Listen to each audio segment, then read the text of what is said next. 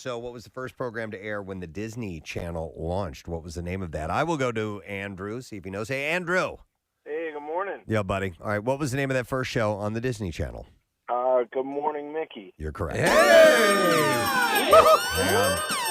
A series made up of classic Mickey cartoons, and that's what they started with, and probably a good idea. Yeah. The whole Disney Channel off of that, and here it is, still going today since 1983. All right, Andrew, hang on the line. We're going to set you up, man. You just got yourself a pair of tickets. See Chris Stapleton Friday at the BB&T Pavilion. Tickets are on sale now at Ticketmaster.com. So hang on the line. We'll get your info. We're going to start with this. Following weeks of graphic and emotional testimony, R. Kelly, the singer, was convicted Monday on all counts in his New York sex trafficking trial. Man. Jury convicted the 54-year-old R&B star on all 9 counts of sex trafficking and racketeering following less than 2 days of deliberations. This dates back, like all the stuff that we've talked about, or is this more recent stuff? Let me explain. So now that the New York trial has come to a close, what's next for Kelly, who faces similar charges in 3 federal and state cases in Illinois and Minnesota as well, Kath? So there's a lot. Just from this one, though. Started, yeah. He's looking like a potential 100 years, right? Well, I haven't seen, I know that, well, let me get some of the details out of here. So Kelly has been behind bars since his arrest in July 2019, won't be sentenced until May 4th. The singer faces the possibility of decades in prison for crimes including violating the Mann Act, an anti-sex trafficking law that prohibits taking anyone across state lines for any immoral purpose. The delayed sentencing date for Kelly is not standard. Usually federal judges set sentencing 90 to 100 days out, but it is not unheard of and maybe the result of the judge's schedule and COVID-19 precautions.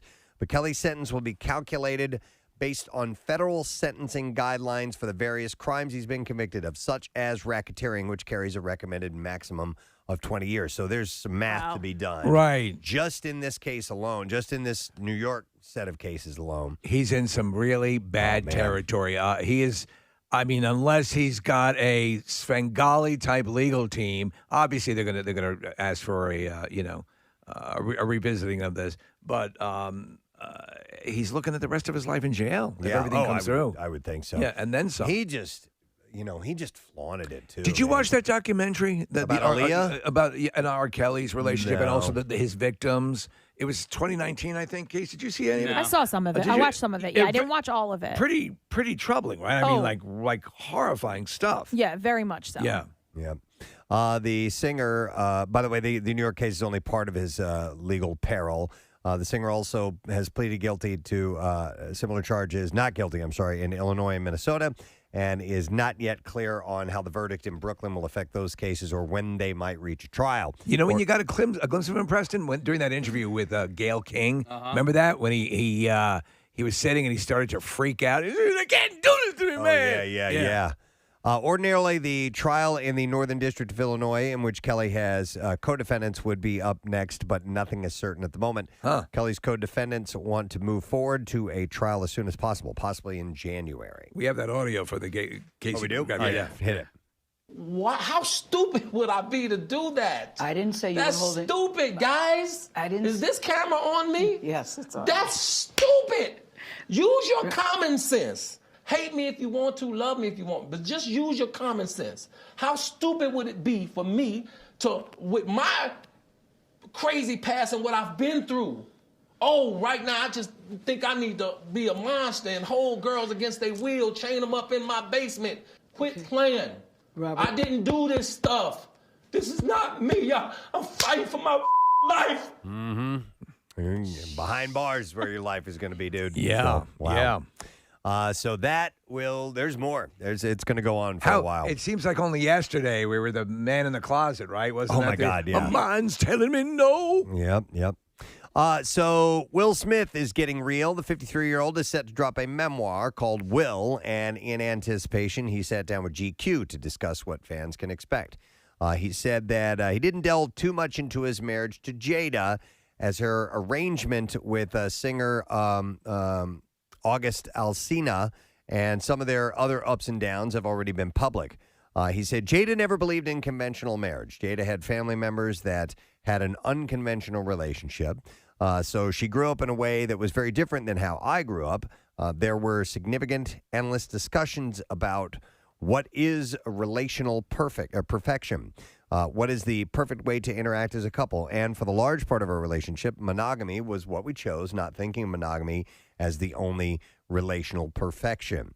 I've never heard that before. Yeah, that says, honey, I'm just looking for relational perfection. He also admitted that, well, it sounds like she wanted to be. She wants the relational perfection. Yeah.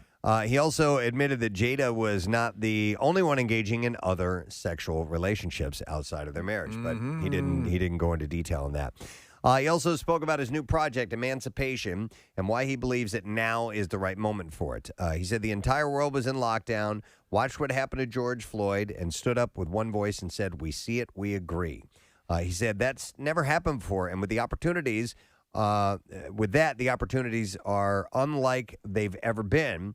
And I've been trying to get movies made for a long time, and the amount of money that Apple is paying to tell the story of emancipation is unprecedented, and those opportunities are globally present and plentiful. What is emancipation about? Does anybody know? A runaway slave forges through the swamps of Louisiana on a torturous journey to escape plantation owners that nearly killed him, directed by Antoine Fuqua. Okay.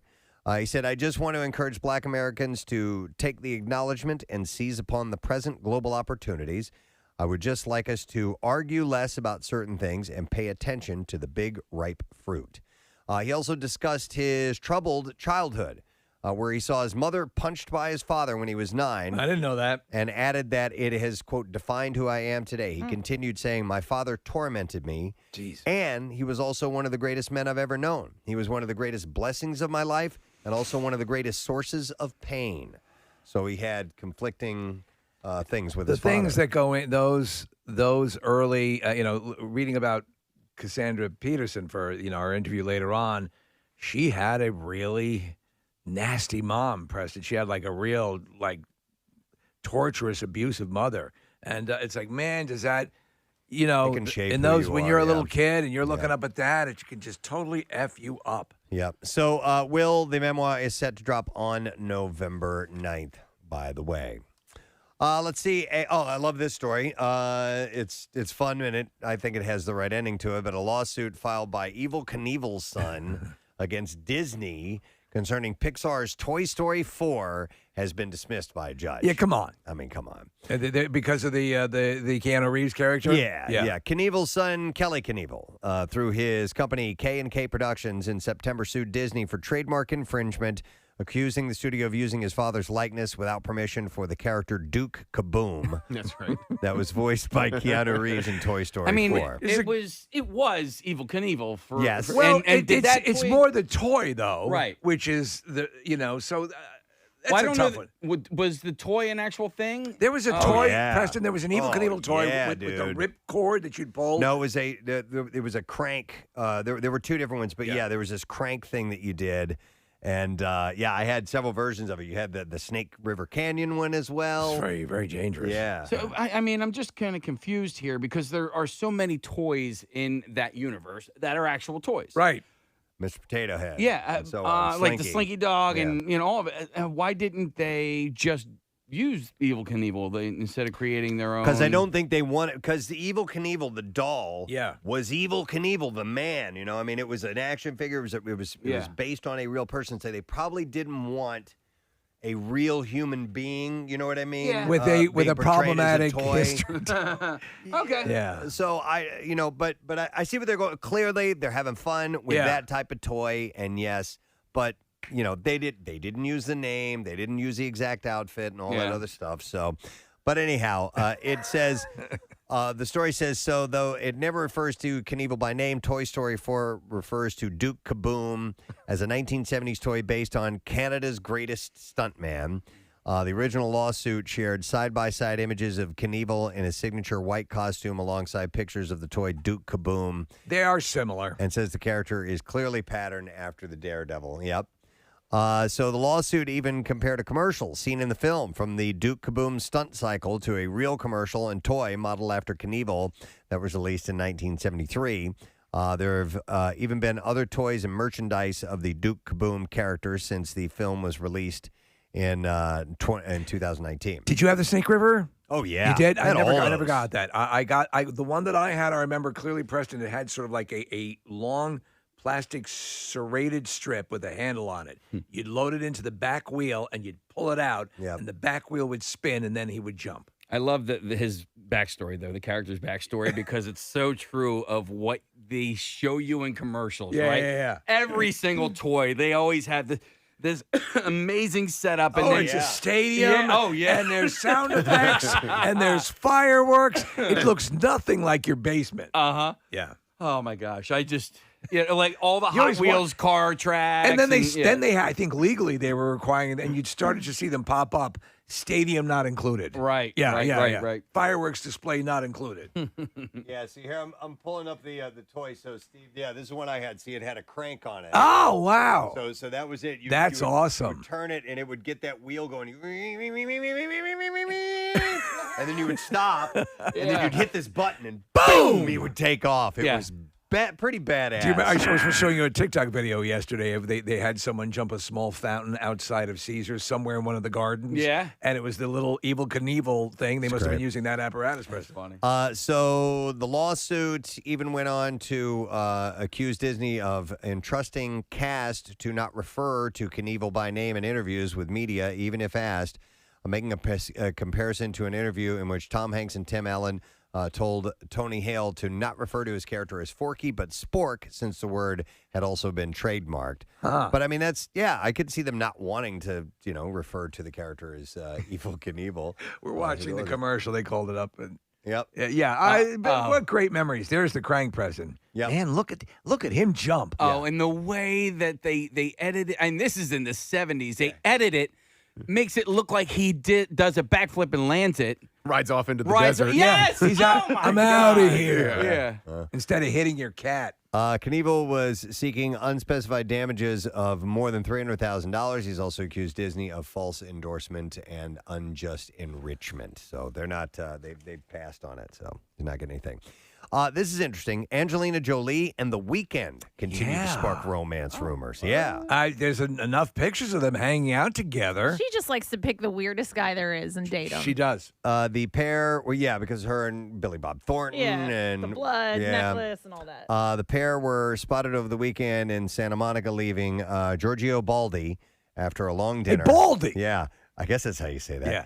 After the pair reportedly took his SUV to his Bel Air home. They were spotted out together a few times over the summer, but sources at the time said that the meeting was focused on his attempt to break into Hollywood. He's starring in and co-writing The Idol for HBO Max. That's possible. I mean, she's a director. But he previously dated Bella Hadid and Selena Gomez. Yeah. Jolie is still in the process of sorting out custody issues over the 6 kids, of course, she shares with her ex, Brad Pitt. Tom Hiddleston seemingly confirmed his relationship with Zawe Ashton during the 74th annual Tony Awards on Sunday. Now, I am not familiar with her. Zawe. Zawe is how you spell her first name, Zawe Ashton. The 40-year-old Loki star hit the red carpet with Ashton, whom he co-starred with in Betrayal in 2019 on Broadway. Hiddleston was nominated for Best Performance in Betrayal, but lost to Andrew Burnap. He previously dated Taylor Swift, by the way. It's true, yes. And though their relationship was brief, it was one of his most documented and frequently mocked recent celebrity romances. Tay-Tay. So I guess we'll go for them. If they're happy, hope it goes well. Did you watch Loki? Oh, wow. I did, yes. Yeah. Sorry, this just was handed to me. When did this come down? Today. Oh, wow. At 1 a.m. Oh, man. Police take Bam Margera to rehab. Oh, jeez. What state? It is, well, I'm going to read along here. Okay. So Bam Margera got a ride to a Florida rehab facility in the back of a police car. Law enforcement sources tell TMZ deputies took the jackass star to rehab after responding to a Sunday morning call about an emotionally distressed person at the Don Cesar Resort in St. Pete Beach. That's where my mom used to work. Yes. And that's where, aren't you taking a trip I there? was asking you about it, yeah. When cops arrived, we're told the deputies were given the heads up about a court order directing Bam to go to rehab, so police assisted. Bam was not arrested. He doesn't have any pending charges. Okay. So is he being held on like a 5150 or? It says a court order directing Bam to go to rehab. Wow. So, maybe not a 5150, but there is a, if someone, if someone is threatening to commit suicide or something like that, and you contact the authorities, they can hold them under a court order of sorts. Is it like a 302? I forgot what it is, but it's but I'm such a not saying nightmare. that's what happened. No, here. we don't I'm know. not saying We that's don't what know. happened here. So, A 5150 allows a person with a mental challenge to be involuntarily detained for 72 hours psychiatric hospitalization. All right, that's not rehab. What's 302? Okay, let's see. It's different. 302 police code, or I don't know which else. See the man? Involuntary admission to an acute inpatient psychiatric hospital occurs when a patient does not agree to hospitalization on a locked inpatient psychiatric unit. So that's the psychiatric units are a lot of drug and alcohol cases. Right. Okay. Well, anyhow, we'll keep an eye on that. Yeah, see if there's yeah. any update on that. So, but maybe, I don't know. We'll see. How about this? Kim Kardashian's viral Met Gala Balenciaga look, the all-black full coverage face mask included, Which is what I'm wearing today. has inspired Halloween costumes from Yandy. Of course. That's awesome. So apparently it is called the Mystery Gala Guest Costume, and the product description says, glimmering gowns had their fashion moment, and we're here for it, but look who paved the way for a statement-making avant-garde. Dark, dramatic, and ever so obscure. Flaunt your couture-kissed curves like an A-list celeb in this exclusive Mystery Gala Guest costume. Oh, come on. Featuring a semi-sheer black tube dress, a sheer mesh cape, a breathable black facial hood, opaque tights, and long satin gloves. It's $100, by the way. And it's stupid looking. We're looking Do you at think it looks right that much like the original? I don't think it does. No, it doesn't. No. But they Cheaper version. It's Yandy. It's Yandy. And so, they do a lot of relatively cheap lingerie, but it's a good Halloween costume, and I think they do a really good job creatively writing everything around her name, Kim Kardashian. Yeah. But Yes. they literally write about Calabasas and drama queens and Everything, all yeah. they dance around it nicely. We have a friend who has a costume company over in Jersey called Rasta and Pasta, and they do all this stuff. I wonder if they already have one on the Okay. on More the than market. likely, yeah. It's funny. I was asking my son's friend, 2 weeks ago. I go, and it was kind of like a joke question. I was like, "So, what are you going to be for Halloween?" Because we're so far away. Yeah. No, they're already thinking about it. Really? Yeah. I don't for me. The day before Halloween, I'm like, oh crap! What do I got in my garage? Princess. See, now here's a Yeah, guy who yeah. will spend a year getting Yeah. his hair ready for his photo license. That's different. And you don't think of a creative. I would think that costumes would be a thing for you. No, it's. I Okay. mean, I don't dislike costumes or costume parties I or know, anything along those lines. It's just not. I can't tell you the last time I actually went to a costume party. Wow. Okay. That surprises me. I thought Yeah. that. I mean, I've known you all these years. I should have known whether you were that way or not. But Yeah. I thought that would be in your DNA. I spent some decent money on a type of costume I've always wanted for years. One of those latex full over the head things. And last year was like the worst Halloween to I get know. that costume because nobody was doing anything. Right. You And I'm can like, use it this year. You can use it yes, this I can year. use it this Yep. year. Lena Dunham married her boyfriend, Louis Felber, in a secret ceremony over the weekend. Huh. Ceremony. Ceremony. The girls' star's relationship with the musician was confirmed in early June, but she had hinted to it in an April profile in the New York Times. So they got married. So she did it secretly and unceremoniously. I keep seeing her pop up. She's one of Manson's acolytes in the Once Upon a Time in Hollywood. Oh, I thought you were talking about Lena Marilyn Dunham. Manson for a Lena second Dunham. there. Yeah, me too. Okay, in Once Upon a Time in Hollywood. yeah. Okay. Let's see. When Saturday Night Live debuts its 47th season on October 2nd, it will be down a couple of familiar faces, but adding some new kids into the crew. Cast members Beck Bennett and Lauren Holt have exited SNL. Beck Bennett's great. I love Beck. Yeah, but I think he's good enough or great enough, Casey, that he has the itching to get into movies a little bit more. All right. That's my guess. I don't know how you guys keep track of all these people. Wait till you hear this lineup. Okay, Yeah. so here's this season. So, Adie Bryant, Michael Che, Pete Davidson, Mikey Day, Chloe Fineman, Heidi Gardner, Colin Jost, Kate McKinnon, Alex Moffat, Kyle Mooney, Ego Nwudum. Ego.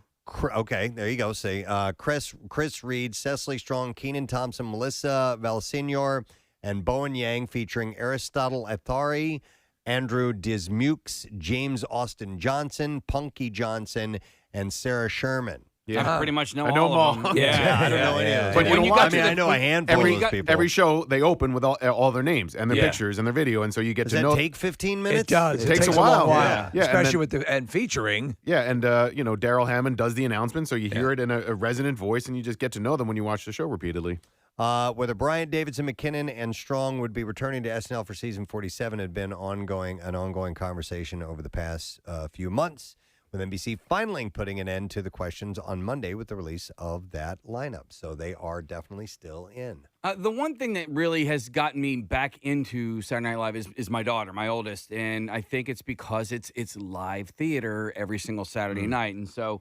Is it a comedy show? Is it theater? Is it both? And I think it's both for her. So we now watch it. And if we don't watch it live, we have a DVR and we'll watch it on Sunday. I tell you, if you watch though, and we've been loving the clips of I Think You Should Leave Now and Tim Robinson, and that. So he was on SNL for one season. Yeah, and he was doing stuff that SNL was too afraid to do, and so a lot of times there is a specific person that excels at SNL. They have to have a couple characters. They have they have to have those SNL chops, and not everyone has them. So I can't believe Kyle Mooney has been on as long as he has. I love him, but they don't use him. They don't. But when he does these weekend update things, I'm like, nobody's laughing, but I'm like, I think this is hilarious. He does the Baby Yoda thing, which I think is just amazing. From The Mandalorian. Yeah. All right, Kathy, is Sex Life that show? Did Yeah. you watch the guy with the big wang? Yes. Okay. So it will return for a second season on Netflix. Yeah, they set it up perfectly for a second season. Isn't his Wang getting a spin-off series? No. The Wanger? The drama stars Sarah Sahi, or Shai, I'm not sure how you say her last name. Regulars Mike Vogel, Adam Damos, and Margaret Odette will also return. Mike Vogel's the guy from Abington. Yes. So the executive producer and writer Stacey Roixire said in a statement, Sex Life is a dream come true to create a show about empowered female sexuality that has entranced so many millions of viewers is not only immensely fun, but also incredibly gratifying. Yeah, that's what I was thinking. Yeah, do you get all that empowerment, Kathy, from the Yes. show? Yes. Yeah, look at the size of that guy's dong. She said, when I think about all the women who have reached out from all over the world to say that the show speaks to them in a deeply personal way, I am so inspired. I'm thrilled and grateful for the opportunity to continue telling this story for Billy and for all of us. It's about her not really being in love with her husband and wants to go back to an ex-boyfriend who has a huge dong. Empowerment. That seems outlandish. It's funny though. There's some funny sex scenes with her husband where where they're trying to make the relationship work, and all she can think about is her sex life with her ex-boyfriend.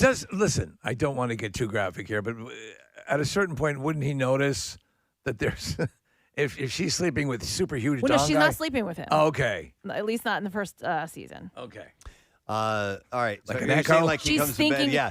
This doesn't What's fit going on anymore. here? It's a little bigger than I remember. Well, she's thinking about it, and she writes a journal in her computer, and he finds it. Does she walk around hunched over? Because we saw that guy's unit. All right, we're ready for clips. In Venom, Let There Be Carnage, Eddie Brock battles a new enemy, the vicious and dangerous Cletus Cassidy. In this clip, Tom Hardy shares his excitement about receiving his first writing credit. I think it's just established that I'm part of the family of just in the collaboration of being invested within being responsible to tell a story, so it's not far from what I do anyway as an actor. What the hell are you talking about? And it's directed by Andy Serkis. Yes, it is. Venom, Let There Be Carnage will be in theaters this Friday. Here's the next clip. Maid revolves around a single mother who struggles between living paycheck to paycheck, escaping a tumultuous relationship, and providing a good life for her daughter. In this clip, Nick Robinson talks about playing the emotionally abusive husband. Here it is. Sean was definitely one of the more challenging roles that I had taken on recently. It was fun because it was such a departure from anything I'd done before, which is always exciting when you have the opportunity to kind of work outside the box or challenge people's expectations a little bit. Want me to wipe the leaves on your ficus tree, Preston? Maid will be streaming on Netflix this Friday. That's a good clip, by the way, for that. All right, and that is what I have in today's entertainment report for you. We have a bunch of things to get to. Cassandra Peterson, Elvira, will be on the show. She's got her memoir out. We'll talk to her. Also, comedian Jessica Singleton will be joining us. We have money to give away. And you know what else? We have the Many Saints of Newark, a screening tonight, a chance for you to go to that. And if you are interested, be caller number 10 or 11 at 215-263-WMMR. And we'll give you the tickets at 7 p.m. at the PFS Film Center. So if you feel like doing a movie, you'll be taken care of. And, of course, it's the prequel to The Sopranos. So it is going to be opening in theaters and streaming on HBO Max on October 1st. That screening is tonight, 7 p.m. Like I said, we'll take callers 10 and 11, 215-263-WMMR. We'll be back in just a moment. Zombie raccoons. That's my thing. Yes. That clumsily walk on two legs and show their teeth are staggering around suburban Chicago, and authorities are warning locals to hide their pets. A spike in raccoons testing positive for distemper in Riverside, Illinois, is to blame for the bizarre sightings of contaminated animals that the disease causes to appear zombie-like. While zombie raccoons don't eat brains, distemper is highly contagious. If you're feeding wildlife and that raccoon ate out of your bowl or cat food for your stray cats and your puppy goes over, the saliva can be contagious. They sent in a Negan raccoon to take care of everything. Well. Looks like we got ourselves a problem in Chi-Town. Leaning back high. Looks like we got some trouble. Some trouble in Chi-Town. Going deep dish on this bitch. It's got a little leather jacket he wears. Yeah. Leaning back way far. Ooh, hey. In the home of Oprah. There we go.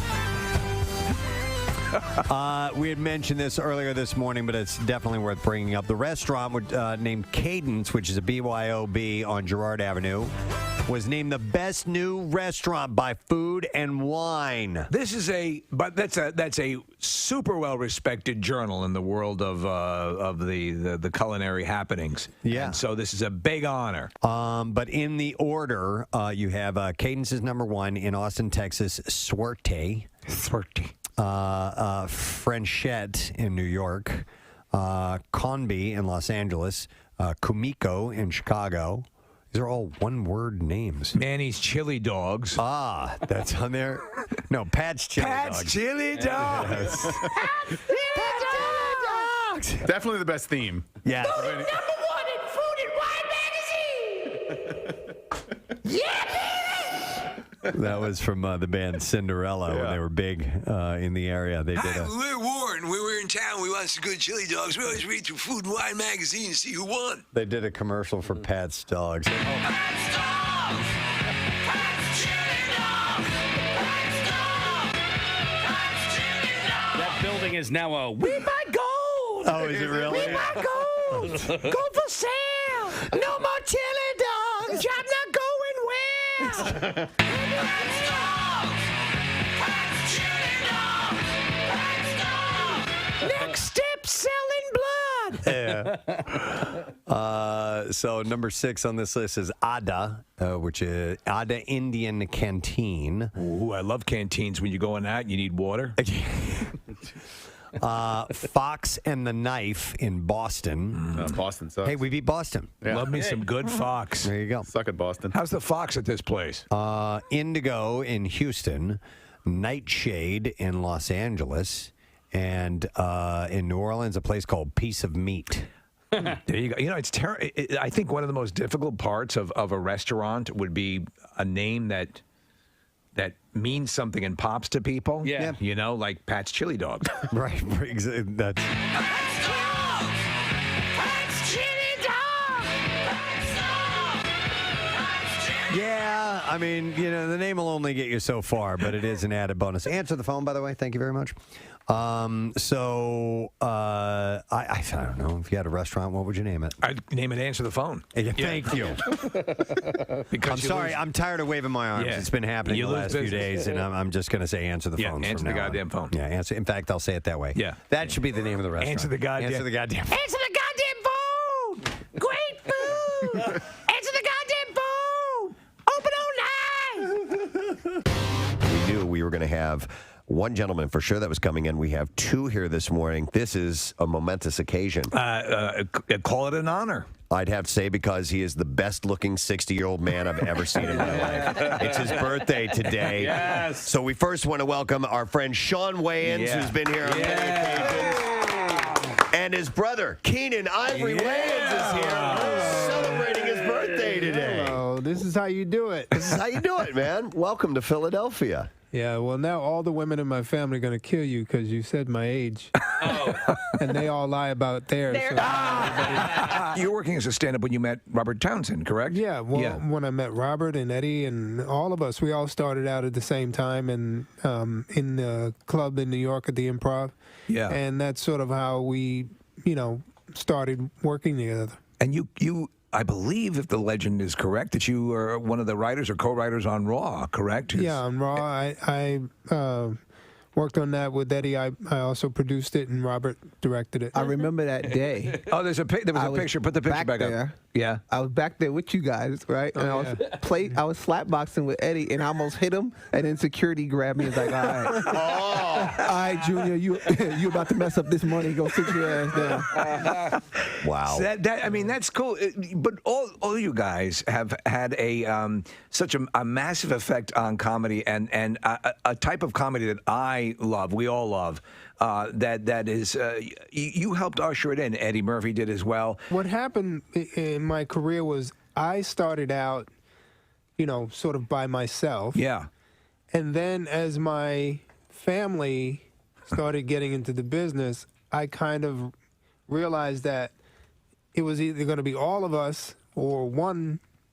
So I decided to make it about all of us. So I kind of stepped away from acting and started to cultivate. Yeah, exactly. So, and Sean, we were talking earlier about how you were first on the show as the DJ. Yeah. And you'd already been doing comedy. You're doing stuff like that. But so from your point, Keenan, as you're seeing family member after family member, I want to do this. I want to do this. Mm-hmm. Is it a double-edged sword, or what do you first say to them when they come to you and they say you as sort of the default patriarch? I want to do this. He nurtured us. Yeah. My thing with them was as long as you're willing to work.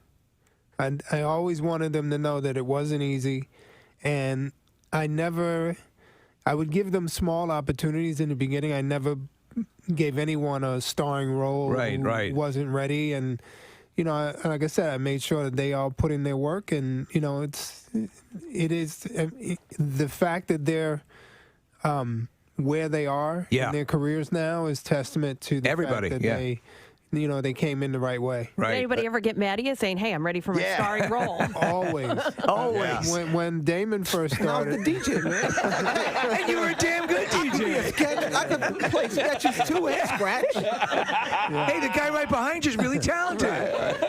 Well, when Damon first started, I told him, I said, "Give yourself 10 years." Yeah. And he looked at me like I was insane, and he was like, "It's gonna take me 10 years."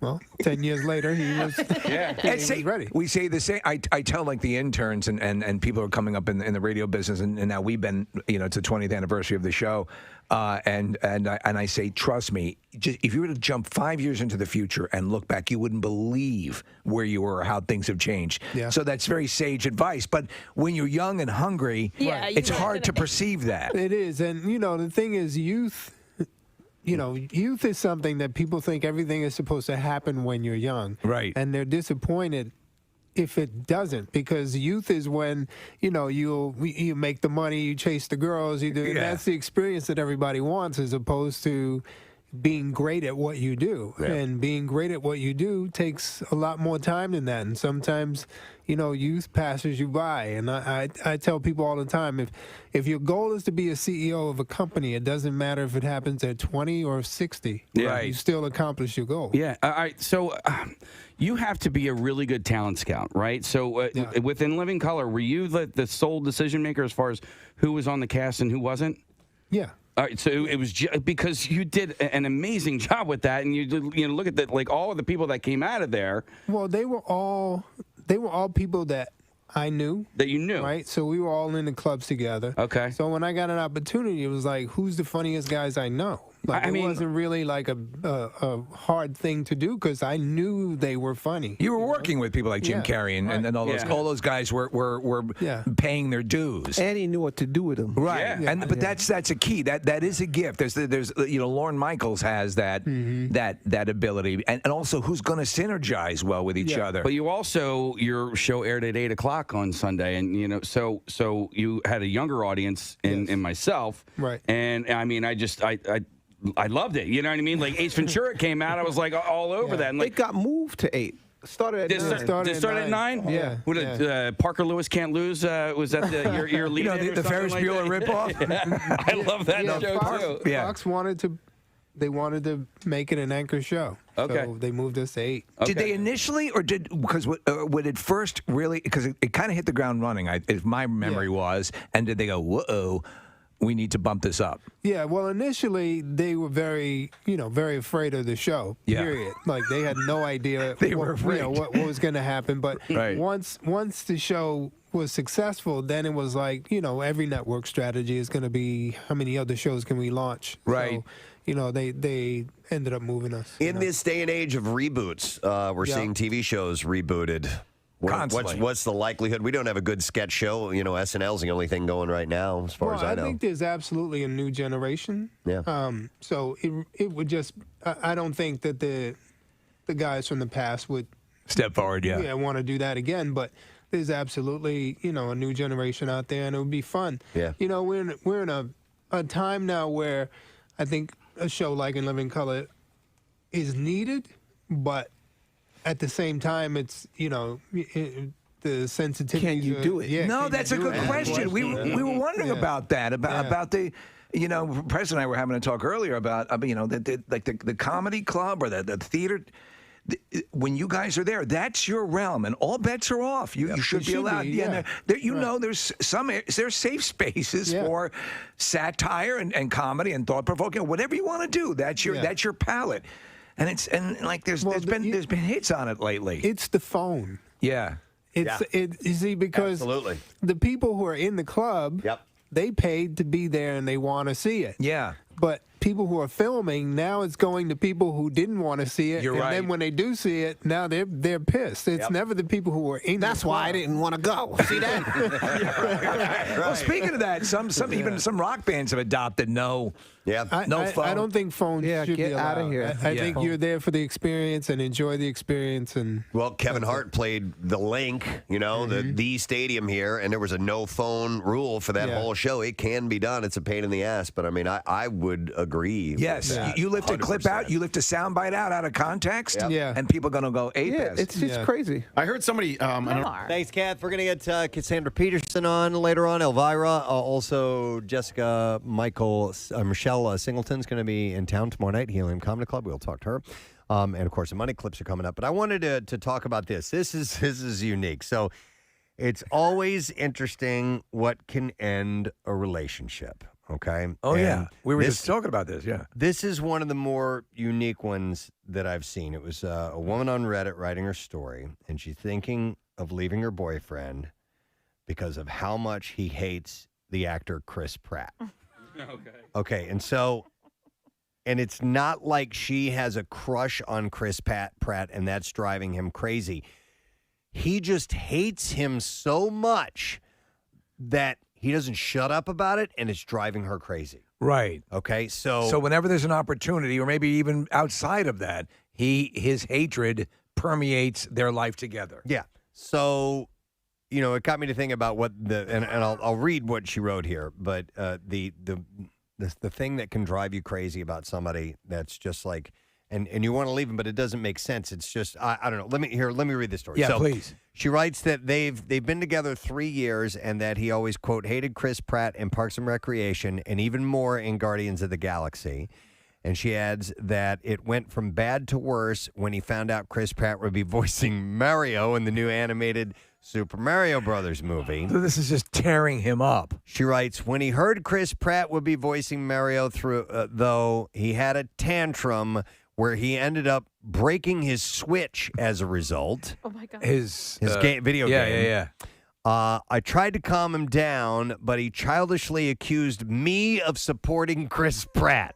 And then she goes, I don't have a strong opinion either way. And then he ordered me to leave once I did not agree with his rants.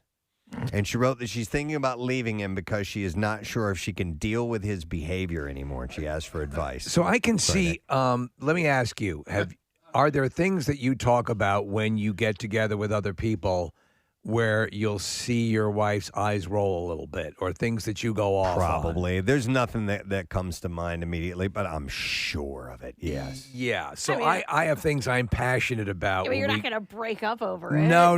And it can be the source of like a chuckle, because I go off on my things, whether I'm very passionate about who's the best Batman, for example. You might have heard me talk about that. Right. But I could see where this would be the case. My question is, it seems to be sitting right in that pocket of just annoying enough that I don't want to deal with this anymore, because and then you start to wonder, if someone's that fixated, Well, yeah. what will it end up being? This guy sounds like a loon ball. He Like, yeah, I just made up that word, but Loon ball. I mean, yeah, he agree. almost broke his freaking Switch because of Chris Pratt's going to be the voice of Mario. Like, all right, first of all, who plays a Switch anymore? But he come on, it's all about the PS5 but anyway, this guy just sounds like an idiot anyway. I had somebody who I dated who hated the band Fish. And How did that ever happen? I don't know. It must have been stunning woman. She's a great person. Yeah. She just hated my band. Okay. And so I couldn't listen to them when she was in my presence. Oh my God. One time we were driving, I was driving, she was asleep in the passenger seat. And I just ever so slightly turned the stereo on. And I mean, she was fast asleep. Uh-huh. And she wakes up and she goes, turn it off. And I was like, oh, man. Oh my God. So you're trying, and did it ever get more than simply that? Was there ever listen, I don't know. A more robust disagreement over the band? I don't know. I don't know. Listen, I don't know why she hated them so much. Why she was so mean to me about it. You know? Because she was just straight up mean to me about it. That's not healthy. Yeah. Steve had thrown this little thought out there. People that are listening to our show right now, we hope you're fans of the show. But if you're a really super duper fan, is there someone in your life that hates that about you, that they love our show? Uh-huh. You know what I mean? You know it's got to be happening. Totally. Yeah. You kidding me? If you don't like, if you're involved with someone and you hate our or I doubt that person's listening, but you are connected to someone who doesn't like the show, and this is a source of agitation. Yeah. That's why you created the 5-day challenge, which thankfully broke in our favor. Yes. And then also there's another thing you can have, like if your significant other has a crush on a celebrity or something like that. That sort of drives you, and it drives you out of your mind. Fixation or anything like that. It's to me, I can understand that. I knew a guy who was, I forget who his girlfriend was into, but he was like jealous. And Jealous, he would talk, and I would be like, there'd be a point in the conversation, Preston would be like, ha, and then they'd be like, oh, he's really jealous of this person that is not in any way ever going to figure into either one of their lives. Yeah. Yeah, it can get a little bit weird that way. Here's a text from somebody that says, I broke up with a girl for hating Jack Black. Wow. That's John from Phoenixville. I kind of side with John on this one. How can you hate Jack Black? How can you hate Chris Pratt? How can you hate? I know. How can you hate Chris Pratt? The most likable. Listen, you see dogs, man, they smell it. They just don't like the smell of that person. You know what I mean? It's but just. You notice most of these things, and maybe this is the case with the Reddit case in this scenario. you seem to be earlier on in relationships. You don't Yeah. It's not like it's on Golden Pond. I hate Chris Pratt. It's you're earlier in a relationship where these things are. You're saying, am I seeing the beginning of something I'm not going to be able to live with? Well, Chris Pratt, it was a side character for a long time, and now he's just like busting onto the mainstream, and he's the lead in all these movies. So it's in his face. So now it's in his face. So what started off as like, I don't like that guy. All right, here's a text. Listen, it says, my wife and I both love your show, but while I enjoy Pierre so much, my wife can't stand him. Because you like him so much? That could be. That's what I'm curious Sometimes it could be a jealousy factor. Yeah. Hang on a second. There's a lot of text coming in about our show, Steve. Yeah, a lot of people hate me. It's true. No. I mean, a lot of people don't, but like a lot of people do. And I was like, I'm okay. What do you want me to do, man? It's my job. Don't do that. Well, that doesn't help. No. Listen, people. What are you gonna do? Here we go. This one says, where is it? It says, I quit a job because the guy I work with hated your show and tried to fight me. What? That's great. So I left and I got a much better job. It says, best decision ever. Oh, that's awesome. Oh. Tried to fight him. I'll take you back on the lot of you. I'll fight you. Yep. I want to fight both of you. Yeah. It's just some of the finest morning show. Get away from me. Quality radio, you lush. I went out on a date one time with a girl. This is after I got divorced and before I started dating my girlfriend. And we were having a really nice time, but we ended up talking about certain movies. And she didn't get, nor did she understand, nor did she find it all endearing, Raising Arizona. Oh. I want to fight you. Well, I didn't want to fight her, but I knew that there wasn't. I don't want to talk to you. I didn't want to talk to her anymore. And I knew there wasn't going to be another date. I want to fight Get you. away from me. You don't, Racing Arizona, you don't like the Coen brothers? You lush, you crumb bum. By myself, I'll take you physically. The auteurs of independent filmmaking. I'll take you. Spiritually and sexually. Hang on, let me go to Paul. Hey, Paul, good morning. Hey, good morning, it. Hey, good morning, Paul. What's up, man? Hey, and my life, everything revolves around Seinfeld. Like every day, it's like you have to crowbar a Seinfeld reference in somehow. So, and my wife is like, and says to my daughter, "You don't get it. It's a Seinfeld reference." And it's like they always roll their eyes. It's like everything I say has to revolve around Seinfeld. It's like it's like, hey, giddy up, keep going. It's like, and so you broke up? Well, it's like annoying in my household. It's like, everything I say has to be Seinfeld. And it's like, and I say, oh, don't you remember when this, and this? Wait, I don't understand. Are you the one referencing Seinfeld, or the people around you are referencing Seinfeld? So everything I say, oh, this is the time if something happens in our lives. It's like, oh, remember this time when Jerry did this, or oh, Kramer did this. It's like, no, we don't know what you're talking about. And so they're just sick of it. They're tired of it. Right, I can understand that. It's like, that was so 1990s. Yeah, it's an older show. I can kind of see that. Yeah. It was like after, there have been things like that throughout our existence, pop culture comedy-wise, when people were doing Austin Powers impressions, when they were doing Borat impressions. I was going to say Borat. Yeah. All right. Thanks, Paul. I can see that. Let's see. There's some texts coming in. Casey, this says, don't worry, Casey, a lot of people hate Kathy, too. Oh, there you go. This one says, your show was cited in my divorce because I talked so much about you guys. No, that's awesome. Oh, please. Call in. Please call in. Yes, you need to call. Oh, that's hilarious. I'd love to see the legal documents pertaining to that. Another one says... Like the court, we go, oh, okay, we understand. Last week, my boyfriend finally told me he doesn't like The Doors, one of my top bands. Ooh. That can be tough when you have to admit to someone that you don't like what they really love. Well, I'm thinking with Casey. I mean, Fish is an integral part of who you are. Yeah. My wife, and she admits to it, she considers your average after-school special to be far too violent. And yet she was coming over on dates to my house, and we were watching Die Hard, and she was, this is great.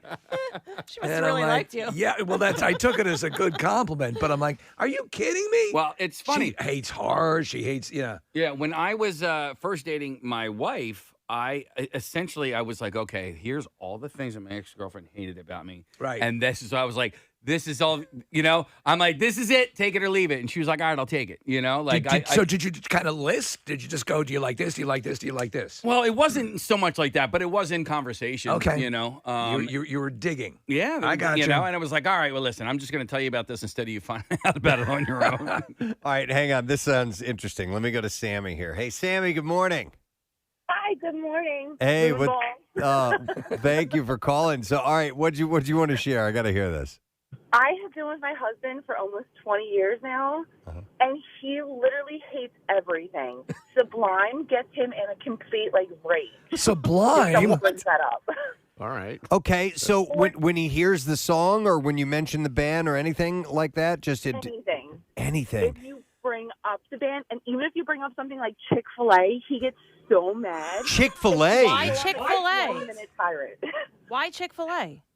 Because of some of the things that they believe in. But their stance on homosexuality and things like that? Yeah. Yes. But they also believe in delicious chicken. They do, but he hates their chicken so much. Oh, wow. He's like, I'd rather go to Popeyes. I mean, wow. He's not wrong. Popeyes is delicious. But so is Chick-fil-A, for Yeah. God's sake. Yeah. All right. Thank you, Sammy. Not a problem. Thank you. All right, we'll see ya. Could you imagine that?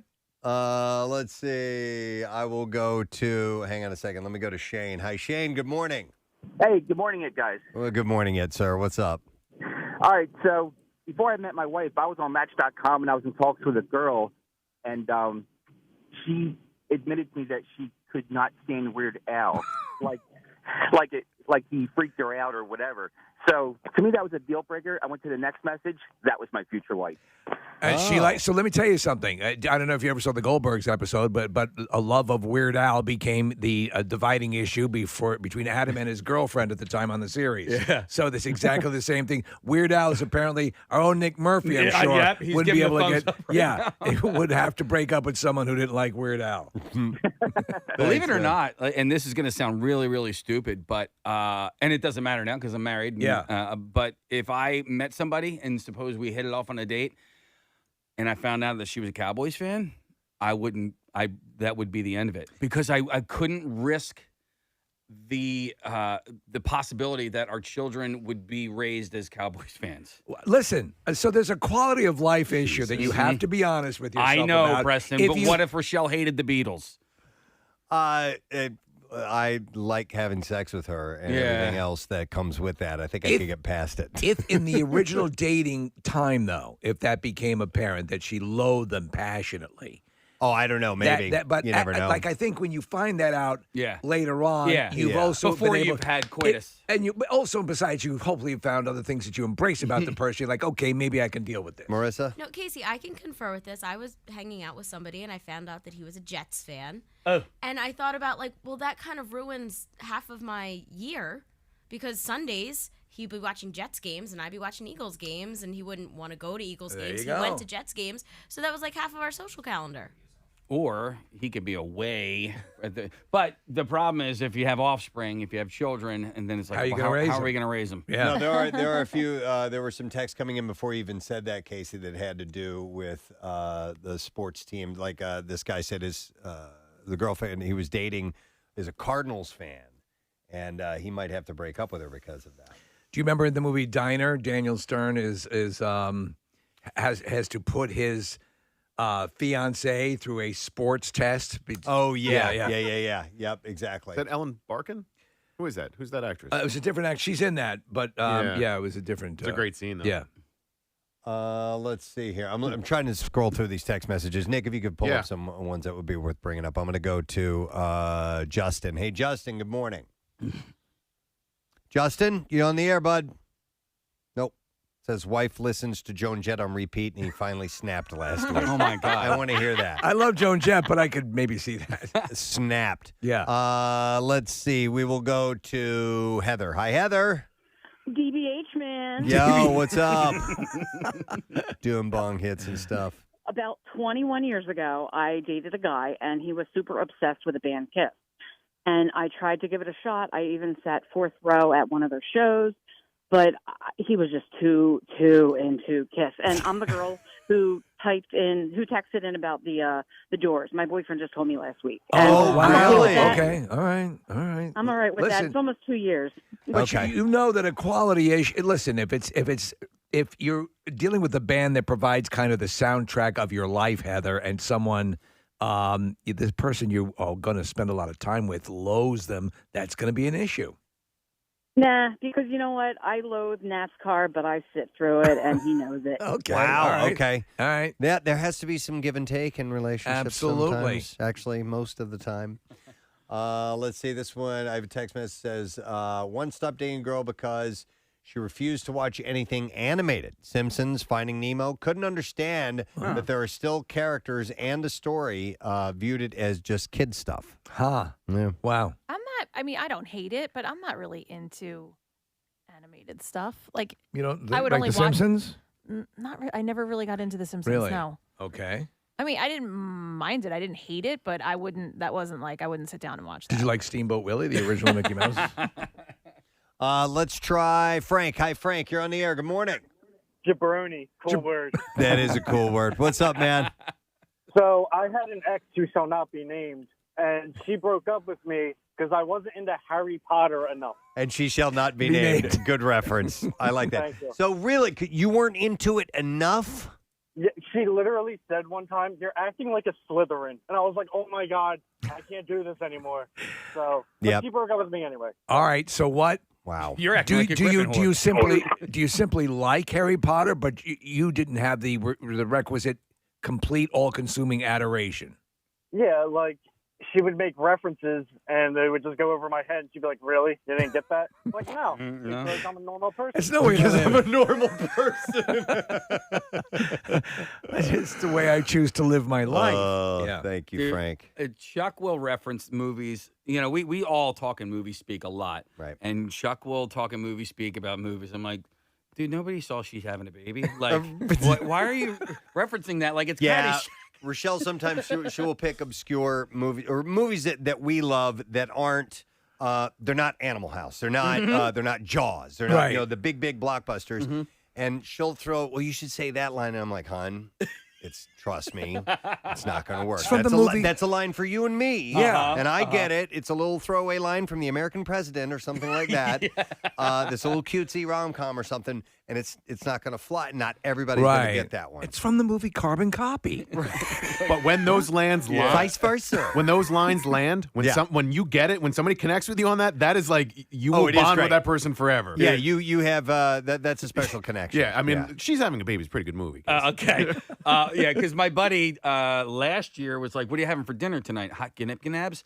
And I turned around and I was like, meatballs too? Like you?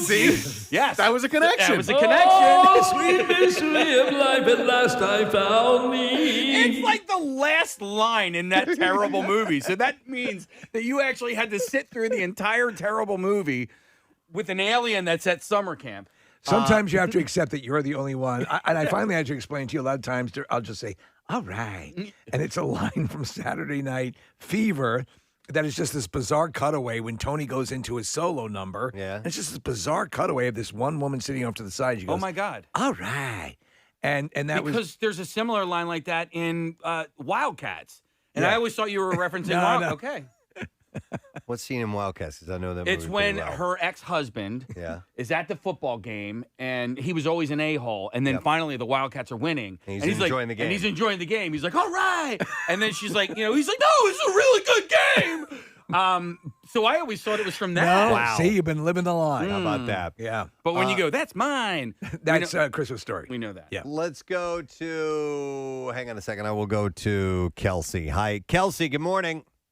Good morning. Hi, Kelsey. What's up? So I actually am a Cowboys fan, and I do apologize for that. But Well, you're from Dallas, right?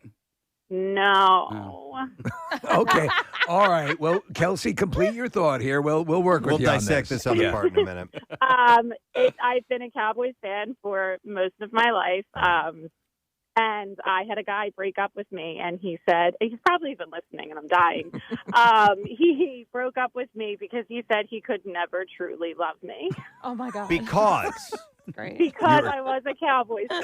He Yeah. could never really truly love her. Wow. Yes, and like he was saying, I think it was like, how would we raise our children? It's a legit question and fear. So shallow. Oh my! Do you have the God. clip It's not shallow. from the Goldbergs? Yes, it is. No. Yeah, where they got into a fight again. This pertains to a fight.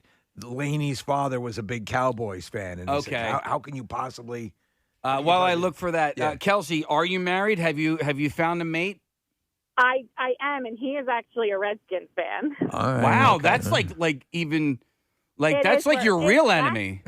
Yes, like that's worse for us. How do you guys So, possibly make it work? It's tough. It's to go. tough. It's Yeah, tough at times, isn't They're it? in Yes. therapy a Yeah. lot. Yeah. I mean, sports are supposed to be a fun distraction, and you share the love of football. You would think you'd be able to get past. It's not like you have different values. You both love the You love the sport. game. They're You just getting love past it. Yeah. Kelsey Yeah. and she are. No, I mean, I will say this: we must be doing something correct in Philadelphia's eyes. Our daughter is an Eagles fan. There you So- go. Yeah. It happens spontaneously. Well, that's There you also go. another rub to that whole thing is when you're raising a child. Because I have a friend he's from Maryland and he's a Redskins fan, and his son he's a Redskins fan as football well. club. So what's football that? club. Football club. Sorry, Yes, football yeah. club. Sorry, Washington. No, football team. He's a football team fan, and so his son is one as well, and he's like the only kid in the class that And so when you're coming up in school, you kind of like want to blend in with everybody else. What if your son one day comes to you and he's a masculine child, but he says, "Dad, I need to tell you something." Yeah. I'm a Cowboys fan. Yeah, he knows better. Okay. He knows better. Get out! Listen. It's a hypothetical scenario that he's throwing out there. He is. But What you if like what if he came out of sports. the closet to you? Yeah. to Dad, I to want to being tell you something. What's that? Dad, I want to tell you something. Yes, I need Can't to- you be gay? Yeah. He. I'm a deeply closeted Cowboys fan.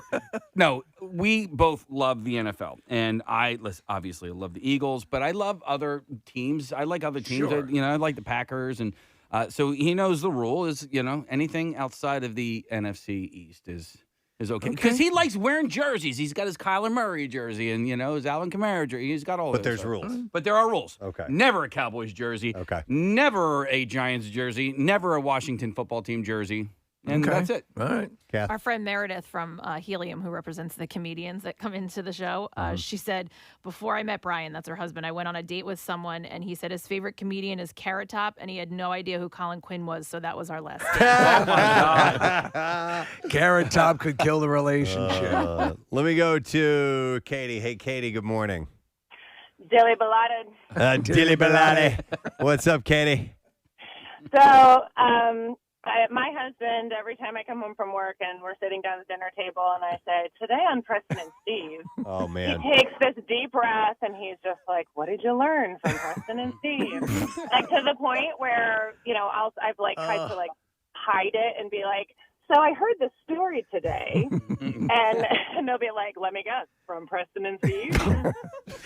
You know what we But need to do? he loves you guys. He does? Okay. He just gets tired of hearing it Yeah. repurposed through you. Okay. Yeah, I think he just gets a little bit sick of it. Do you know what, He's like, though? "Do you-" Katie, it's nice that you're sitting down and having a meal together and conversing, and if we can be the conduit of that, even if you have to sort of surreptitiously float it out there, it's still cool. No, it is. It Yeah. is, and I think there's a little bit of jealousy that I get to because I'm Katie the horse lady. I'm constantly I don't have anybody around. It's just me and you guys. So, And the horses. So I'm constantly texting Nick and annoying him, and so it's like you're my family at work. Hey, This is our horse lady. Anytime we need an official horse lady, This it's, is her. It's Katie. Yeah. Yep. Do the horses respond, or are you listening with earbuds? I have an earbud, but there's every once in a while I have it on and I've spooked them. All right, and good. the chickens like you guys do. Yeah, we're big with chickens. All right. Thank you, Katie. Have a good one. All right. We'll see ya. By the way, we should have, when we eventually are able to have people back in our studio, we should have a morning with you love us, but your significant other hates us. Yeah. and bring them both? Bring them both, Like an intervention. Have them come, or just a pleasant. Yeah. Hey, how you doing? Right. You know, a little. Let's meet. And I think we've had one or two of those over the course of the years where we've had people come in, Preston, and oh, there was a gal who came by one time. She brought her boyfriend who just hated me. Yeah. Specifically me. You remember that? No. Oh my God. Did you win him over? I don't think so. I tried. Yeah. There's nothing you can do, man. It's just You can't please all the people all the time. Yeah, it was weird. And I think I had reached out because she had said she had emailed me, and I'm like, well, you guys should come in. I'll meet him in person, and maybe they'll. I don't know. But he just was giving me dagger eyes all morning. Dude just does not like me. You know what? Like, okay, you were his Chris Pratt. I get. Yeah, Yeah. that's it. It all comes back to that. By the way, here's a text that says, I once tried to carpool with somebody who told me they couldn't stand your show anymore. So I told her, I can't carpool with you anymore. Here's another one that says, my husband, Sylvester Stallone, loves Sylvester Stallone, but I hate Sylvester Stallone, but I hate him. So when he watches a movie of his, I find something else to do. So yeah, that happens. But this gal, her interesting scenario is that she doesn't even really care about Chris Pratt. Right. But he is so fixated on hating him that is driving her crazy. It's no way to live. She's thinking about bailing on the relationship just because it's just driving her nuts. Again, if you could think of someone who's like as pleasant and jovial as Chris Pratt. Yeah. It's really strange. Get it. So I can see Stalin. interesting. All right. Well, thank you for the phone calls. We appreciate it.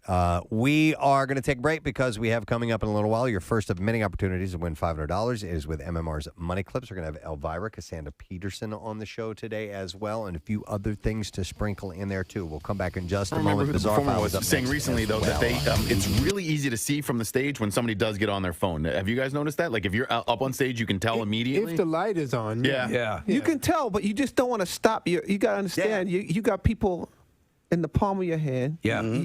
You got momentum going. Right. And you're thinking about your next thing, and you're trying to be physical, and you're trying to be in the moment, and then someone has their phone up. Do you stop your whole show to deal with this guy with his phone up? And then kill the people's No, show? you're right. So you're going to Or ruin do it for you other keep- people. Yeah, so, no. You know, It makes total sense. sometimes you do, and you make him part of the show, and you destroy him for being the idiot. Yeah, which is or pulling also his phone good. out. But You channel your Richard Pryor. yeah, if I gotta stop, I'm gonna destroy you. Keenan, I have to tell you that I'm going to Get You Sucker is one of my absolute favorite movies. Thank you. Hilarious. I think people need to revisit it, but I think it's also sort of it's the likely first step to getting to Don't Be a Menace, which that same sort of comedy, which has became the style of comedy. When you were putting that together, how difficult was that to pull everybody? You had a lot of cameos and stuff. Give us the idea of what that production was like. I was very lucky. And Jim Brown really, he and Bernie Casey, once they came on, got it done. Then everybody else was like, well, if they'll do it. And they were essential. Yeah. They were what Leslie Nielsen was. Yes, they were the icons of the era. And so once I was able to bring them on board, it went really smooth. And it really was, it was an homage to them. So and the blaxploitation movies of the 70s. Those are the movies I grew up watching, and so did I. They were enjoyed awesome. them. Yeah. So, when I was writing it affectionately. So that's why I think that they responded to it. And then these guys did the same thing for their generation with Don't Be a Menace. Yeah. So I was on the set of I'ma Get You Sucker, 17-year-old boy watching his big brother do his thing and just taking it all in and going, man, one day I want to do a movie just like this. Yeah, and you did. A couple of years later. Yeah. Don't Be a Menace was born. It's Sean and Keenan Ivory Wayans here, and we want to do something special because it's a special day, and we have something to bring out for Keenan. It is his birthday today, so we got a cake for you, Keenan. Yes. He don't eat cake, though.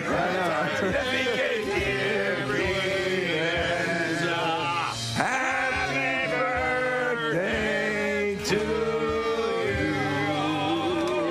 you. So you don't eat cake? No, actually I don't. But I appreciate the 7 candles. It's my 7th birthday. There you go. So you can blow out the candles and there it is. Preston and Steve's Music News on 93.3 WMMR. Choo choo choo kaboogie boop boop badoop boop badoobie boo boo boo boo boo boo boo. Wow. Didn't even know we had that. All right, so the band Korn has posted a cryptic message on its Instagram account suggesting some sort of announcement is imminent. I love when you get mad at yourself. It is inevitable. The post shows a black and white image of what appears to be a tangle of cables with fans asking to visit the band's website. I like it. What was the... There's a fart at the end. I don't know where the fart came from, but I love it.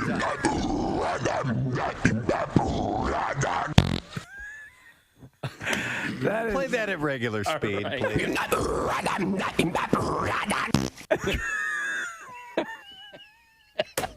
That's the greatest sound I've ever heard. One more time.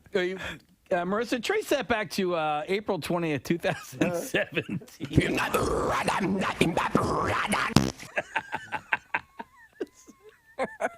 Kathy thinks this is hilarious. Not even. Like it boggles my mind how you still find it this funny that the three of you can't contain yourselves.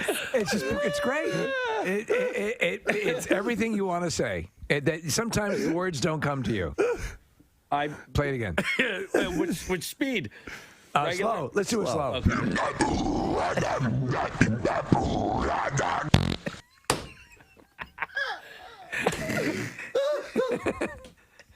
I can see you give it like a little chuckle and then move on. No. At this point, we've been here like 3 minutes now. You're not seeing the greater picture. So as it's gearing up in classic Korn fashion to be this aggressive sort of war chant, it's completely undermined by the childlike poot.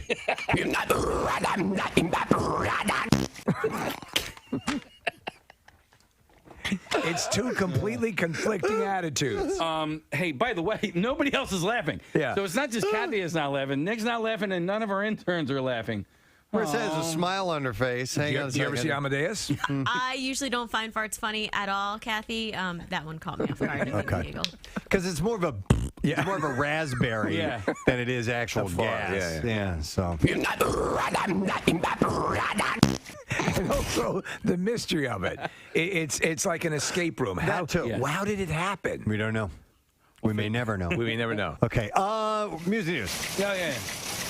Turn the one more. Stop time. the press. I go ahead. What was that? That was a mistake. It just can't.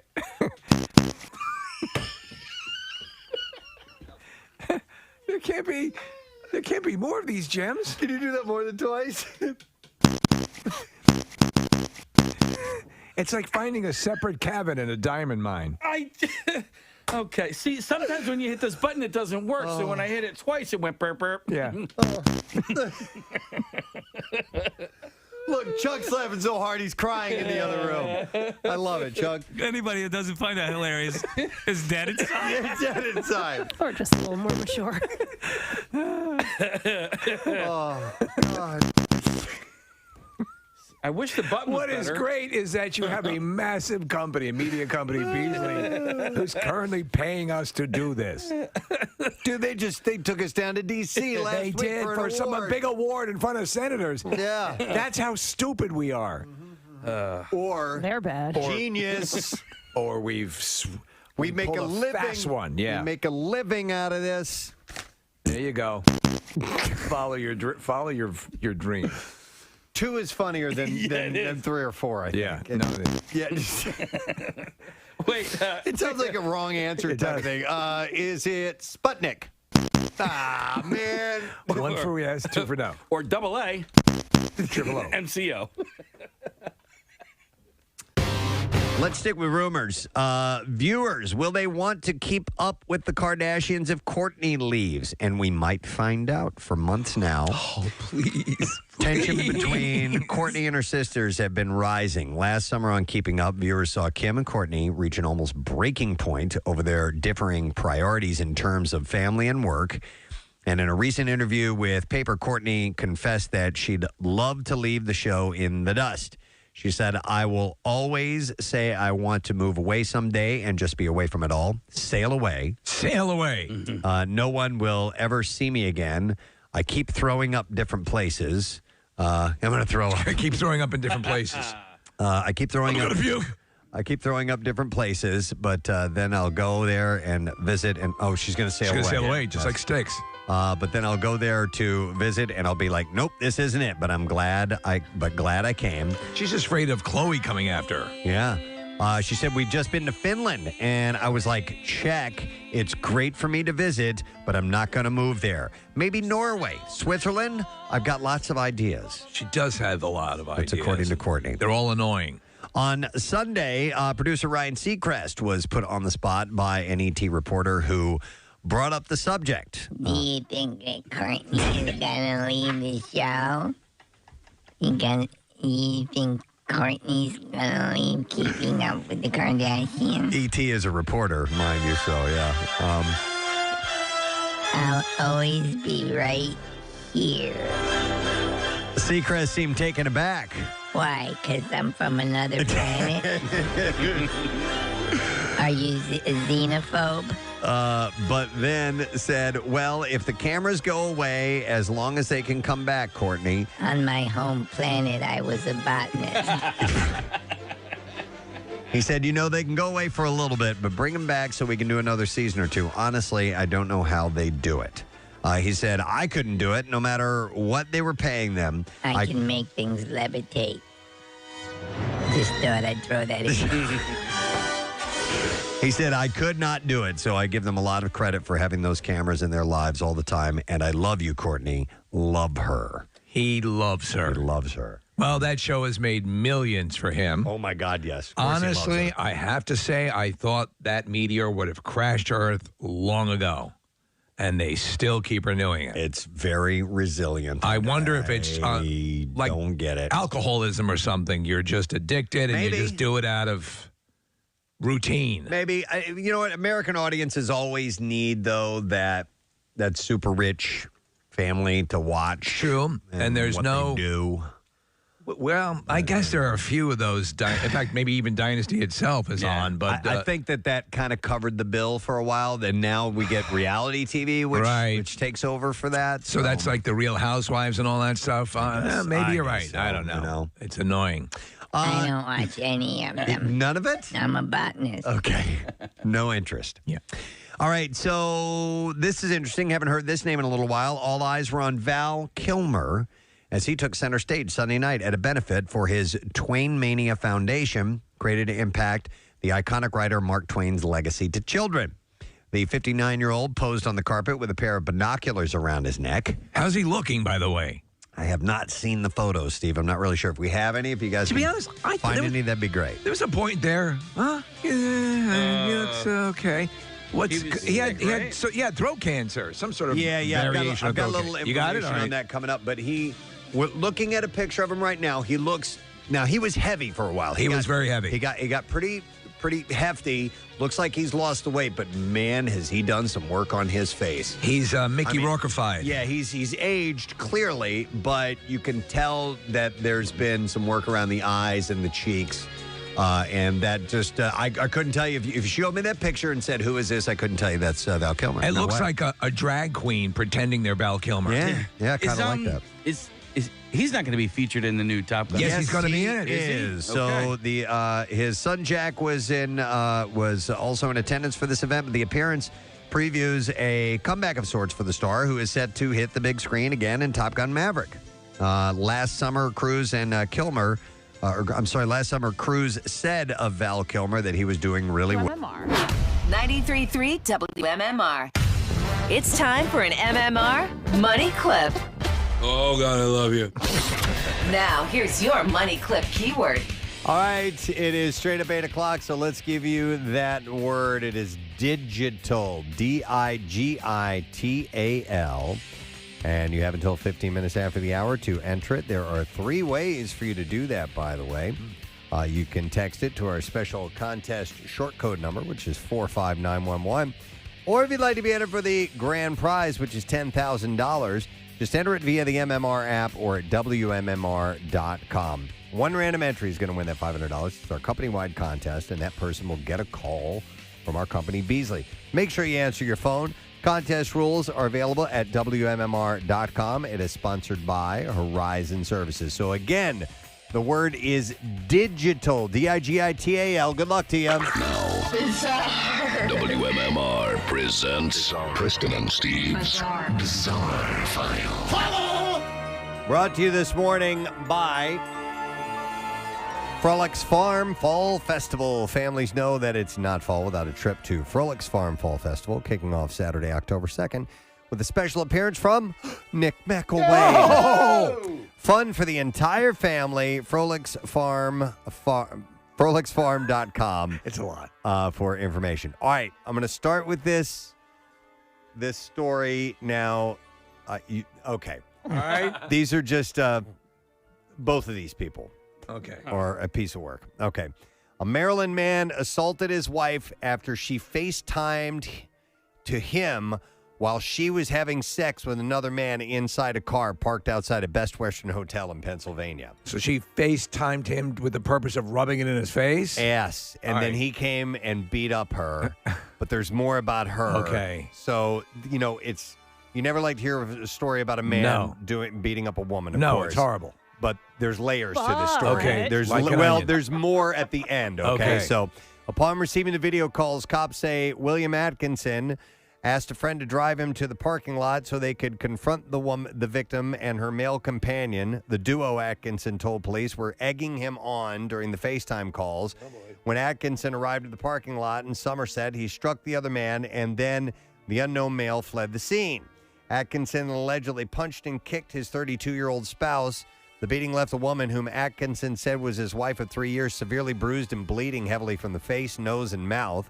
While Atkinson claimed to have only hit the victim with an open hand, a witness reported seeing him actively kicking her in the face. Oh, my God. Police seized Atkinson's shoes, one of which was covered in blood.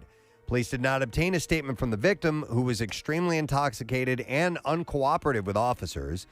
A 911 caller reported the assault, told of hearing a gunshot, though no witnesses saw who had a gun. While a pistol was found in the van Atkinson traveled in, no magazine or rounds were in the 9mm firearm, and no magazine or rounds or shell casings were discovered. A knife and a stun gun found at the scene belonged to his spouse. Atkinson was charged with aggravated assault, a felony, and reckless endangerment, a misdemeanor. Now, in 2016, the victim, the woman, was arrested for attempted murder after an argument with her boyfriend ended in gunfire. So she attempted to murder the boyfriend that came eventually and beat her up. No, this is a different boyfriend in 2016. Oh, wow. The man was not hit when she fired a single shot inside a residence in Cumberland, Maryland. The woman subsequently pleaded guilty to reckless endangerment and was sentenced to 2 years of probation. So this is just like Bridgerton. This is one of these couples that Jeez. It sounds a little insane, man. So, wow, messed up. All right, this is messed up, too. A Tennessee man is accused of taking his mom's body wrapped in a tarp to a hospital in another part of the state. The Nashville Police Department says Thomas Henshaw Jr. of Chattanooga picked up his girlfriend on Saturday with the body believed to be that of his mother in his truck. The two then drove to a VA medical center in Chattanooga, stopped along the way for some food, coffee, and gas. Yeah. And when they realized that What do you want, Mama? VA Medical Center was closed, they then began driving to the VA Medical Center in Nashville. They arrived at about 5:15 p.m. Didn't they eventually leave her in a lawn chair behind the house, Preston, with an umbrella with a note? And Henshaw told staff that his mother had, quote, committed suicide and that he found her in a wooded area of Chattanooga. He also told his girlfriend the same story, but he later told police he was right next to his mother when she shot herself. Wow. Officials are still waiting on autopsy results from the body in order to identify it. Henshaw was arrested on several charges, including failure to report the discovery of a dead body. Oh, dear God. And evidence tampering. Yeah. Moab. Oh, yay, the... Yes. And the Canaanites. Canaanites. All right, let's go. An Altoona woman is facing assault charges after she allegedly attacked her boyfriend with a metal bat, police Man, say. this is a bad, bizarre file for love. When police arrived at the residence, they saw the injuries the boyfriend sustained from the incident. Alyssa Franz became angry after she got a Facebook message from her boyfriend about their relationship. I think he maybe changed their status. I don't know. Her boyfriend told her to just ignore and forget the message, but instead she grabbed a metal Little League baseball bat and started smashing his personal belongings. Perhaps she doesn't know what ignore means. She then approached him and swung the bat, hitting his left arm and hand. Jeez. When he left the house to call 911, Franz followed him. She grabbed him by his shirt and proceeded to rip at it. She also scratched him on the right side of the neck underneath his nose with her fingernails. Franz is currently awaiting a preliminary hearing. Yeah. They could all date each other in this thing. All right, and then one last story. An unruly passenger on a JetBlue flight from Boston to San Juan, Puerto Rico, was arrested after he allegedly choked a flight attendant with his necktie while trying to force his way into the plane's cockpit on Wednesday evening. You're not allowed to go in there. I don't know if he was You're aware. not, Yeah. no. Khalil Eldar. Just taking a peek. Reportedly became agitated after a cell phone call he tried to make did not go through. Shortly after, he rushed towards the cockpit of Flight 261, yelling that he wanted to be shot in Spanish and Arabic. Oh, my God. A flight attendant opened the cockpit door, and Eldar had proceeded to choke her with his necktie. Jeez. He then tried to break into the cockpit. Eldar kicked the flight attendant in the chest while he tightened the necktie and stopped the crew member from breathing. He was restrained by 6 or 7 crew members using neckties, flex cuffs, and seatbelt extensions. Everybody had ties they were using. Dude, the masking tape, or was it the large packing tape that they used on the one guy? Yeah. Was hilarious. Eldar was arrested in Puerto Rico after the flight had landed and faced at least one federal charge of interference with a flight crew member, and he is still in custody in Puerto Rico, by the way. Wow. All right, and there you go. That is what I have in the bizarre file for you this morning. Some insane stuff. We have a guest to speak to. Yes. Speaking of insane stuff that's going on, the Bates Motel. Yeah. Back up and running. It's the big friggin' deal this week. We have a special where you can get 2 general admission tickets to Bates Motel and Haunted Attractions for $50. And there's a guy that we go way, way back with who's on the line. Yeah. He's the namesake of the place, Randy Bates. Hey! Of Bates Motel. Randy. Hey, guys. How's it going this morning? Good, man. How you been? It's been a while. Doing great, man. I'll tell you what, the weather out here is absolutely stunning. Oh, Yeah, man. I think, listen, you don't want to jinx it, but you've got flawless weather, especially for what you guys are doing out there, which is the award-winning, best in the country horror attraction. So we wanted to ask you, Randy, the walk-through hayride, what's going on with that? What have you done this year? Well, I'll tell you what. Last year we changed the hayride to a walkthrough because of COVID. You can't social distance on a wagon. Right. And people came back and they said, you know what? You're sitting on a hay wagon, you can see about 45 degrees each direction. That's it. Right. When you walk through it, 360 degrees, you see everything. Nice. You get the full experience. And they really dig it. They loved it. All right, so how does that work? Do you just do they have like a guide walking them through, or do they just meander about on their own? They walk right through on their own. We walk. Ask them how many people is in your group. We've got five of us, and here you go. Head on in. Let me tell you something. It is a sensational, theatrical, Universal Studios level hayride, but. You take that away, and you have this long, sort of leisurely walk through these woods with what you have out there. It's going to be scaring people crapless. They love it. Yeah. Absolutely. It's been the feedback has been great. The only problem is you get a couple of people that are kind of like me. You know, they're in their 60s, they're a little overweight, and they got to walk up this one hill. So my guys put a sign up. They call it Asthma Hill. Find a medic. Asthma. Well, you know what? Preston always brings up the fact that years ago, when you just started with the hayride and everything, we walked through. In the daytime. In the daytime. And Yeah. Preston, you said you were terrified. Oh, I hate it in the daytime. I couldn't stand it. I hate that stuff. But I appreciate what you do because people love it, man. They have so much fun with it. And besides that, the walk-through attraction, you got the Bates Motel. What else is out there, Randy? We've got the Revenge of the Scarecrow's corn maze. So they walk through that. The other thing we're doing this year, which is really cool, is we're doing a zombie hunt in the Bates Motel. Full Bates Motel with all the props and the sound effects and everything going, with 25 live zombies in there. You get to go grab a laser tag gun, walk through, and hunt the zombies in the Bates Motel. So you got that's happening. That's happening this week, tonight, tomorrow, and Thursday, and next Monday through Thursday as well. So you go through, the whole purpose is to go hunt the zombies that are in the Bates Motel, and you have a laser tag gun that you use to do it. Exactly. Wow. That's Very pretty cool. Nice. Yeah. All right, and what are the hours right now, Randy?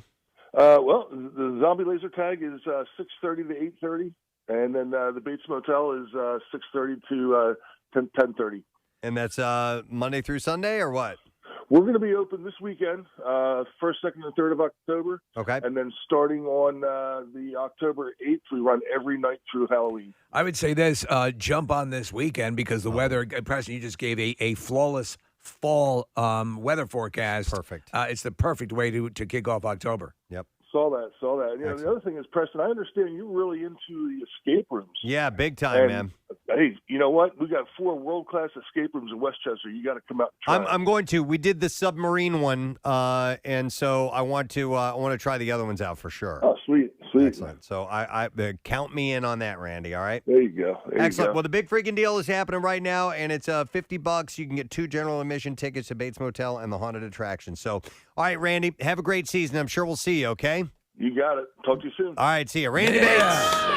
Randy, what an empire he's built over there. Oh my God, yes. But it is so intrinsically fall and Halloween. I mean, they just nail it. I remember when Randy was telling us, because they were a farm, and at some point the haunted attraction started overtaking the farm in the revenue. Yeah, and this was early on. And he's like, we are putting all our efforts into this now. Right. There you go, man. Yeah. It's you can make a living off of it. All right, listen, we got to take a break, but you still have a little under 3 minutes to get that word to us for the money clip. It is digital. That is a word, DIGITAL. So you can text that, or you can enter it through the app or WMMR.com. But we got $500 up for grabs. So digital. We'll be back in just a moment. Stay with us. Well, it's unclear what prompted Kilmer's hiatus from Hollywood. It became apparent that he was struggling with health issues during the hiatus. In 2015, a spokesperson told People magazine he was rushed to the hospital for a possible tumor. In 2017, he admitted that he had throat cancer and had recovered after a 2-year fight. He told the Hollywood Reporter that the procedure on his trachea made his voice raspy and left him short of breath. I really like Val Kilmer. He's been in some really great stuff. Top Secret and Real Genius. And I love him in MacGruber. Yeah. He's freaking hilarious. And Steve, you're forgetting Tombstone. Tombstone, thank you. One of the greatest performances. Yeah, definitely. I bought the man's shirt. I think his best performance. And The Doors. He was phenomenal. So what would you say? So great as Val Kilmer, Tombstone? That is such a great performance. I got to go neck and neck with The Doors. They were both so good. But yeah, his lines in Tombstone are so just great, wonderful, so great. I love Real Genius, though. I love that movie. Have you ever seen Real Tombstone? I've never seen. It's really good. Is it? Yeah, it's about Doc Holliday in college. Only he uses a laser instead of I'm gonna use a laser, honeysuckle. I'm gonna make a whole big house into a Jiffy Pop. What was that? Was that him? That was his bite in Top Gun. Yes. His best pilot. Yeah. Hit it again. That's his teeth coming together. Oh my God. That's right. Ice.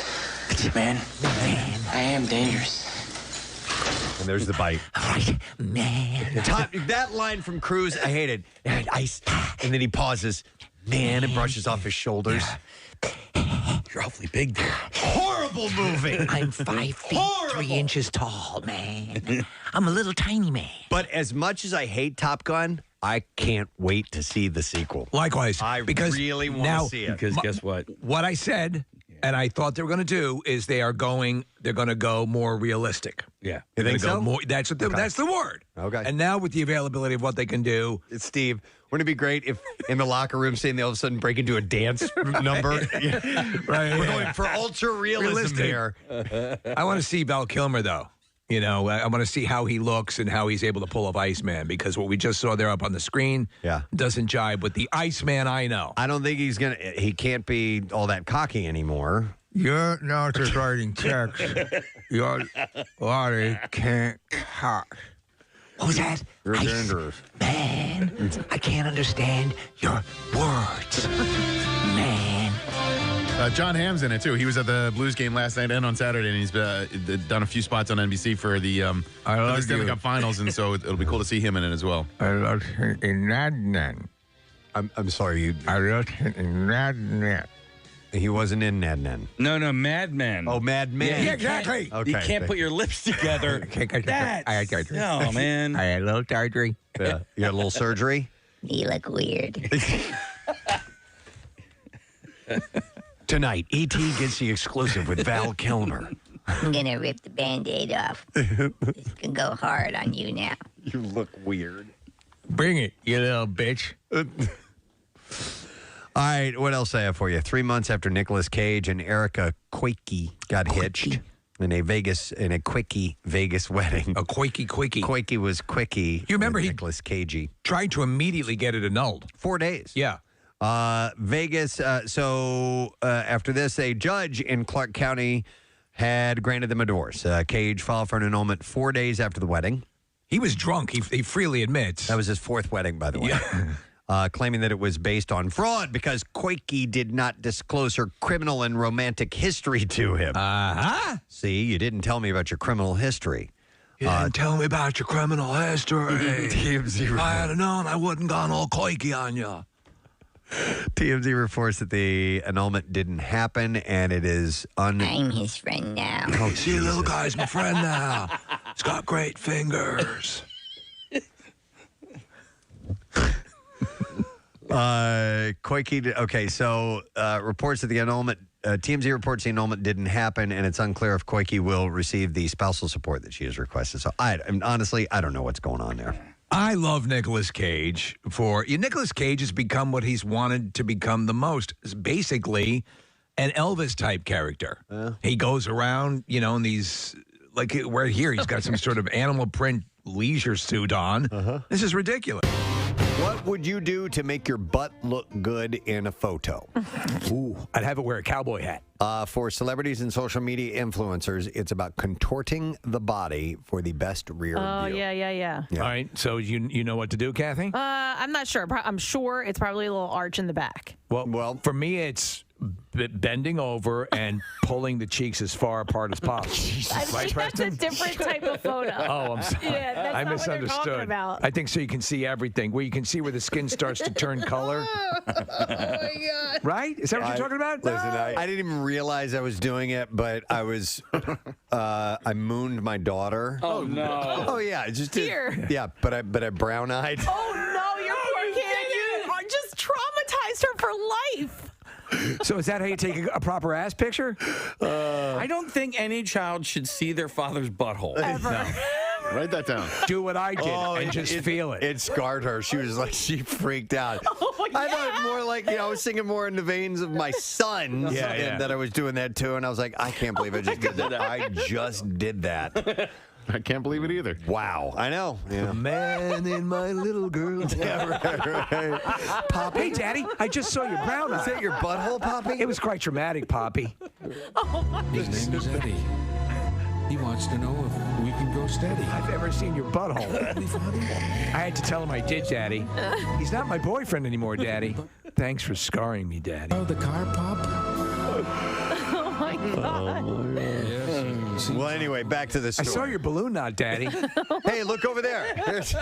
Didn't want to see it, Daddy. You probably shouldn't have told us that. No, I'm glad I did. Here's other stories. So the most popular booty popping position involves tilting the pelvis and arching the back. Yeah. So the and then swiveling the head to the side. Bootylicious models such as Hailey Bieber and Isabel Goulart have recently. My name is Isabel Goulart. Have recently. You want to change our last name? Posed on the red carpet this way to highlight their pert posteriors in gowns with plunging backs. So can you show Casey what he's? Do you know what he's describing? Is it? Are you? Well, I'm going to give it more detailed. So here we go.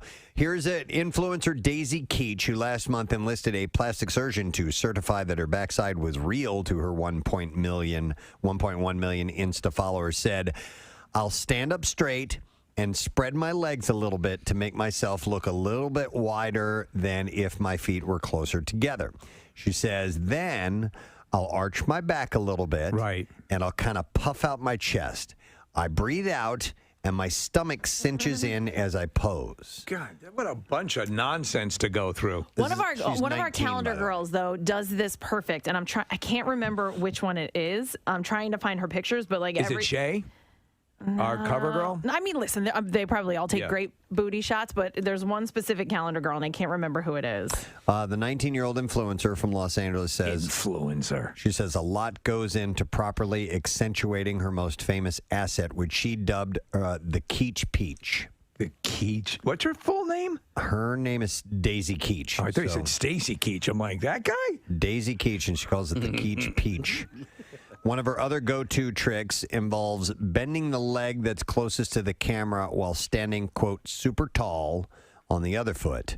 If you arch your back a little bit and lean the shoulder closest to the camera forward, she said it will make your waist look smaller and your butt look bigger. So none of them suggest putting your stomach forward on a table and pulling your ass cheeks far apart? I haven't gotten to the whole thing yet, so maybe. But while an overarched spine may look good on the gram, it's not the greatest for your posture, says experts. With a neutral pelvis, the hip points and pubic bone align. By contrast, the sway back position and other similar moves create an interior pelvic tilt, which is placing a lot of strain on the pelvis, says chiropractor Margera Thomas. Well, of course, we know that the way you're posing is not the way you should walk around in life. Some people do actually suffer. Like, what are you going to be like this? Like, like Frankenstein? Some people do actually suffer from an interior pelvic tilt, an issue that Thomas says that she would treat in her office using strengthening and stretching positions and spinal adjustment. She's really taking this seriously on this doctor. I could treat that. I have that pelvic tilt just when I stand regularly. I don't know what you mean by that, but pelvic. So I guess I have like a natural bend in my back and which accentuates your an arch, and my pelvis kind of tilts a bit just when I stand normal. No, kind of down. Does that happen when you try to touch your elbows behind your back? I see. Yeah, and then I do that and I tilt my head and like when you lick your own nipples. Right, exactly. Yeah, all very similar. Yeah. It's natural that my tongue goes down to my nipple. When I give my Kathy, same. When I give myself oral, my butt really sticks out. Sitting to my left, ladies and gentlemen, Adrian Zmed. Adrian Zmed? I thought he was dead. Oh, my God. We're not kidding. We've been talking about you forever, right, Preston? We have. We absolutely have. We are fans. Has anybody ever said to you, "I thought you were dead" before, though? That's a slight insult. Well, actually, there was an episode of The Simpsons where I was in one of their musical numbers, and I popped out of a coffin saying, "I'm not dead."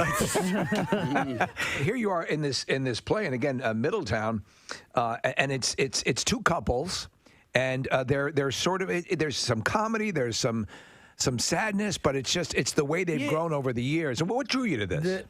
Exactly that. I'm used to, I've been through the Eastern Seaboard so many times with musicals. And I'm used to just being drenched in sweat by the end of the show and doing it. And then I read this play, and it was such a simple play. It's just about two couples who have dinner every Friday night for 33 years. Right. They're best friends, and they're normal people, and life happens to them. And it truly is a roller coaster of emotions. I mean, we suck you in by all our little charming quirks that the couples have and everything, and then life happens. There are tragedies in life that you have to deal with, relationship problems with your spouse and everything. But what is the great fascinating thing about this play is that the words speak for themselves. I'm actually first generation Romanian, so my family came, to America for their kids to, be doctors and lawyers, and I come up to my dad and say I'm going to be an actor. And it's like, the funny thing about him is I won him over. I literally out of acting school, I got one of the last national tours of the original Grease, and we were playing in my hometown of Chicago. You were playing Zuko. Yeah, I was playing Danny, and we were going into a very big theater into Chicago, and there was and nobody really knew very much about Grease at that time. Right. The movie had not come out yet. It was just a hit on Broadway, and there were a few national tours. So the company manager said, "Look, we're having a lot of trouble with this opening night. We're going to paper the house. Tell your dad that you can invite the entire congregation." So, oh man, that's a I didn't mention that my father is a priest, an Orthodox priest. Right, they can get married. And Greece is Eastern Orthodox priests can get married. Yeah. Greece is very profane. Oh God, yeah, yeah, the stage show. Kidding? Yeah. I'm giving the finger on the show, and it's just like the original Grease was not meant for kids; it was meant for adults looking back on their lives in high school. So he brings down the congregation. So there were 500 Romanian people screaming and yelling, and they had their gypsy violins. WMMR. Moi. There's another one. Yep. Hey, I wanted to mention something Kathy had brought up yesterday. So yesterday we did a Space Cowboy segment. We were talking about some celestial things that were taking place. And there was potential for electromagnetic activity in the atmosphere and very, very minor chance that we might get a look at the Aurora Borealis, at least maybe even further north of here, but I didn't see any follow-ups to that. I didn't hear anything about it. But Kathy had brought up something yesterday because some people will plan trips like Claire did, Steve, your wife, to go and see something like the see the Northern Lights, Borealis. And Nick, you went to Iceland in hopes. And our trip was a failure because we went there. I mean, it wasn't a failure. It was actually a great trip, but we didn't get to see the Northern Lights at all. We went in March to Iceland specifically to see the Northern Lights, and that ended up not happening because of the weather. And then Kathy had said we need to talk about this sometime. If you've specifically planned a vacation around something and that something doesn't happen. Now, are you talking about, Kathy, something that relies on nature to whatever. But I mean, nature would probably be the biggest one. Now, I went to the island of Capri, and I didn't specifically go there for something, but there was one thing that I could not wait to do when I got there, and it was like a big part of the trip. And because the water was too rough, we couldn't go. You go into these, I forget what they're called. The caves, right? Isn't the grotto, the Blue Grotto? That's it, right. the Blue Grotto, yes. And because you don't stink. The waves were too high when you go in. I mean, you're in like a teeny boat and you have to duck down. Like that's how low it is. And because there was waves, you would have gotten your head chopped off if you tried to go through. That would be a bad vacation. Yeah, and we were there probably 3 or 4 days, and every day we would go to the front desk and we'd be like, "How's the water? Can we do it?" And they're like, "Nope, sorry." And so we never got to do it. All the way over to Italy and never got to do it. Yeah, well, there's stuff like that just in general. I like people have gone to like national parks only to find that they're closed. Yes. Look, Wally World is a perfect example. Well, there's another movie example for you. There's a movie called The Bucket List, and Morgan Freeman's character wants to see the Himalayas. He wants to see, damn it, Mount Everest. Yeah. And they get there, and they're going to die within a few months. They have cancer. It's part of the plot of the movie. And they get there, and they're like, well, okay, we got bad news, but, there's a storm, and we have worse news. What's worse news? Well, it's going to leave next year. So it's just like you're screwed. Like there's no chance of getting to see the one thing that you need to see. What about if you go on safari in Africa and you don't see any of the big animals? Oh, I know that's happened. Yeah. Listen, there's wolf tours in Yellowstone. Like you can go to Yellowstone National Park and go on these specific tours to try and see wolves, packs of wolves, and not see a damn thing. I saw a bird. Yeah, right. I mean, we did a whale watch this summer. I didn't see any whales. But like it's a letdown. I don't know why I even expected to see any. Because that's where they live. Yeah, I know. I mean, we saw dolphins up close, which was neat. Yeah. But They ended up seeing whales like a week later on the same whale watching thing that we did. I've had pretty good luck on those things. It's rare that you and there's nothing that's profound that's coming to mind where I'm like, oh man, we came here specifically for this, and couldn't see it. But to me, I know stories of people who have spent. There's the focus. We're going to go see this, or they go and what they're looking. Well, people have traveled like to see the Matterhorn or something, and then it's cloud covered and you can't see. You know, that sort of stuff happens all the time. Here's examples. I mean, and sometimes it's not, nature. It's man issues. Here's one that says, we went to Niagara Falls, drove all the way up there, and the Maid in the Mist was closed. Oh, yeah. That sucked. I mean, that's what you have to do, the Maid in the Mist. Yeah. Yep, absolutely. Let's see. There's lots of texts coming in. They're flying in right now. Went to the Florida Keys on our 25th. Didn't get one day of sunshine in the Sunshine State. That sucks when that happens. I mean, you can deal with that, but when it's the one thing, that you went there for and it's your purpose of that trip and it just doesn't happen, that has to be the worst. I had a friend that went to like one of those, maybe it was like Bora Bora, one of those places where you stay in a hut in the middle of the water. They did it for their honeymoon. It was beautiful, crystal turquoise water, and it rained the entire time. He's like, we literally sat in the hut the majority of the time and looked at the rain on the water. He's like, we were so bored. That sucks. All right, here's one. Okay, this... Interesting. And when sometimes it's if you get disappointed, then it's your own fault because it's a real crapshoot for something like this. It says 2 summers ago, I went tornado chasing with a tourist group out of Oklahoma and South Dakota and Kansas. There were great clouds and wonderful storms, but I never got to see a tornado over 2 weeks. Trip cost me over $3,000. Wow. And I was pretty disappointed, but it wasn't the fault of the tour's guide. It was just a crappy, unlucky chance. Yeah, that and the Aurora Borealis and stuff like that, you're taking, everything has to align perfectly for and that to and work. it's going to be a crapshoot. How wild that they go that distance to go tornado watch, and we're having them here now. Yeah. Here you go. Let me go to Chip. Hey, Chip, good morning. Good morning. How you guys doing? Good. What's up, Chip? Just wanted to say, me and my wife planned a honeymoon to Hawaii, and the goal was to see the lava. Right. And we never got to go see the lava because there was an earthquake 3 months before, which stopped the lava flows. It stopped the lava flow. You mean the volcanoes shut off before you got there? Yeah. Yeah. So, at least you were in Hawaii. So, that doesn't hurt. Yes, that was the good part. There We are were in other Hawaii, things to we do enjoyed it. and see while you're there for The sure. Thanks, volcanoes are not working today. Yeah, the maintenance issues. But it's like if you go to see, all right, what are nature things that happen? Like Old Faithful, Old maybe? Faithful, or Old Faithful, or when those bats come flying, when those under the bridge the in thousands and right, thousands of bats come in. Yeah. And you're sitting there any minute now. Any minute. Any minute. And it just doesn't happen. Old Faithful you can count on. I mean, that's why it's called Old Faithful. But yes, that would be a natural occurrence. A lot of those geysers are unpredictable, and they're like, some of them don't erupt for 7-8 years or something like that. When they happen and you happen to stumble across them and you're like, oh my God, we were here for a very rare event. Right. That's pretty damn cool too. Right. Hard to plan for something like that. Yeah. Let me go to Lori. Hey, Lori, good morning. Hi, Lori, you're on the air. She had a volcano story too. Morgan. Hey, Morgan. Hi. Yeah. Sorry. That's okay.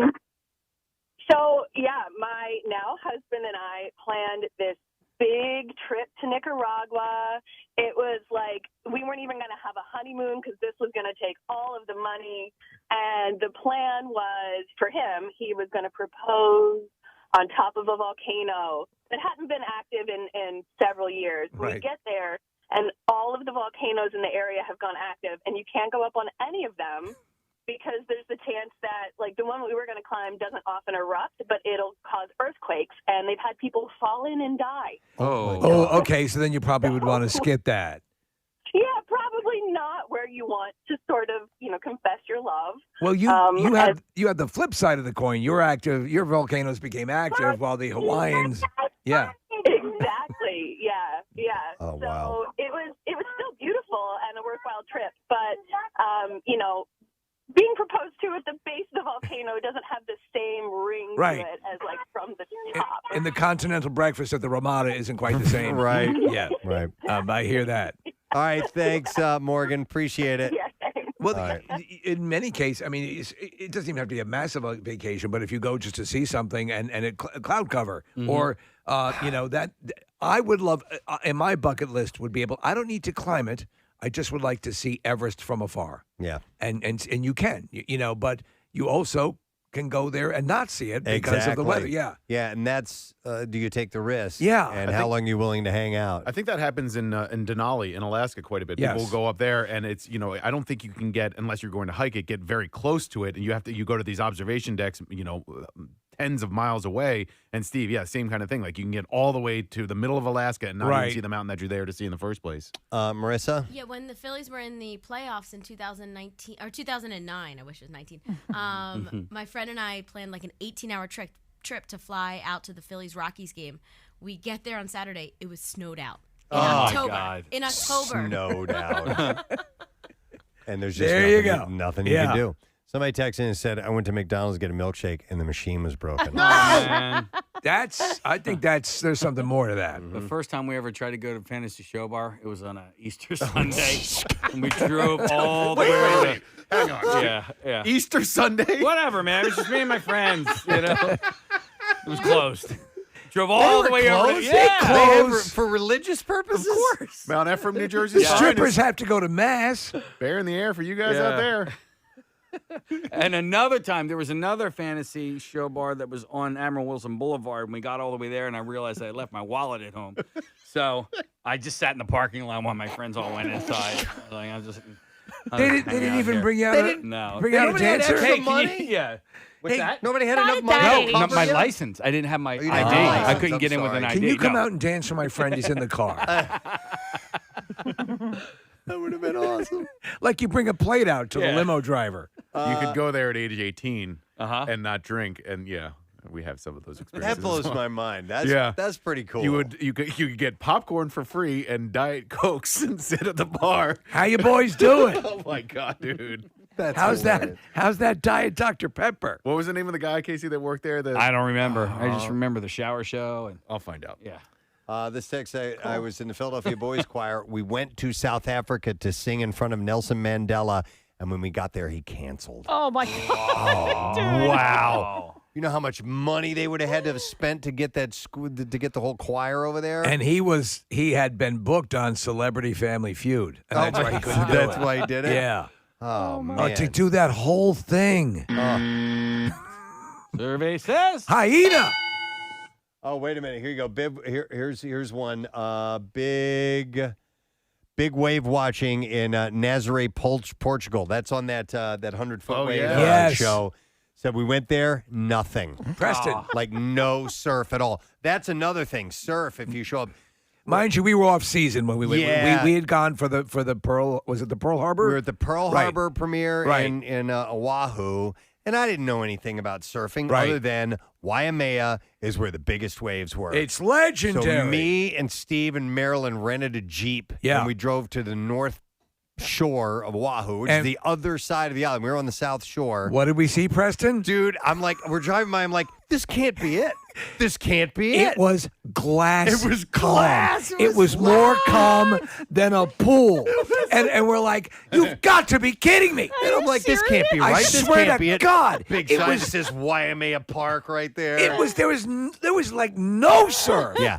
The winter is when the North Shore gets the waves, and we were there in the summertime. Oh my God, that's so funny. I felt like such a tool, man. I'm like, oh, Bonsai Pipeline. Oh, wait till you see these things. Wait till you see these waves. You won't believe So it. the surf shops were all there. All the legendary places were there, but no one was there because that's the wrong time of year. Mm-hmm. Yep, and that's when it can happen, too.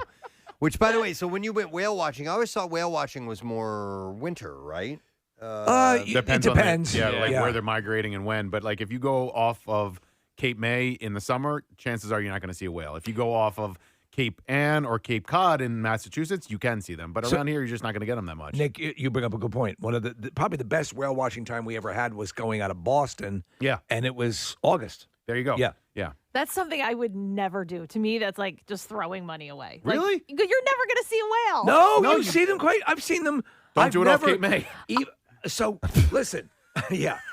Listen, yes, there's a chance you won't. I but would. when It's you- my luck. I'm going to spend all this Right. money. I'm going to bring everybody on the boat, and we are not going to see a damn whale. Yeah. Okay, here's an interesting. It says, my fiance and I went to the Sudanese River to see the koi. The fish were dead. Oh, my God.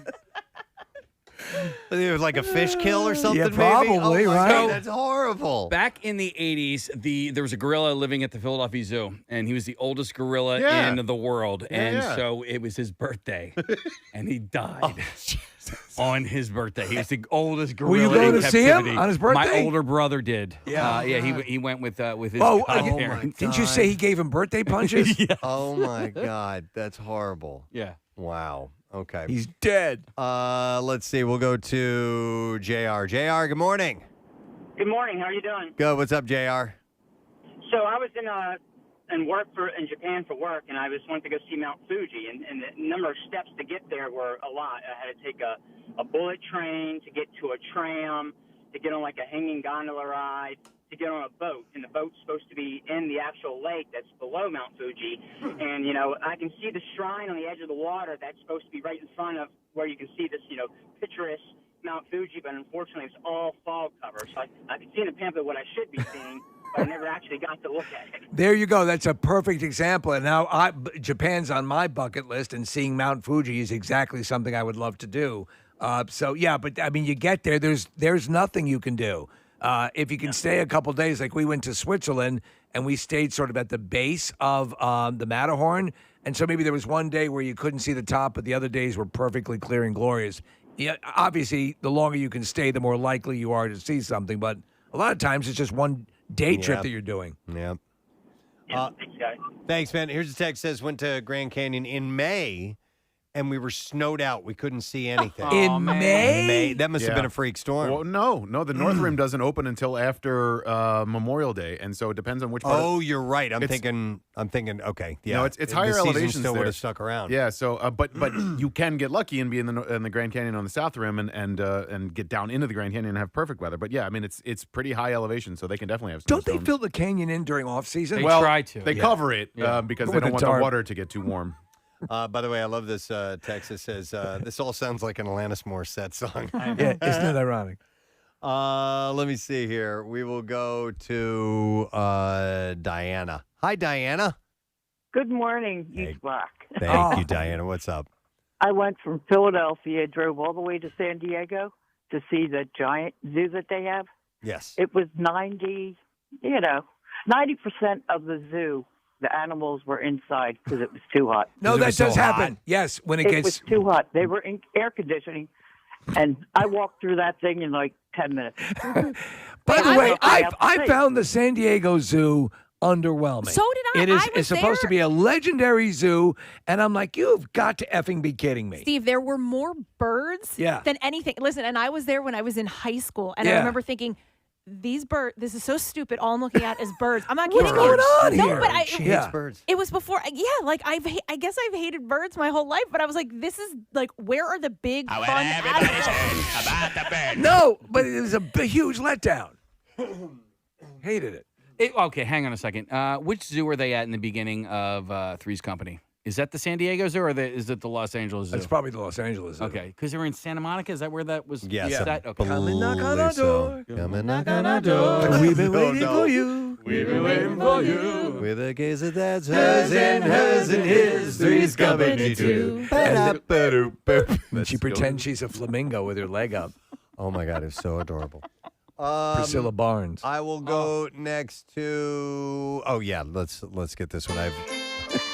Hey Mark, hang on. We're gonna sing the Three's Company theme song if you don't mind. Hang on a second. Oh, this is just the end of it.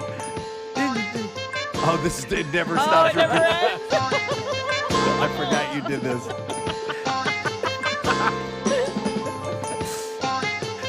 Okay. Mark, you on the air? Hi, how are you? Good. What's up, man? We were a family trip to Aruba. They sold us on a 4-hour Jeep tour to see a natural land bridge Okay. that had collapsed 5 years Stop earlier. it. So they were scamming you guys? Yeah, they just totally lied. It was a family of 4 in a 2-door Jeep for 4 hours. Oh, man. That we, sucks. We went on a boat ride in the Caribbean to Starfish Island. We saw one starfish. Oh, my God. You could see more on the Jersey Shore. Yeah. Oh, it's ridiculous. Starfish And then Island. they told us it was because of all the tourists lifting the starfish out of the water that they all died, and so that's why we couldn't see Well, them. they could have just said you. Yeah. You saw the starfish, didn't you? Yeah. Well, there. You got it. I have Lisa. Hi, Lisa. Good morning. Good morning. Hey, what's up, Lisa? So my son is into cars and photography. Okay. So he found out about this abandoned junkyard from the 1940s down in the middle of nowhere, Georgia. So he flew into Atlanta, drove 2 hours to get to this junkyard. How old is your kid, by the way, at this time? He was 16. Okay, 16. All right. All right.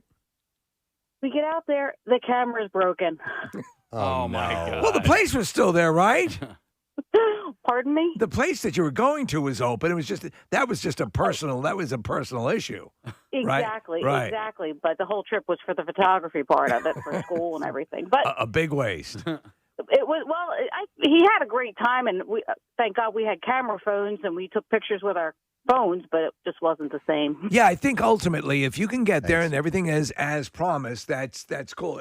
But when you get there and things like a volcano is closed for the day, right, because it's shut down, that's different than leaving your wallet when you're looking to go to the strip club. When Caroline and I last year went up to Acadia National Park in Maine, we knew that part of the park was going to be closed, but we thought that there would be some accessibility. But we got there, and Nick, they have these things called the carriage roads there. Yeah, and it was which mud season, right? Yeah, it was mud season, but these are like gravel roads, and you couldn't even walk on them. They wouldn't even allow you to walk on them. So I was a little bit bummed out about that. We found plenty of things to do, and it was great. There are a lot of advantages. But I got there and it was closed. Well, going to national parks or in off season, there are advantages to do it. A lot Nobody's fewer there. people. Yeah. But you run those risks as well. Like going to the Grand Canyon in May, it could be snowed. Hang on a second here. It says, went to Ithaca to see waterfalls. Damn near died hiking up to Buttermilk. Finally got to the top. Hadn't rained in weeks. The falls were just a trickle. That's another natural That'll happen. thing. Hey, there's a great waterfall. You have to hike in about 3 miles, and you go in, and it's dried out. Yeah. That would suck. Yeah, a tree fell across the creek. Have you ever had that, Nick? You guys have gone, you've gone chasing waterfalls. Yeah, and falling from them too. And have you ever gotten there and they've been not dry, dried up? But we went to. I think I've told you guys this before, but we went to Cherry Springs State Park in upstate PA, and it's the best star watching on the East Coast.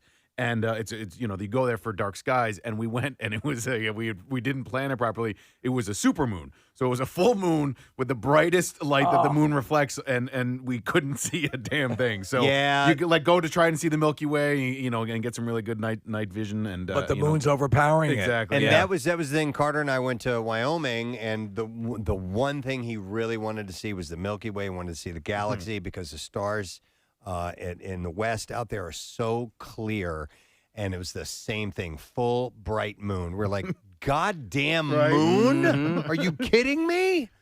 And F you, moon. Yeah, screw you. Well, moon. when we did the Grand Canyon, there was no moon, and so we got to see the night sky. That was the best. And you got That'd have been amazing, did right? you crap in a box too? I got to crap in a, I think they call it a groover. Yeah. Did you do that under the stars? I did that.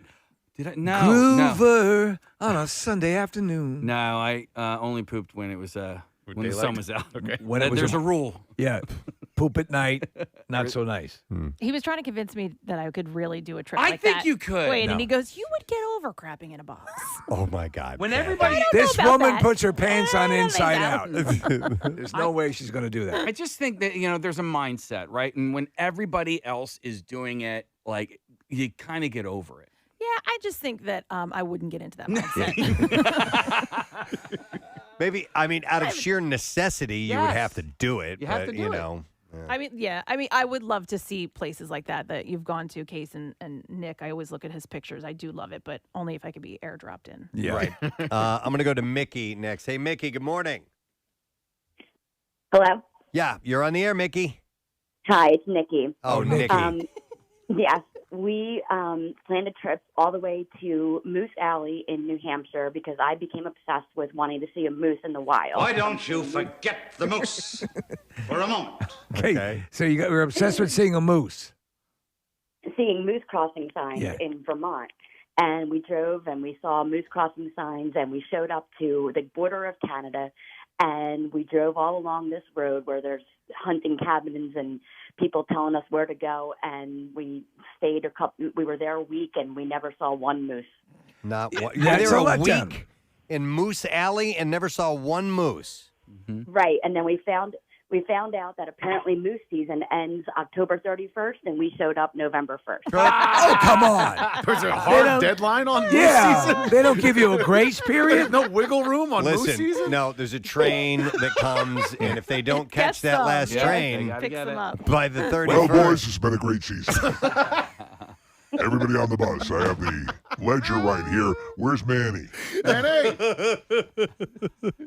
Nikki, I did the same thing. Vermont, New Hampshire, Maine. Didn't see. The only moose I saw was one dead moose on the side of the road on my way up to the concert Maybe it in was Maine. just sleeping. But when I hiked Mount Washington, I saw a moose calf and her baby. So that was cool. So, but Claire my wife went on to Yellowstone, and there was at one point, there were people coming the other way on the trail that she was walking. They said, it's a couple miles in, but there was a mother moose and a calf, and she tore out, and the rest of them did as well, and she got to see it. But, I did feel a little bit ripped off that it wasn't a male moose with the giant antler thingies. Right.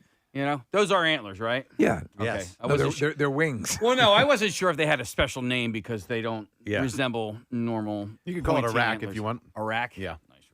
Let me go. Wait, hang on a second here. All right, this is good. I will go to Kyle. Hey, Kyle, good morning. Ma, turn QVC down. I'm going on the radio. I love Kyle already. What's up, Kyle? What up, guys? I do all the Casey-isms, and over the years, I've spent some time in the studio, and I'm trying to get my brother turned on the show. I'm like, hey, you got to come with me in studio. There's always food, and it's really funny. They always have girls from Club Risque and stuff there. So I take him his one day off. The guy works retail. He works like 7 days a week. I bring him in. Nick was out. There was no food, and it was the one day you had male strippers. Oh, yes. There you go. Oh, my God. That's about right. Yeah. That's hilarious, Kyle. And by the way, Kyle busts his ass coming up with Casey-isms throughout the year. He sends them to me from time to time, and those are the best, man. I appreciate that. Hey, Preston, and that case of beer was awesome when you lost that bet about Bill Burr being the first guest. Oh, thank you. Yep, I was wrong. I admit it. All right, thanks, Kyle. We'll see you, bud. You know what one just occurred to me is that people will travel to see solar eclipses. And if you travel to see a solar eclipse and it's cloudy and you miss that, that's a lot of time and money invested months and months in advance to get to that place. We were talking about the last solar eclipse and that there were certain prime spots for viewing and hotels were charging extra money to make sure you got your reservation for viewing areas. And you could get there, and the weather could suck, and that's it. You're out. And it could be what if it's night? Okay, here's the ultimate crapshoot and stupid thing. I remember when I lived in Missouri. There's a fault line that goes through. It's called the New Madrid Fault. Okay, and it's never really been active, but the size of it, if it were to trigger, would be catastrophic. Sure. But it's pretty much dormant, and for some reason, something or someone had predicted a very specific date that it was going to, that it was going to erupt or become active. There was going to be an earthquake. Nobody's ever predicted an earthquake, correct? Right? Okay. So all the news services from around the country went to this podunk little town in southwestern or southeastern Missouri, and hotels filled up and all this stuff. For nothing. What was it? Tourism behind it? Nothing. Yeah. Yeah. And it was dumb. I'm like, I was hoping. Where's my cataclysmic earthquake? Earthquake that day. Let me see. I'm going to go next to, here we go. We were talking about this earlier. I'm going to go to Regina. Hi, Regina. Good morning. Hi, good morning. How are you? Good. What's up, Regina? All right. So back in 2008, my husband and I went out to South Africa because one of my sisters was doing her PhD studies there, and she was staying at a friend's place. So we go out to Johannesburg. We go on safari. All of the animals were sleeping. I've heard that you can see like lions or whatever. Just they're lazy in the tall grass, and you can't see them. No, we saw nothing except one elephant. And we're like, the elephant should have been the easiest to spot. We saw one elephant in the trees. We saw wildebeest, but we didn't see the big five. Regina, what time of year were you there? It was in March, actually. Okay, that's sleeping season. Yeah, my wife is going. My wife is going in January. Oh, yeah. Good. So what are the big five? I assume elephant, lion. What else? Yeah, I think I don't remember. I think like cheetahs. I mean, I don't really remember. Hippo. It was a long time ago, but whatever it was, we didn't see them. And then the other part of that is that at that time, I had a couple of weeks of vacation, and I was requesting another week. And my job said no, but then they gave it to me as soon as I got back from the trip, which took us 27 hours of travel from South Africa back to Philadelphia. So I needed that extra week, but, didn't get it till later. So that's all right. Thanks, Regina. Appreciate Sure. it. All right, Case, I got one last call to take. I'm doing this for you. Okay. This is Denise, who used to work at Fantasy Show Bar. There you go. Hi, Denise. Good morning. Hi, how are you? Wonderful. So, Denise, when were you? At what era were you working there? What years? I worked up till 2010. I worked in the office. Okay. You worked in the office. Okay. And what were you going to tell us? The only day of the year we were ever closed was Easter. The only day. You guys were open on Christmas. Of the year. It's the day Easter. Casey and his buddies went there. we were drunk. there. Yeah, and you. Oh my God. Oh my God. So Nick asked, you guys were open on Christmas? We opened Christmas night. And Okay. Christmas They would night. close. They would have a Christmas Eve. They would work during the day and close at night, and then we wouldn't eat until Christmas night. And All what, right. what was the name of the longtime MC? Was it Larry? Yeah, Larry. Yeah. Larry was there for years. Then there was Eric. It was one of the managers, Alvin. And what was Larry's spiel? Bear in the air for you guys out there. Topless and bottomless. Texas wild, but Jersey style. I used to work in the office. I used to have to pay him. I didn't have to hear him. You had just paid him. You didn't have to hear him. Did you do the couch dance? Couch dance dance put came you in in that couch trance. Penny raid! He had the horn. Thank you, Denise. Oh, he had a horn when he would do the panty raid? Shower shows, you had to pay extra for those. Oh, my God. It was a classy joint, Kathy. You would have loved it. I just love the fact Casey and his buddy pulling up in the parking lot. and Easter. There's no cars there. There's nobody here. Let me ask you: Were you We wearing? get all the girls to ourselves. Were you wearing your Easter suit? No, I had my blamming pants on. Okay.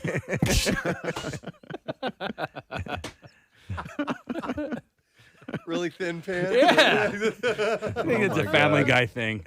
Blamming pants. Oh my God.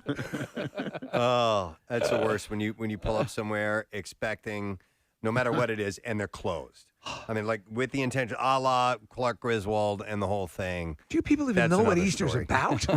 Right. How do you close on a day like this? Spiritual. All right. Anyhow, well, thank you for your calls. We appreciate that. We do need to take a break because we got we got guests coming up when we return. We're going to talk to Cassandra Peterson. You know her as Elvira. Yes. And she's got this book out, which is spilling everything about her life. So we'll have her on in just a few. And then after that, Jessica Michelle Singleton, who's going to be at Helium Comedy Club. And the Money Clip's coming up, too. Stay put. We'll be right back. Every time I came out, there was a big cheer. It was then that my father was won over, and he, kind of. Although he didn't understand when I ended up getting television and film. When I was doing T.J. Hooker, he didn't really understand what that was all about. So he says, You work for 1 hour. What you do rest of week? Great. You are a bum. I got into this business because I wanted to be an actor. Right. That's it. I never even wanted to do television and film. I just wanted to work in theater. Right. That's all I ever wanted to do. And then one thing happens, and then you're just whisked away, and suddenly you're in Hollywood, and you're doing all this stuff. You're good friends with William Shatner, right? Yeah, I'm actually. We're currently working on a few projects with his production company. Actually, we're letting it out right now. We're actually thinking of bringing Hooker back. Oh, in a comical way. That'd be awesome. Perfect. Bill is 88. Yeah. But the funny thing about it is that when we did Hooker, Bill pretty much did push the envelope on asking for ridiculous things for Hooker to do. Okay. I mean, we had like technical advisors from LAPD there, and he said, "Look, no, I got this idea. How about I just run over to the helicopter, and as it's going up, I just grab onto the rung of the helicopter, and when we're up in the air, I take my gun out and I go, bring it down." And the TA standing there going, nobody would ever do that. The top text here says, poor man Travolta, my ass. Yeah. He made Bachelor Party, which is an absolute, it's one of my favorite films, and you have one of the best lines in the movie, I think personally. Look at the cans on that pinball. Well, you're telling him, man, I really would love to have a relationship. I would love to have this relationship that you have, and someday I'll have kids and be happy, and hey, look at the cans on that pinball. You know, that movie, Tom and I lived very close to each other, so we lived in Studio City, and the soundstage that we were shooting this at was in Culver City, so it was a pretty good distance to go on the 405 freeway. And you've been on Bosom Buddies, right? Yes. I played Johnny Midnight, his boyhood friend from camp. So you knew him? Yeah. And we'd carpool to work because we could go in the carpool lane and everything. And as every day after we get in the car and we go, our careers are over. Our careers are really over. What are we doing? This is going to be terrible. No. All we did was show up for 13 hours a day and goof off. Almost nothing of what the script originally was in there. We just ad-libbed. We just goofed off. And honestly, some of the funniest scenes in the movie never made it into the movie because we had gotten an X rating. There's a horse scene where there's a horse donkey show. Let me tell you about this. The donkey actually died. What? They brought him back to life. No. They literally shot him with some shot of something for him to go, and then he keeled over. And his heart stopped. Oh, my God. And we've got all these people, there's like 100 extras. Many of, the girls are half naked and everything. We're all standing there going, oh, my God, they killed the donkey. Dear Lord. You resurrected a donkey, Adrian Zmed? And they did the whole adrenaline thing, you know what I mean? They put the oh my thing God. in his heart, and he came back. The donkey snorts 3 lines of coke. You definitely could. It's a real good kids movie. I'm really proud. You're thinking your career's over, but no. And then, honestly, when we saw the first cut, it was like, Tom and I looked at each other. This is funny. What the hell happened? Is there any chance you could go back and re-release a director's cut by any chance, or is it too late? Back then, they didn't save that kind of footage. Now they do all the time. And they do it all the time because of everything they do. But honestly, there was one scene that was absolutely hysterical. So we're the Bachelor, the party's not going very well. The hookers haven't showed up. We're sitting in the hotel room looking at a Shirley Temple movie. Right. And it's just not going well. The hookers go to the wrong. Right. Yeah. So then I say, Rick, let's go downstairs and get something to eat. I'm hungry. So we get into the. I'm not gonna say this on radio. This was cut. I said, sit in this booth. This is the best booth in the place. So he sits in there, and all of a sudden you hear a zipper sound. His eyes light up. Right. There's a girl underneath who is taking care of him. Going to give him a happy ending of some sort. Mm-hmm. So I, saying my gift to you. Yeah. And we see the minister who's going to marry him walk into the restaurant and go, "Oh, Father, over here, come on, over here." Yeah. So he comes to the edge and he starts having a conversation with us, and Tom's going, "Oh, Jesus. Oh, Mother of God. Oh, Mother Mary and Joseph." Oh, he's writhing and everything. And I say, he always says grace before he eats. So.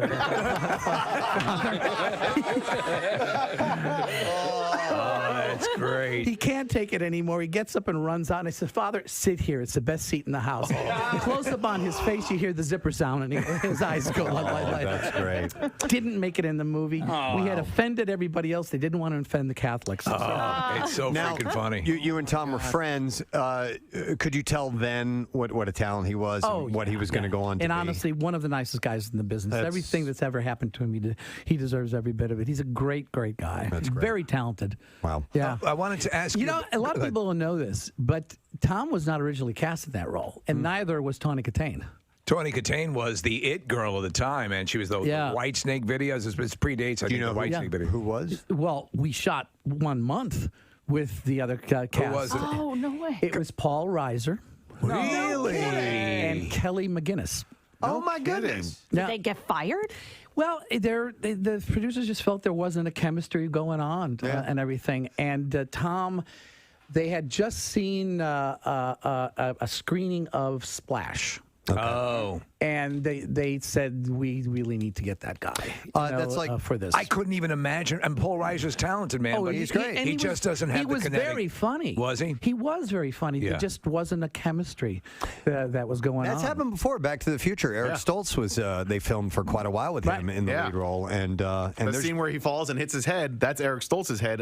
When he falls out of the tree, bonks his head on the. I didn't know that. Yeah, that's Eric Stoltz. Wow. Mm-hmm. Okay. Did not know that. It's if you've never seen Bachelor Party, and it's worth going back for a visit. A number of people also texting in asking if we're going to bowl tonight, Adrian.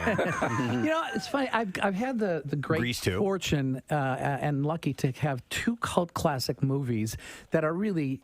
They're targeting completely different people. Yeah. And it's just really kind of cool after all these years. In theater, which is really my first love, and that's why I still do theater. If I'm going to be doing television and film, I'd rather be behind the camera these days. But if I'm going to act, I'd rather be on a stage because that is the actor's medium. It's electric. It's like a drug. Yeah.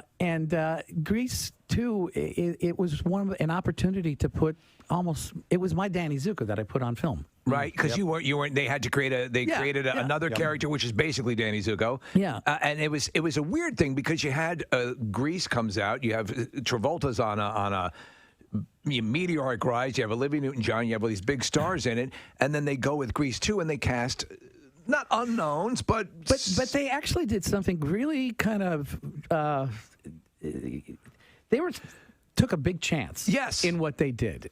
They did not. It was very unique what they did. They also created they created a musical that was never a proven hit on Broadway. Right.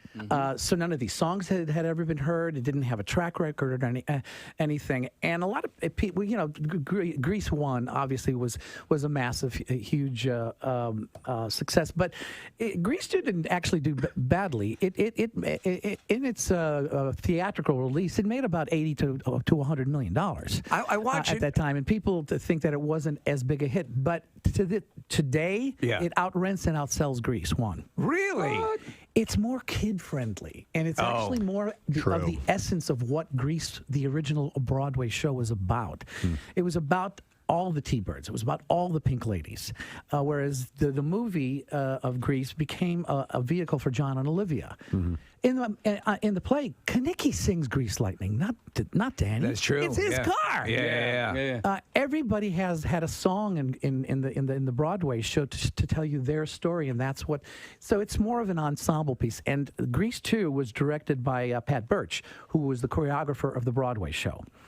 So she wanted me to do that role badly because they wanted to put a rock star in that role because there weren't any known faces. Michelle had just done, I think, Hollywood Nights. This is Michelle Pfeiffer with Tony Danza. Right. At that point, it wasn't a big hit or anything like that. remember it, And Maxwell Caulfield was not. He was an English actor, but hadn't done much. And they really wanted a rock star in that role.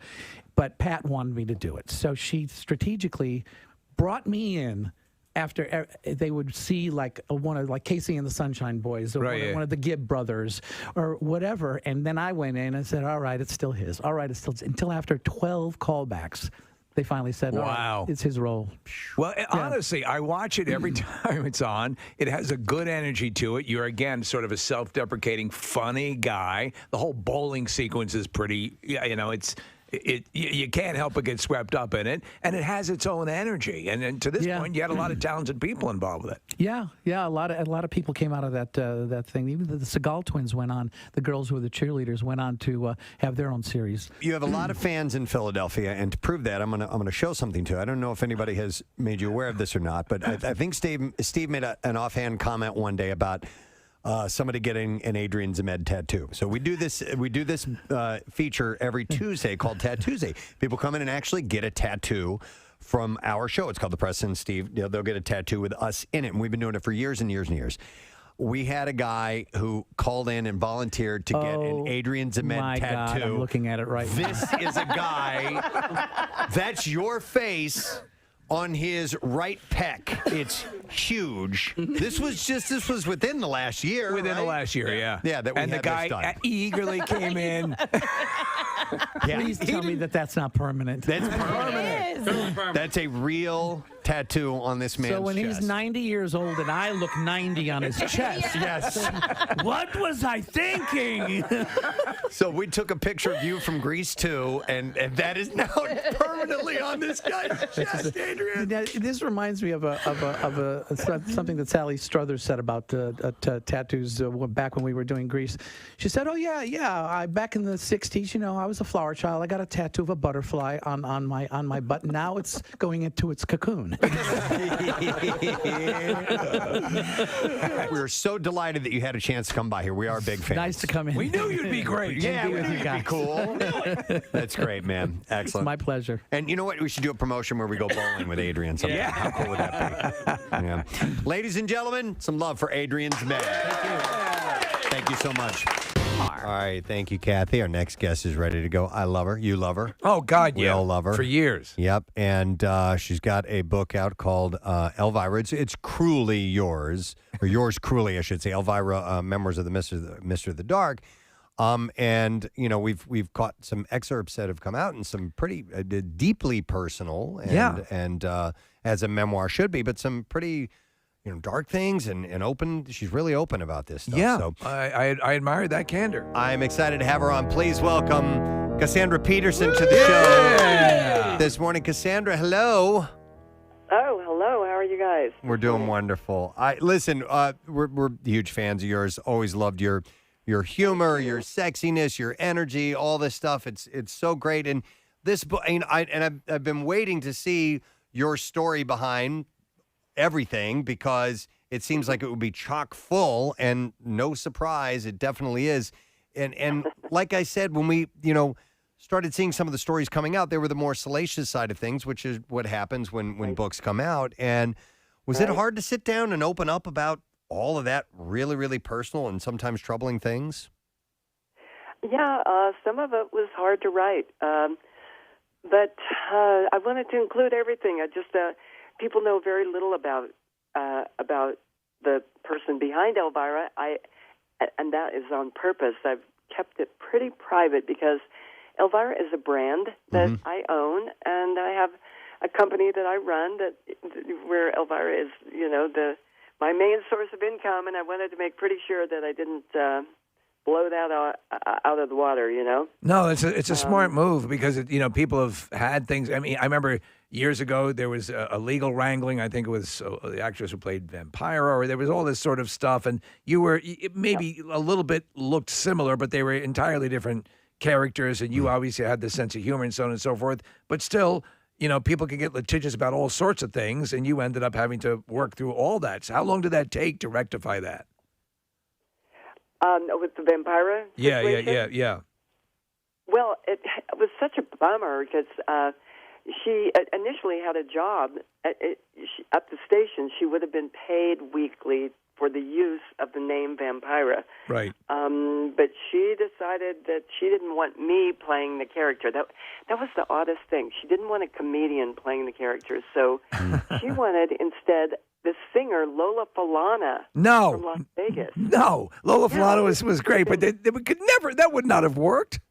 I know. I'm just thinking. Okay, she wasn't funny. She was African American, and she was quite a bit older. She was around 40 years old at the time, so that would have been an odd choice. But that's who she wanted, and she decided if she wasn't going to play the part, and I was, that she was going to sue me. And I was making $350 a week at the station at the time that she sued me and the station, and I had to pay about $35,000 for lawyers to defend myself. And when we got to court, which was $35,000 was $35 million to me at the time. I'm not kidding. Right. So I had to go out and borrow that money.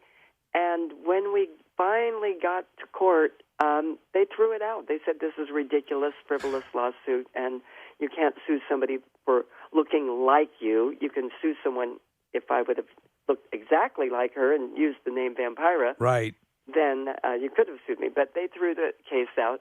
Well, it's and crazy. I still have to pay all that money back for the loan. Damn it. Yeah, well, you took it in a different direction, and obviously, as Preston was saying, there's a lot of stuff coming out. You've been in a long-term relationship with a woman who has been a best friend for you and your trainer, and that that's been talked about. I ordered the book because I love these kind of things. You sit right in the pocket of favorite pop culture people, and I've known about you for years, and you worked with the Groundlings, and your friendship with Paul Rubens. A lot of people, you are. Have you always been funny, or did you have to develop a sense of humor because of all the stuff you went through? I think I actually developed a sense of humor when I was a child, and I was burned as a baby, so 35% of my body was covered with skin grafting scars. And I think somewhere around the second grade, third grade, I started developing a self-deprecating sense of humor to offset the bullying and the teasing. And your mother was particularly brutal to you, right? I mean, she attacked, or at least not what you'd expect a mother to do to encourage somebody through that. She actually used that as sort of a cudgel against you. She did, and I always wonder why, but I do have to say, and I didn't mention this in the book, that my mother was raised in foster homes, many of them, and her mother died when she was 9 years old, and she was put into foster care, and I think that certainly did something to her personality, But no, go ahead. You grew from that, and there's a motto that I was reading up on you. Let your curses be your blessings, and that's kind of I guess is that your personal life philosophy? Because I think that's as good as it gets if you're going to dispense life philosophy. Yeah, thank you for that. I hope that people will read this book and really come away with something besides a good read and a laugh or two, and I hope they'll come away thinking about that, thinking when there is something that happened that befalls you, whether it's some type of deformity, physical deformity, or you're just, say you're overweight when you're a child, you have acne, all of these things that make kids feel like misfits. Right. I hope that they'll come away saying, utilize that and make it a strength instead of a weakness, and don't let it deter you from accomplishing your dreams. It's a great philosophy. Cassandra, I want to ask about the character Elvira and you and being two separate entities. Is it nice to have an alter ego in the business that you're in, where you can take off that stuff and be someone else and maybe be incognito amongst other people and not have to worry about being under the microscope all the time? It is fantastic, I tell you. I'm the luckiest celebrity in town. Me and Pee Wee Herman. Yes. Because, yeah. And it's funny, we hang out together a lot. So in all these years, he and I can go out and be normal people, go places. People don't recognize us. And in Hollywood, that is a big deal because I know it sounds really fun to everybody to be famous, but after a while, it gets really, it really encroaches on your sense of privacy. And especially, I had a family, I was married and had a child, and I was able to lead a pretty normal life. Go shopping, take my child to school, and on vacation, and never be bothered or followed by people or the press. So I really had the best of both worlds. No, it's real, fantastic thing for me. It's cool because you have this, but you have this whole other thing, and I'm forever fascinated with Vegas, especially the Vegas of Elvis and Frank Sinatra, and you were out there. You were a showgirl, from what Las Vegas showgirl, during that time, and in fact hung out with these people. And I don't want you to give away too much about the book, but I have to ask. There's a mention of a very uncomfortable moment with Frank Sinatra. Is that something you can elaborate on? Yeah, if it's okay to say that word. Yeah, I think you know what it is. Is that okay to say on your show? Oh, what? I'm not sure. I don't know. Is it? Yeah. Is it rape? Better not. Let's just say I met him. I was on a date with one of the Osmond brothers. So bizarre. And I was with him and his whole entire family, who are devout Mormons. Yes. And we met Frank Sinatra at a party for his daughter, Nancy. And Frank shook everybody's hands, but when it came to me, he just kind of stuck his hand in his pocket and gave me, maybe it was a compliment, but it was certainly a backhanded one, with a word in it that we don't want to say here, that you'll have to read the book to find out. Okay, that's enough. Mom and Dad Osmond. Wow. I doubt they'd ever even heard that word. Hey. Unless it was Milton's time. Man. But it was Frank. Yeah, Frank and the They didn't Osmonds. care. I don't think that's why the Osmonds were not part of the Rat Pack. Wow. Exactly. But anyway, he insulted me in front of them and made me feel like I wanted to die right there on the spot. Jeez. But I was able to get back at him years later when he came into a restaurant where I worked in Hollywood, and I was the hat check girl. And he checked his hat with me, his famous Frank Sinatra hat. And while he was at dinner, I spit in it. So, wow. Don't mess with Elvira. All right. Yeah. No, I bought the Audible version of the book, and because I love listening to biographies, and I'm looking very much forward to this. And you did you did the narration on that, correct, Cassandra? I did. Yes. I did. And I wrote the book my own. I have to say, I'm going to brag here for a second. Everybody kept offering me ghostwriters, and I was really adamant that I wanted to write the book in my own voice. Sure. Because I'm a big reader of autobiographies, especially rock and roll autobiographies, and I can always tell when it's the actual person's voice or it's a ghostwriter. And even though the book may not be written as well as a ghostwriter would write it, I like to hear the voice of the person come through. No, I agree. I agree 1,000%. I love biographies. I love the rock stuff as well. So we're very much looking forward to this. Absolutely. Yours, Cruelly, Elvira, Memoirs of the Mistress of the Dark. So, hey, congrats on getting this out there, and we wish you all the success, Cassandra. Oh, thanks, you guys. It was really nice. It was a great interview. Thank you. Nice to talk to you. Cassandra Peterson, Elvira. And she's got some. I mean, the stuff it's already out in the news about the Will Chamberlain, assault. Yeah, and Tom Jones, they had sex, and he apparently unintentionally injured her while I think she claimed that it wasn't anything, malicious or mental purpose.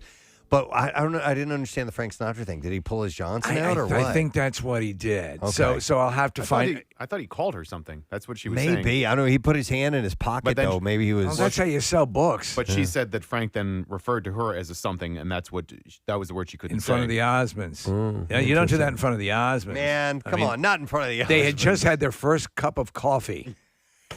They were living on the edge. They were living on the edge in Vegas. We're going to go to Vegas and we're going to drink coffee. All right. Our next guest lives on the edge. She's doing her. I just made that up. I don't she know. really does. She's going to be actually recording her comedy album at Helium Comedy Club tomorrow night. She's fantastic. We would like to welcome Jessica Michelle Singleton to the show. Hi, I can't hear her, Casey. I'm sorry. She might have muted herself. If you could check and see. She's not muted. That's okay. We'll get it. I don't see the mute. This has happened a couple of times. times. Hang with us, Jessica. We just have to get our soldering gun. I could hear her fine before. By the way, I think, I don't know if her current album is going to be called, the album is titled Horny for Death. Look at the album cover, Preston. Which I know, she's biting on it. It's kind of hot, actually, but except it's scratched in her chest. She's right, let me try. Maybe we can conduct this with semaphore. Oh, I heard something. Yeah, Casey unplugged something. He's plugging it back in. We can actually see Jessica. She's speaking frantically. We can't hear anything. Wait. There we did it. We got you. How you doing? I'm good. They had to censor me for my first words, I guess. But I'm alive. I'm good. It's very early, but I am happy to be here with you guys. We're happy to have you on. Casey had mentioned you were going to be on the show, and I'm like, the name sounds familiar. And I realized I've seen you a number of times. You're very funny. I like to think of you as deceptively. Your material can be very raw, but very funny. But you have sort of a. Are people thrown off? I mean, I remember when Bob Saget years ago, was doing and so the people who were fans of his show Full House would go and see it and be like, "Dear God." Do you get that reaction? It's horrific. My children. I brought my children to this show. Right. I get, I obviously don't have the Full House backing me up, but I get a lot of that. I'm very small and blonde and unassuming. and then it gets pretty dark and dirty very quickly. But it's sharp stuff. And it's, you grew up in Alaska?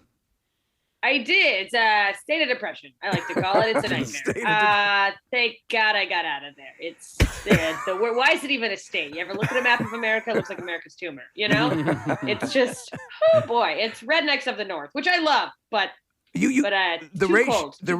There was always a pitch for it, at least for. I remember years ago there was like a dating site that was actually geared towards women. It talks about the ratio of men to women in Alaska, right? Oh my God, they used to do like VHS. If there are 4 guys to every girl, which, and they had there were VHS like dating tapes. This was before like internet with men with like these long mustaches. That's literally what you get. It's like, it sounds appealing, and then you get there and you realize you're just surrounded by like 4 alcoholics revolving you at any given time, and there's like, "Hey, you're pretty. Come to my cabin." It's insane. That's like my mom likes to say. There's a saying up there: "The odds are good, but the goods are odd." I love that. That's great. Did you ever have to deal with?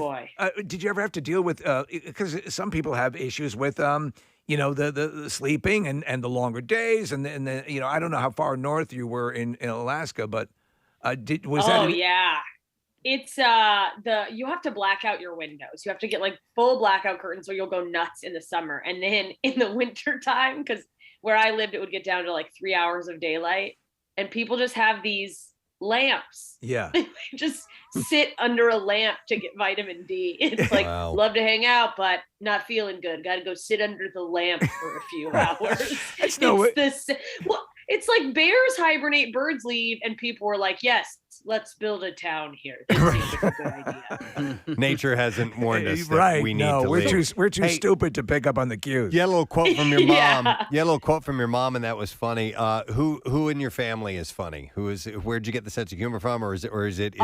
It's objectively my mom. She is deranged, but one of the smartest, funniest people I know. Well, I don't know for sure if it's just her. I came from a sperm bank.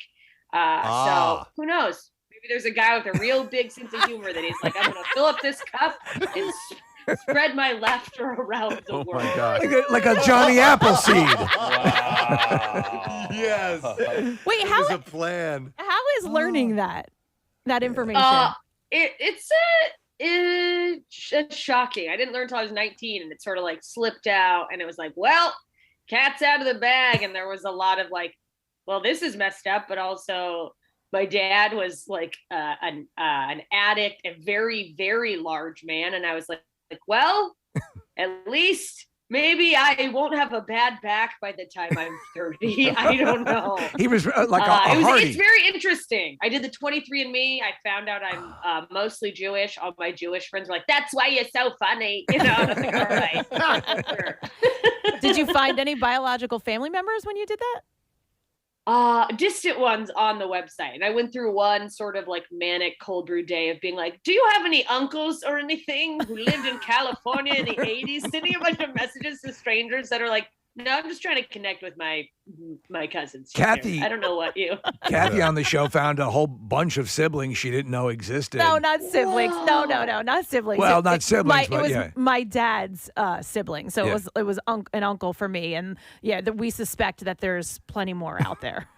There's more out there. Yeah, those things will wreck your family. Like I got my mom a kit, and then she found like a close cousin, and nobody knows who. And this woman's like, I was adopted. It can really shatter your reality when you find out everyone's grandpa was just stepping out. Yeah, it's like a genetic, let's make a deal behind and you run the risk of because you're right, there are equally as many stories of people who found out things they did not want to know as to the people. No. I found my twin sister and she's amazing.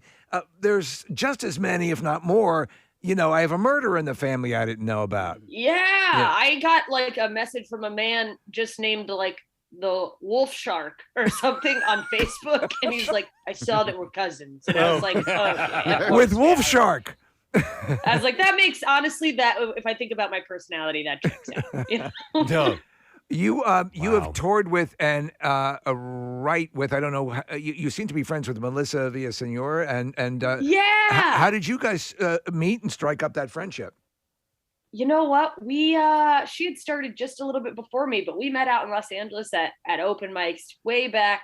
Right when she did America's Got Talent. It must have been like almost 10 years ago. And we just been buddies ever since. And when she first got SNL, I was helping her with ideas there. And then she just shot her Netflix special. So right at the beginning of the summer, she kind of was like, hey, do you want to come on the road with me? I actually came through Philly with her in June. Oh. So I was opening and punching up her stuff. And man, I can't wait for everyone to see it. She's got such a great half hour. She's awesome. And you two are I mean, even though she... her stage show is more impressions and a little cleaner, but very different. I was very worried. I had a very specific clean set prepared, and she's like, "Oh, do whatever you want," and I was like, "All right." And it actually worked. I think honestly, people think if they have someone too different, it'll be weird, but the dynamic was great. Everyone after the show was like, "Oh, it's cool to get a little bit of your like raw, dirty stuff," and then obviously see Melissa, who everyone came to see, and her impressions are unmatched. I mean, it's incredible. Jessica, I pulled up your Instagram account and I was scrolling through, and there's a picture of you and Melissa while you were on tour, and you were touring around in an escape camper van, which I've looked into several times to go around out west. Were you living the van life for a bit, or was that just for the tour? It was for the tour. We still got hotels. It's very bougie, but let me tell you something about posting that picture, and you don't think like you really get an idea of how much of a celebrity your friend is. And she got like I am a public figure, because people would just show up places where the van was. There were notes left on the van. I mean, thankfully no creeps. Yeah. But people were leaving flowers. They were leaving treats for her dog. It was we were like, oh yeah, we can't hide from anyone. And they make their vans really noticeable. I mean, they're designed to look that way. And so when you post one of those photos on Instagram, it'll be recognizable. And so if people know you're coming through town, they would know exactly what to look for. Oh yeah. And it was fun too, like pulling into the hotel and there would be people like, oh my God, it's Melissa. And it was just really, really fun. But yeah, there's no, they definitely make it so that you can lean out the window and be like, look at us, we're on vacation.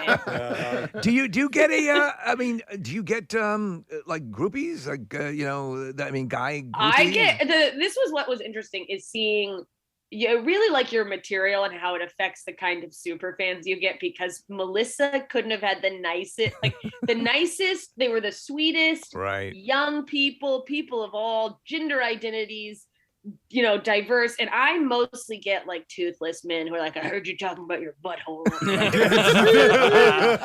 And then and thankfully a lot of and the women who I get are awesome, but it's always like the girl you meet when you're drunk in a bathroom and you guys are like, I love you.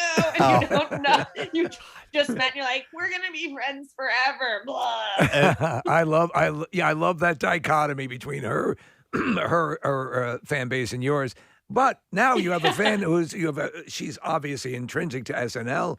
Have you made any inquiries? Is that something that you do have a little bit of pull that way, and you're very talented. Oh, I mean, of course, I would love to be part of SNL, and I've punched up some sketches and stuff for her, and submitted for writing, and we'll see. I'm very independent. I don't mean that I'm an independent woman. I don't have an agent or anything. I do kind of my own thing, which does create a little bit of a hurdle. But now that things are picking up for me, I may just give up trying to control everything and go the route of maybe I should have some help now that there's too many plates. Listen, I think there's we were talking about the case of Tim Robinson who was on SNL and now has I Think You Should Leave Now, which is incredible. One of the funniest shows. Melissa actually commented on one of the sketches and just thought it was the funniest thing she'd ever seen. And sometimes SNL, if you stop at Ben Stiller was on for half a season and it didn't jibe. It's not always the best platform for someone's style.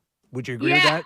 Oh, I agree completely. And there's people who, I'm sure there's people who come on that we all see and we go I don't really even get that guy's thing because we don't know their strength. I agree completely. And sometimes it's the pinnacle of someone's career because they're just really built for that sketch format. And sometimes, it's just something on the way to more things. I started comedy because I was I want to be on SNL. How do you do that? And then I was well, Norm Macdonald and Kevin Nealon were stand-ups. I'll do that. And then I just fell in love with stand-up and I became psychotically addict level obsessed. So that's great. That's awesome. Yeah, because there seems to be the sketch people and the stand-up comedians, and both get a shot at SNL. They have a little mix of both of them, Oh, absolutely. And I think it drives it. And there's a lot of stand-up comedians who end up doing a lot of the writing on there, and they've got a healthy mix. I'm really excited to see the new cast. It's amazing. We talk about how many there is a battalion of people. There's tons of people on that show. You remember when it's too many? Yeah, the original Not Ready for Primetime players. What, we a handful? 6 of them. Yeah, 6 or 7. 6, and now there's. And congratulations to everyone who just got added, but I was really surprised they added 3 people and only left. Do you think in a way that's I guess Lorne Michaels, because for a while he was losing cast members constantly. At that time, going off to movies was obviously the big thing. Maybe that's changed now with streaming shows and so on and so forth. But do you think this is sort of Lorne's built-in fail-safe to not give anybody too much attention? Do you know what I'm saying?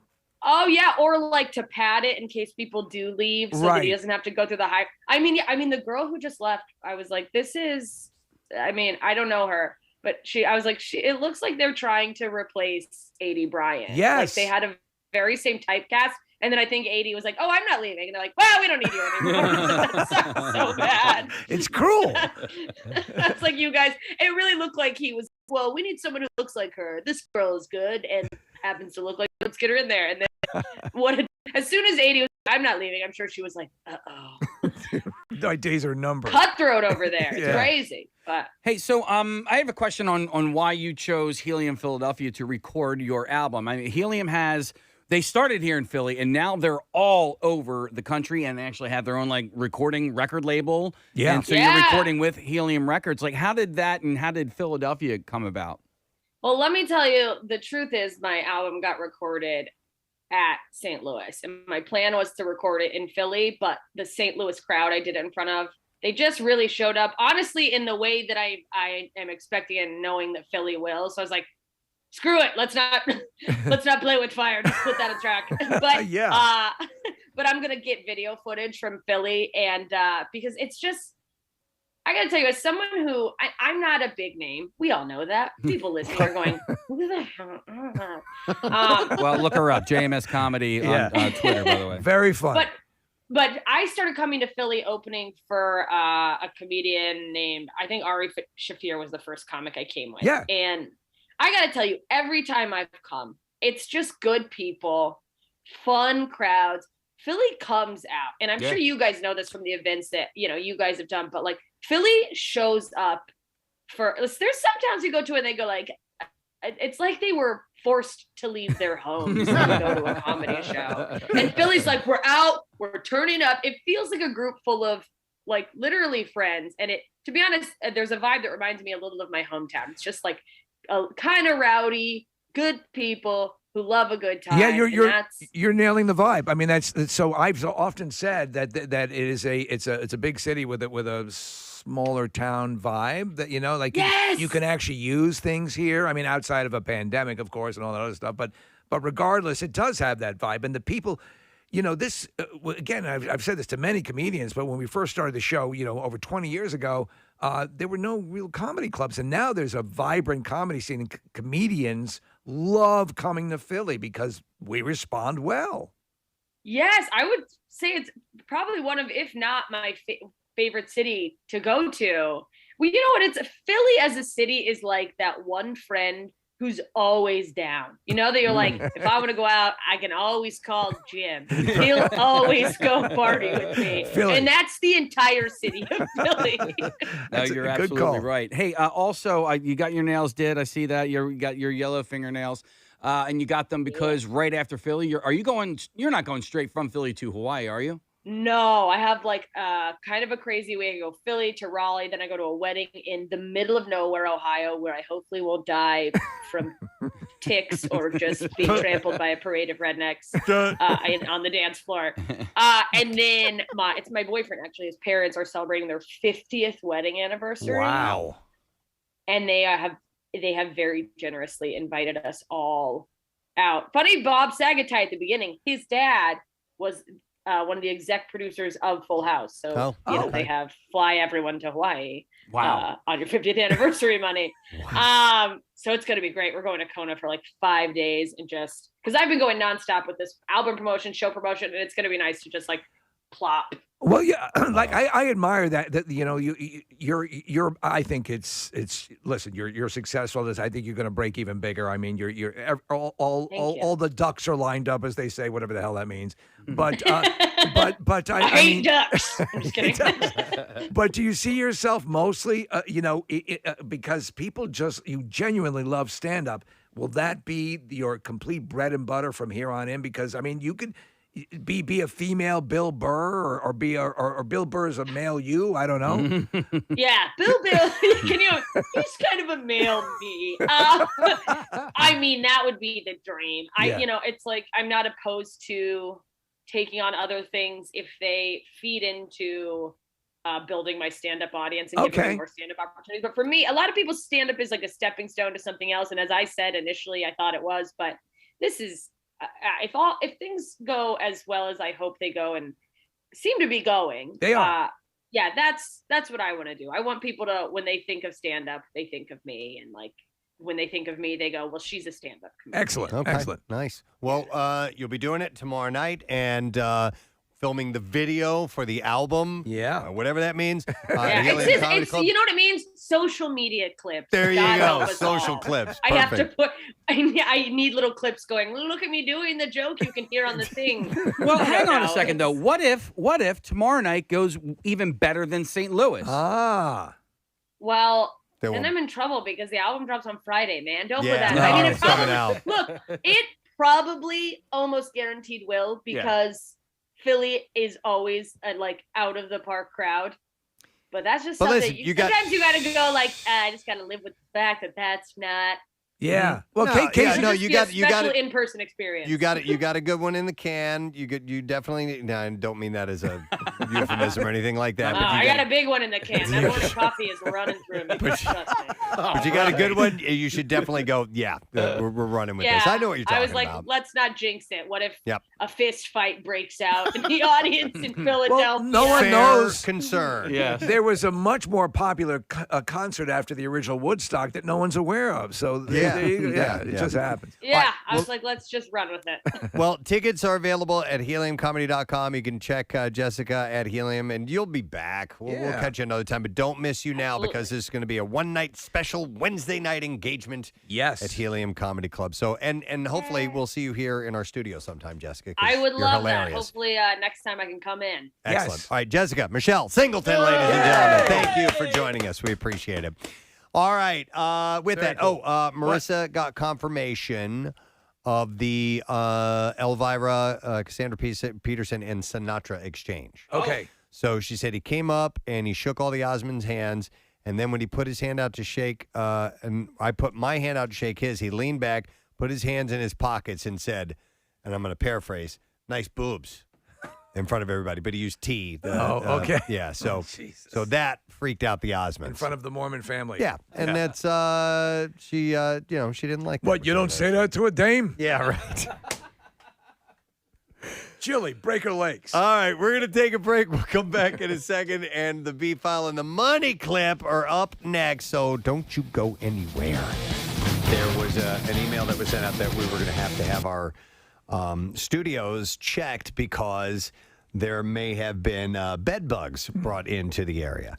And we've had everything checked out. They actually just brought a dog in to sniff. Yeah, I think it was Jack Russell is what it looked like. Josie was her name. Josie is the dog. And there's no bed bugs. Well, no, that's not true. There were on a chair. Was there? Yes. Oh, okay. Yes. Or yeah, it was certainly like a warm zone or something. A warm like that zone. They call those. That's So- what I call my chairs at home. Yeah, my warm zone. I think what everybody was worried about was an infestation, which I guess is not the case if it was just on the chair. I don't know. Just on the chair. The rest of the place is apparently clean. Josie scoured our studio and nothing. And I'm never coming back again. You would have thought there was a radiation leak here. Yeah.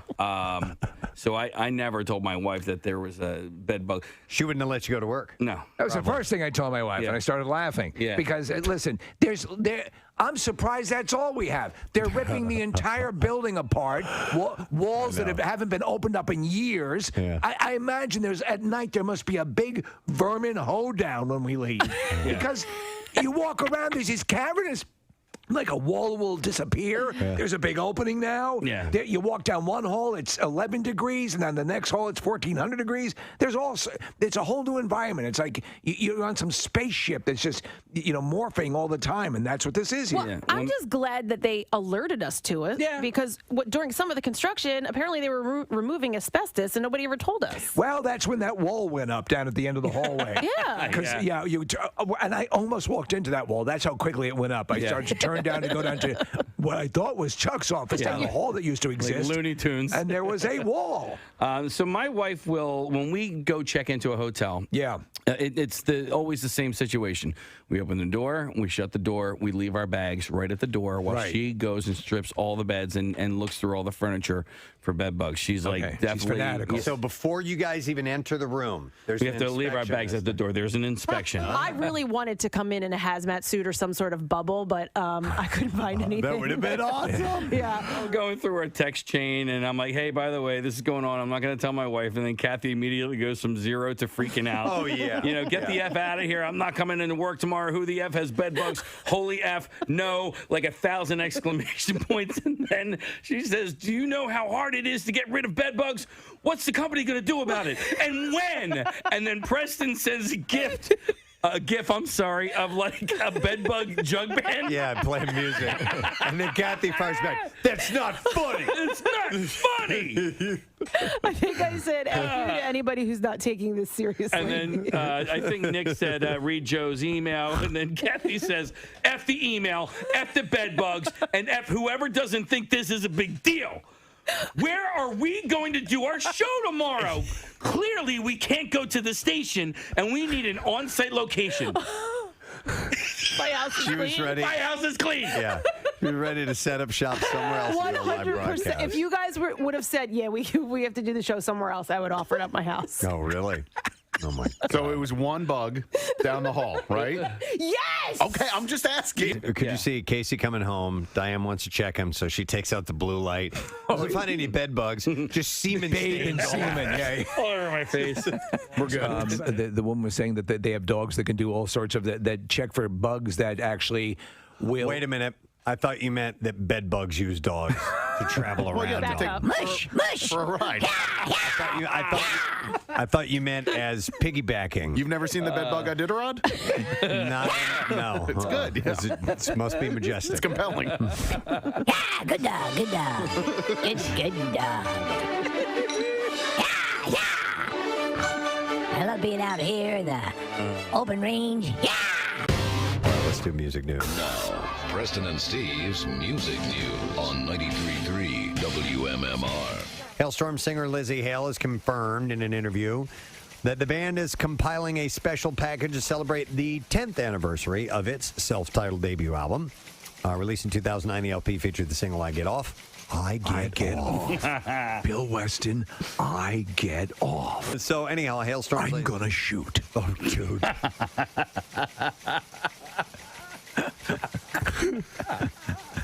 I get off. All right.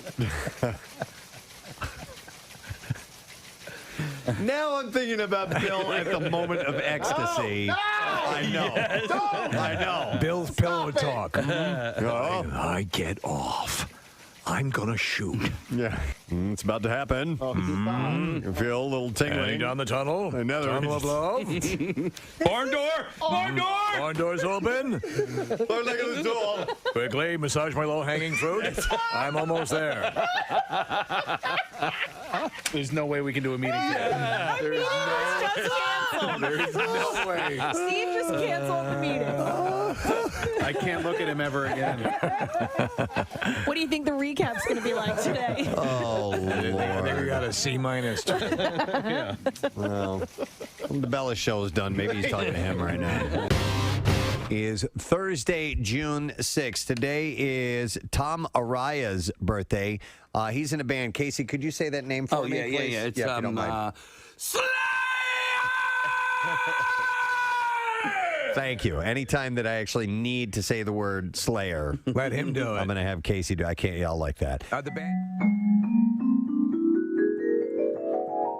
We also have Tom Araya, singer and bassist from Slayer. Ladies and gentlemen, Slayer. And he is.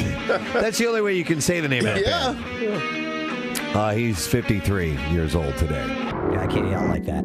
He is 58 years old today, by the way. So, maybe it's time to hang it up. But possible. You can only do that hardcore to a certain age, and then you're done.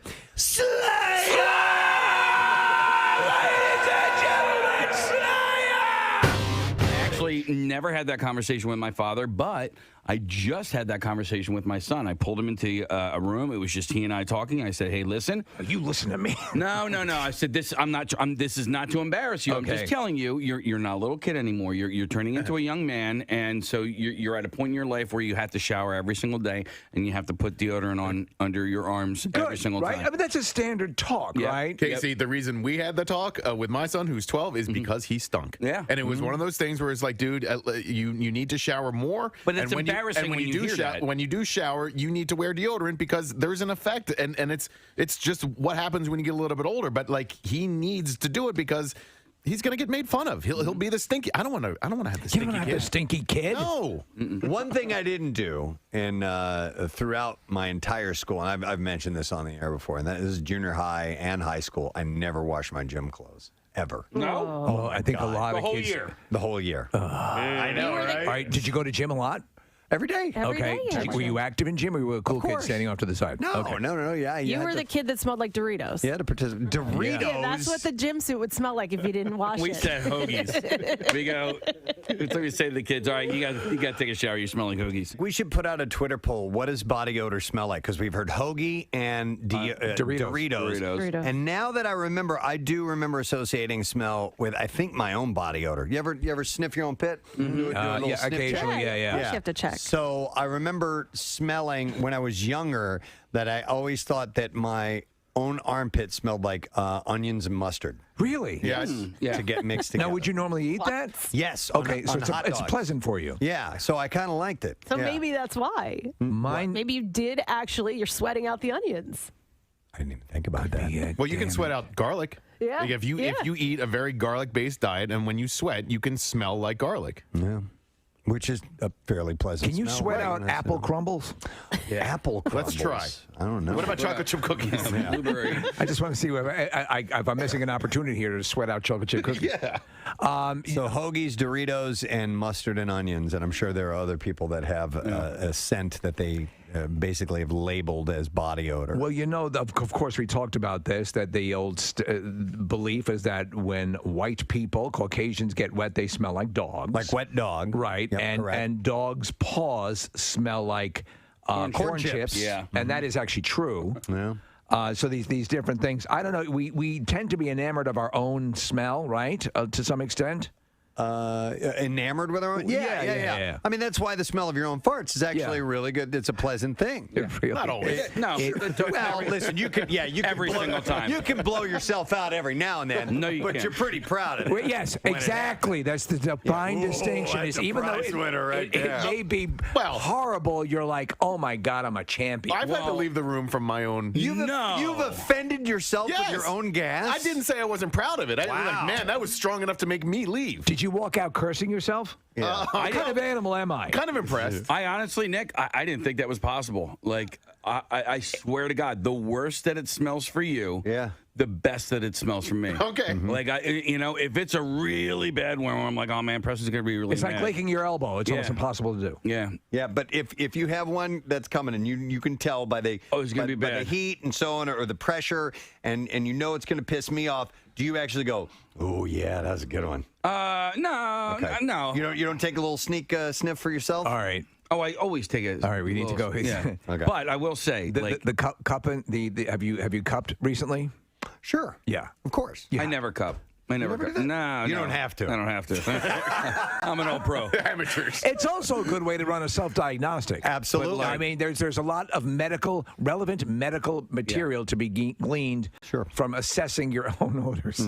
Like, I'm trying to make a case for cupping your farts. I know you are. Like, I love giving myself a Dutch oven. Like, really? Oh, if it's a really bad one, you'll pull the covers up. Not only, I will just sneak under the covers. I'll be like, I'm going to just lay here for a little bit. Do you know what's equally fun, You're a Casey? disgusting human. Casey, crap in a pillowcase and pull it over your head. Kathy, what do you think about the smell of your own gas? I think you guys are disgusting humans right now. I think I think you're a liar. I think so too. Okay, I'm pretty sure I'm not pulling the covers over my head and enjoying my own stench like Casey. Yes, you are. No. She'll enjoy your stench. 1000%. No, I don't think. We've talked about this before. You are very. I mean, obviously, the notion of passing gas liberally at home is not something that you do, correct? You don't think I pass gas at home? Is that what you're I don't think you do. I don't think you stand in the middle of the room and go, ba-boom. Yeah, he did it. Hey, get over here. I think you go into the conservatory. Pull my finger. Yeah. Felicity alum. Felicity. Tonight on a powerful Felicity. Felicity shows up late for a chemistry class. I'm sorry. I thought it was an 8. To go to detention. Go to detention. Felicity.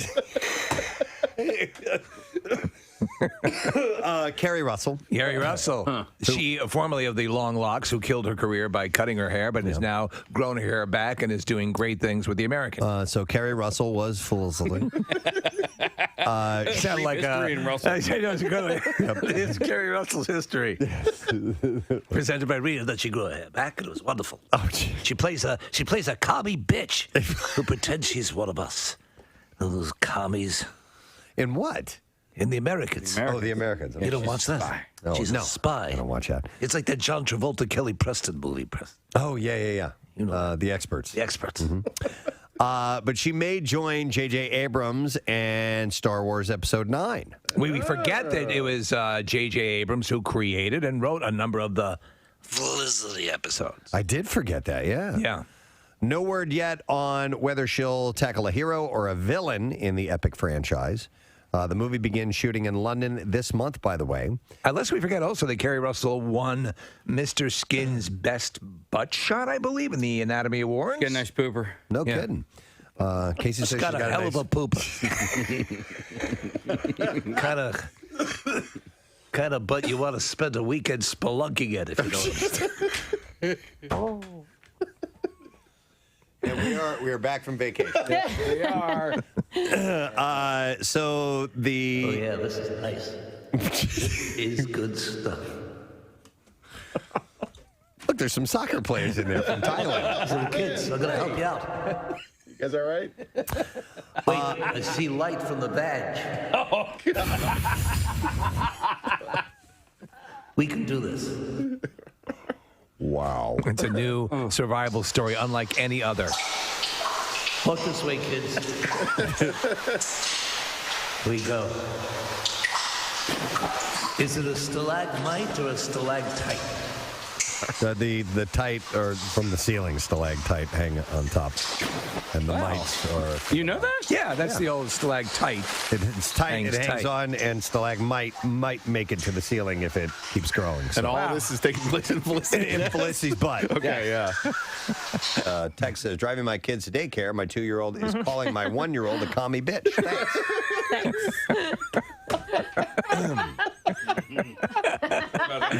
Sorry about that. Sorry. Well, they're learning about a time in our history that was very important. This is one of these meetings here with the town where people can get up and speak their mind. And this young man got up and he had a take on legalizing prostitution. So I propose this. The city allows for licensed masseurs to give genital massages if the masseur and the client both agree to it. We let someone get naked and have every other part of their body touched and rubbed by a massage therapist. Hell, we let proctologists spend their day men and sticking things. So if someone wants to yank a guy's crank, I say let him.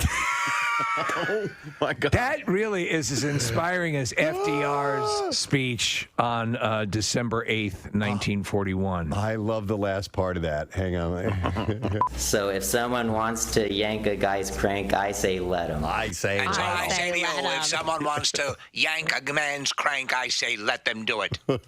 Okay. It's time for an MMR Money Clip. My blanket, my blue blanket, give me my blue blanket. Now, here's your Money Clip keyword. You want to finish your traffic report? Sorry about that. That's your traffic on 93.3 WMMR. I checked out, man. I thought you were doing a live It's read. all right. It's only been 18 years I've been saying that. This hour's keyword is delight. DELIGHT, which is what Kathy is. Delight. Absolutely. Screw you. You have until 15 minutes after the hour to enter it, and there are 3 ways for you to do that. You can text the special contest short code number to 45911, or if you'd like to be entered in the $10,000 grand prize that we have, then enter it via the MMR app or at WMMR.com. So the word is delight. One random entry wins $500 in our company-wide contest. And that person gets a call from Beasley. Make sure you answer your phone. Contest rules are available at WMMR.com, and it is sponsored by Horizon Services. Good luck to you. WMMR presents Preston and Steve's Bizarre File. Brought to you this morning by Revivalist Spirits, voted USA Today's top craft gin distillery. Offers online ordering and delivery of gin, vodka, bourbon, and pre-made cocktails to all Pennsylvania residents. Use the promo code Preston for 10% off your purchase. RevivalistSpirits.com. A group of Houston area cyclists were hospitalized after getting hit by a pickup truck on Saturday morning. According to sheriff, 6 cyclists were hit by the vehicle. In total, 4 of the cyclists had to be taken to area hospitals, including 2 by helicopter. Whoa. Chase Farrell, who was there, said, I thought someone was dead. I heard a lot of crunching. I heard brakes, tires screeching, people screaming. I know this is a nightmare of yours, Casey, being the bike rider that you are. Farrell had been riding with cyclists as part of a training ride for Ironman, Texas. Roughly 75 miles into their training ride, Farrell says a black diesel pickup truck slowed down near him and accelerated to blow smoke in his lane. You familiar with this? Yeah, It's called rolling coal. And moments later, the pickup truck tried doing the same thing to other cyclists riding ahead of Farrell. The reason he couldn't stop is because he was accelerating to blow more diesel fuel on these cyclists, said Farrell. He ended up hitting 3 people before his brakes even started. So he's going to be like a jackass and ends up seriously hurting people. Oh, yeah. He's if you do this stupid thing, you're a bully anyway. And so this guy made a big-time mistake while he was doing it, ran over a bunch of people. I hate these morons. The driver of the pickup truck has been identified as a 16-year-old as well. So I'm not familiar with this. This is something that happens occasionally to cyclists?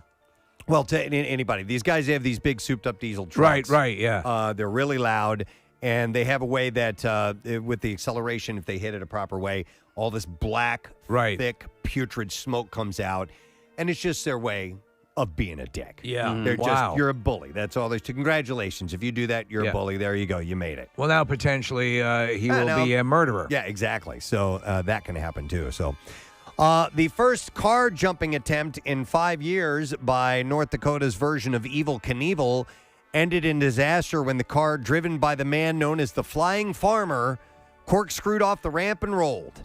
Authorities say John Smith, who's 57, was alert after the crash on Saturday at a rural gravel pit in western North Dakota. All right. And that the Flying Farmer. That's what he says as he's going through the air. I'm the Flying Farmer. Nailed it. He tried to pull. Didn't work out so well. He tried to pull himself out of the vehicle. Hey, Bob, can you pull that transmission piece out of my butthole?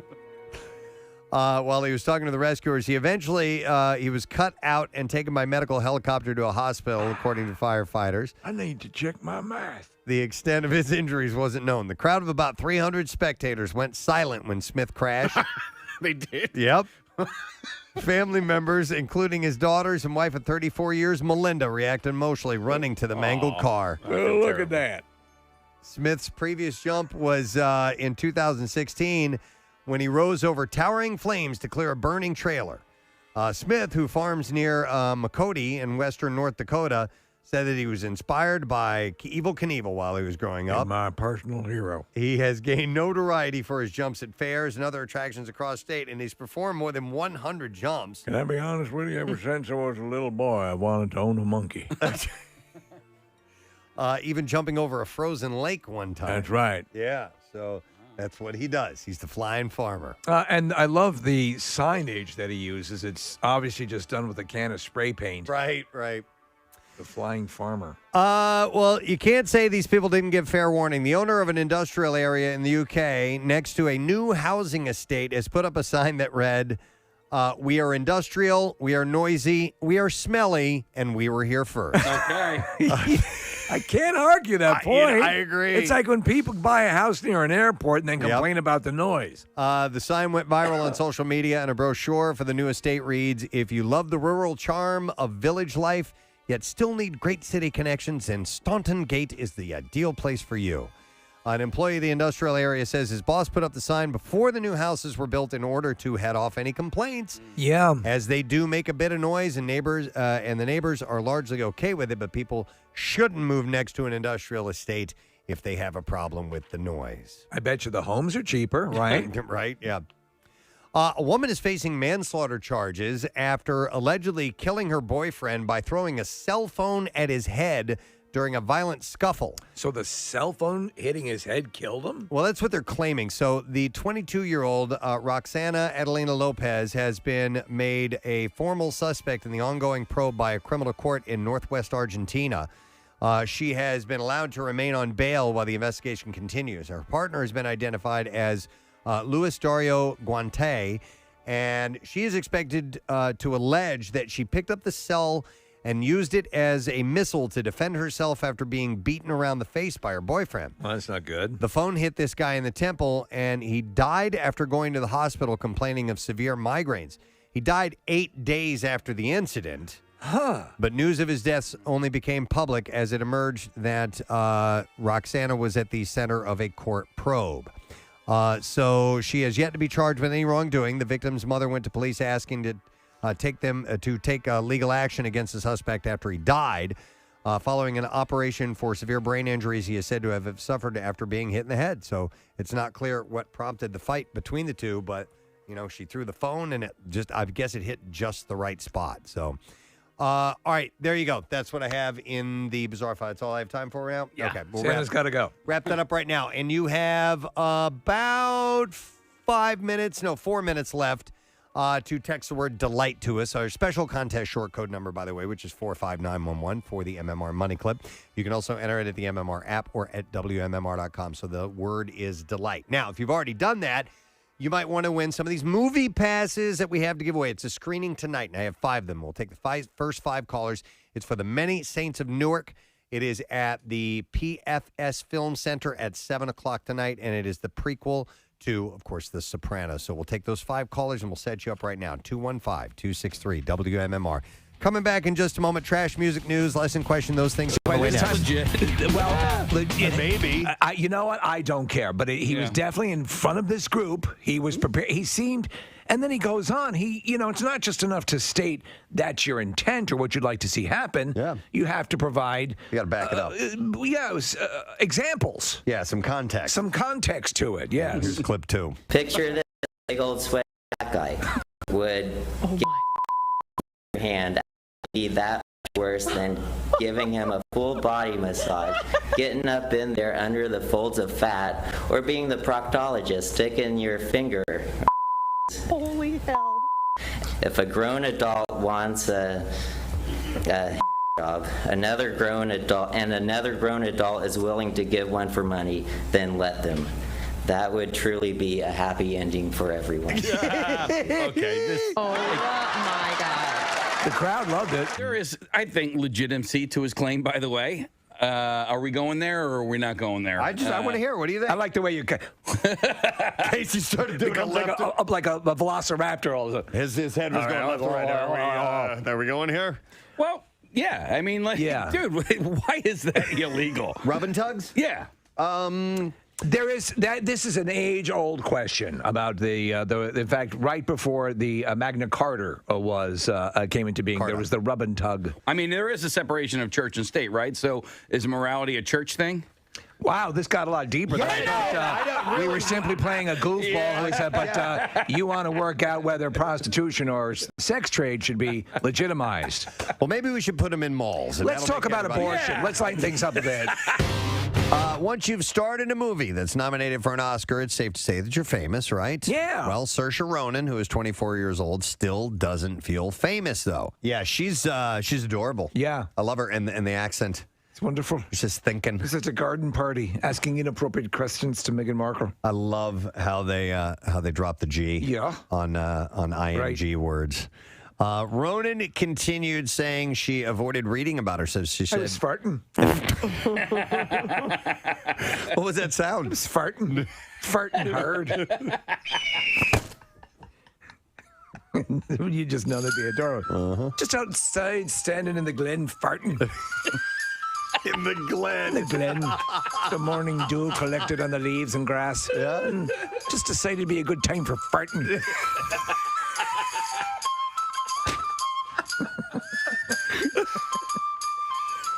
It does sound better, doesn't it? Oh, it does. Oh, it needs to be a song. Where were you, Auntie Saoirse? I was outside farting, dear. Farting hard. There needs to be a song called Farting in the Glen. Farting in the Glen. We're excited, ladies and gentlemen, to have in our studio actor David Harbour. Yeah. Thank you. I'm so excited I said good afternoon when it's 9:20 in the morning. There are a bunch of footlongs outside the studio, which is like the 9 in the morning footlong, though. Yeah. Do you know Pink's in Hollywood? Yeah, I do. Yeah. That's them. Are those from there? They just expanded Oh, to well, the then east. bring me one. I mean, come on. It's still a hot dog. Yeah, it's not a...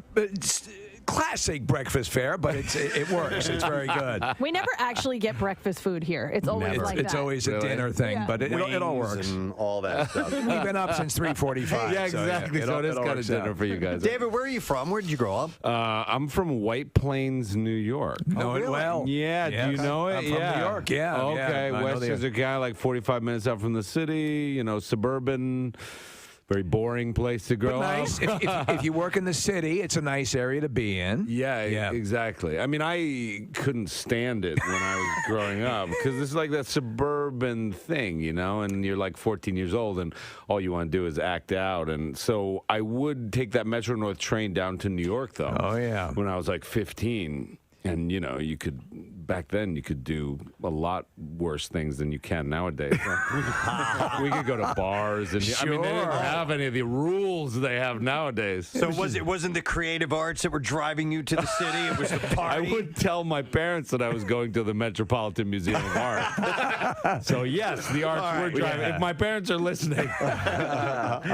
Well, we're thrilled to have you in here. Yeah. We're massive Stranger Things fans, and we're also just massive fans of your body of work, which is just so much great stuff. And I think you've described yourself, or have been described, and I think you're the epitome of that guy for so long, who just is always, this guy's in it, this is going to be good. Yeah. And we have a sense that you've curated the things that you're in, and whether that's the truth or not, you just always end up in good stuff. And Stranger Things is just such a... no one could have figured this bizarre pop culture bank shot that took place. Yes. And that they went with, except for perhaps Winona Ryder, moderately known. Yeah. And it just took off. So when you got the script for the first time, I understand it blew you away, but did you think you were going to get it? You couldn't have had an idea it would be what it has become. No. Yeah. The complete opposite, to be honest. I mean, first thing is you get the script, and I thought it was a really good script. And so my first thought was, no way they're going to use me to be like the male adult lead in this. They'll get somebody who's a star. And so I kind of blew off the audition. I mean, I do what I do. There was a relaxation in the audition where it was like, those situations where you think like this will never happen. So I might as well just do what I want to do. And that must help. That must help in a way because it makes you more relaxed. You have no expectations. You don't have a goal. You're just like doing what you do. And then I wound up getting it, and it was incredible. And then as we were shooting it, I remember around episode 4 or 5 having a bit of a breakdown and thinking, none of this works. Really? Really? Yeah. I mean, because I remember, Hopper's a really messy guy in many ways, like everything from his body to, his personality. Well, the very first, my impression of your character was like, this guy's a douchebag because she comes and says, my kid is missing, and he's like, he's out running around or whatever. I'm like, oh my God, he's going to be that guy. Yeah. He's more complex than that, and really cares. But you're right. He kind of had that really messy attitude about him, but he's the character morph. So initially you thought that wasn't going to translate? Yeah, and so like around episode, I think it was 5 though, we were doing a scene and I'm neurotic and occasionally I'll ask people like, what'd you think? And I went up to my hair person, this woman Sarah, who's a lovely person, but I was like, what do you think? And she just turned to me and just shook her head and she was like, yeah, I don't think it's going to work. Wow. And I was like, what? You mean the whole thing? Like, thanks for the confidence. But I understood where she's got, you're in a bubble down there and you just have these days where you're like, what we're doing is stupid. Nobody's going to like it. And then before the show came out, there was no advertisements. Yeah. No. And I couldn't get an interview like this on a popular radio show. Like, nobody wanted to talk to me about this show. That was the beauty of it. I found out about it through word of mouth. Exactly. And so it started to catch. And it was that. Now, this actually speaks to, you were a child of the 80s. Oh, yeah. And a lot of people remember all of this. It's at once a tribute to the work of Stephen King, and it's this pop culture maelstrom of things that are all pulled together and Spielberg, to Spielberg, and shot in a way that all the things that we love, but done in a great way. So there'd be no way to know it. But the fact that it did happen that way organically, I think, made it more firmly entrenched, and that's why we're rabid for season 3. You and the Netflix season 1 marketing department apparently had the same thought, because that's what that's what they claimed was I don't know if that's just a way of getting out of spending any money on the show, but it was our plan. They claimed that was kind of their strategy, was to have people discover it, and I have to say, it is very gratifying. It was very gratifying to have it be something that wasn't hyped at all.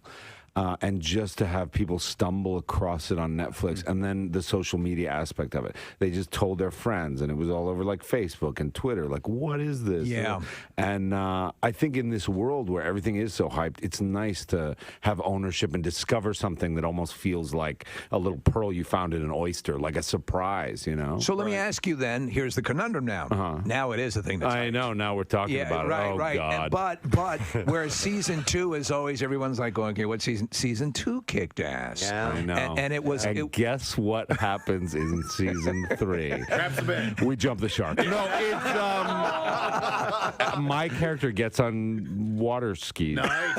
And literally one of the jumps top, in. and there's a great white shark in the lake. All right. Who knew? Yeah. In Hawkins Lake. Are you wearing a leather jacket? I am. Okay. Surprisingly. It's amazing. No, honestly, I just finished because they just sent me. Because they like to send the finished episodes to everyone else before me, right? But that's just no. But they just sent me all the episodes. I just finished them last night, actually, and it is so damn good. Wow! The trailer It is alone, so damn good, and you like, the end is. How does it end? What happens? Okay, so here's what happens. You make it up the chart. Yeah. By the way, I would like to correct you on one little thing. Prior to this, the first season coming out, NJ.com. What's going on, Steve? Well, Gene Simmons selling his Benedict Canyon estate for $16 million after originally listing it for $25 million. Simmons, who is new to the real estate game, admits he really had to play hardball to get $9 million less. Yeah. A new Hulu documentary claiming Britney Spears had no privacy for many years and that her father, Jamie Spears, had a microphone hidden in her bedroom. Amazingly, most of the audio caught on that bedroom microphone is of Britney rehearsing her TED Talk on particle physics. And in a new cover story for GQ magazine, Will Smith says his wife, Jada Pinkett Smith, is not the only one who had extramarital relationships. Smith says he admits he once got a, quote, extraordinarily strong handy from a large woman named Medea. I don't think he knows who that is. And that's your Hollywood track. All right, we shall see if we can get someone who is a winner on the line. We need to find out what item of clothing Kathy put on Inside Out today. Let's go to Don. Hey, Don.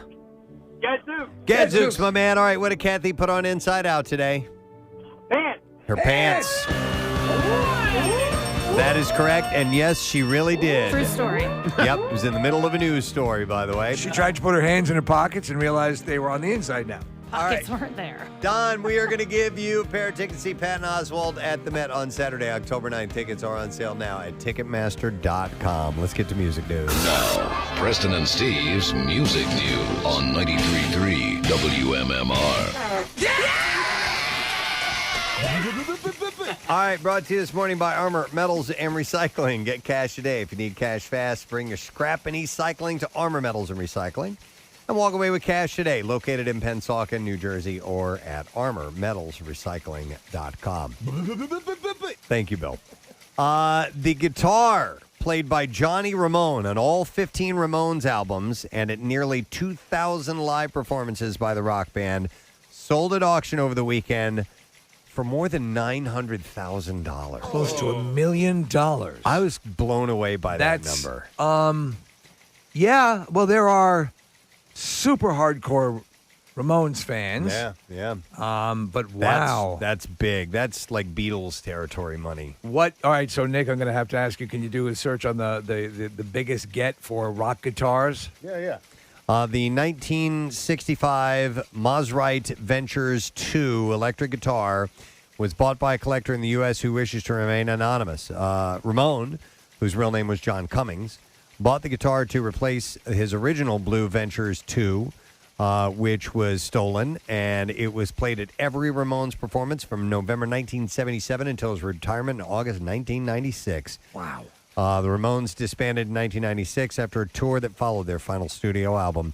Johnny Ramone died in 2004 of prostate cancer. Joey Ramone, whose real name is Jeff Hyman, died in 2001 of lymphatic cancer. Dee Dee Ramone, whose real name was Douglas Colvin, died from a drug overdose in 2002. And Tommy Ramone, was the last surviving member of the original group, died of cancer in 2014. The top most expensive guitar in the world was David Gilmour's Black Strat. That went for $3.9 million. God almighty. Essentially $4 million. Yeah. So the guitar, along with other Ramones memorabilia, came from the collection of Daniel Ray, a musician and producer who was also a longtime Ramones collaborator. Some of the other items sold included Johnny's Mark II signature guitar for almost $50,000 and Joey Ramone's Shure microphones from the final Ramones concert for more than $13,000. So, yeah, those went for big money. And also they sold Falco's Nescafe machine. Aw. I'm sure the family wanted him. I had a hard time parting with that.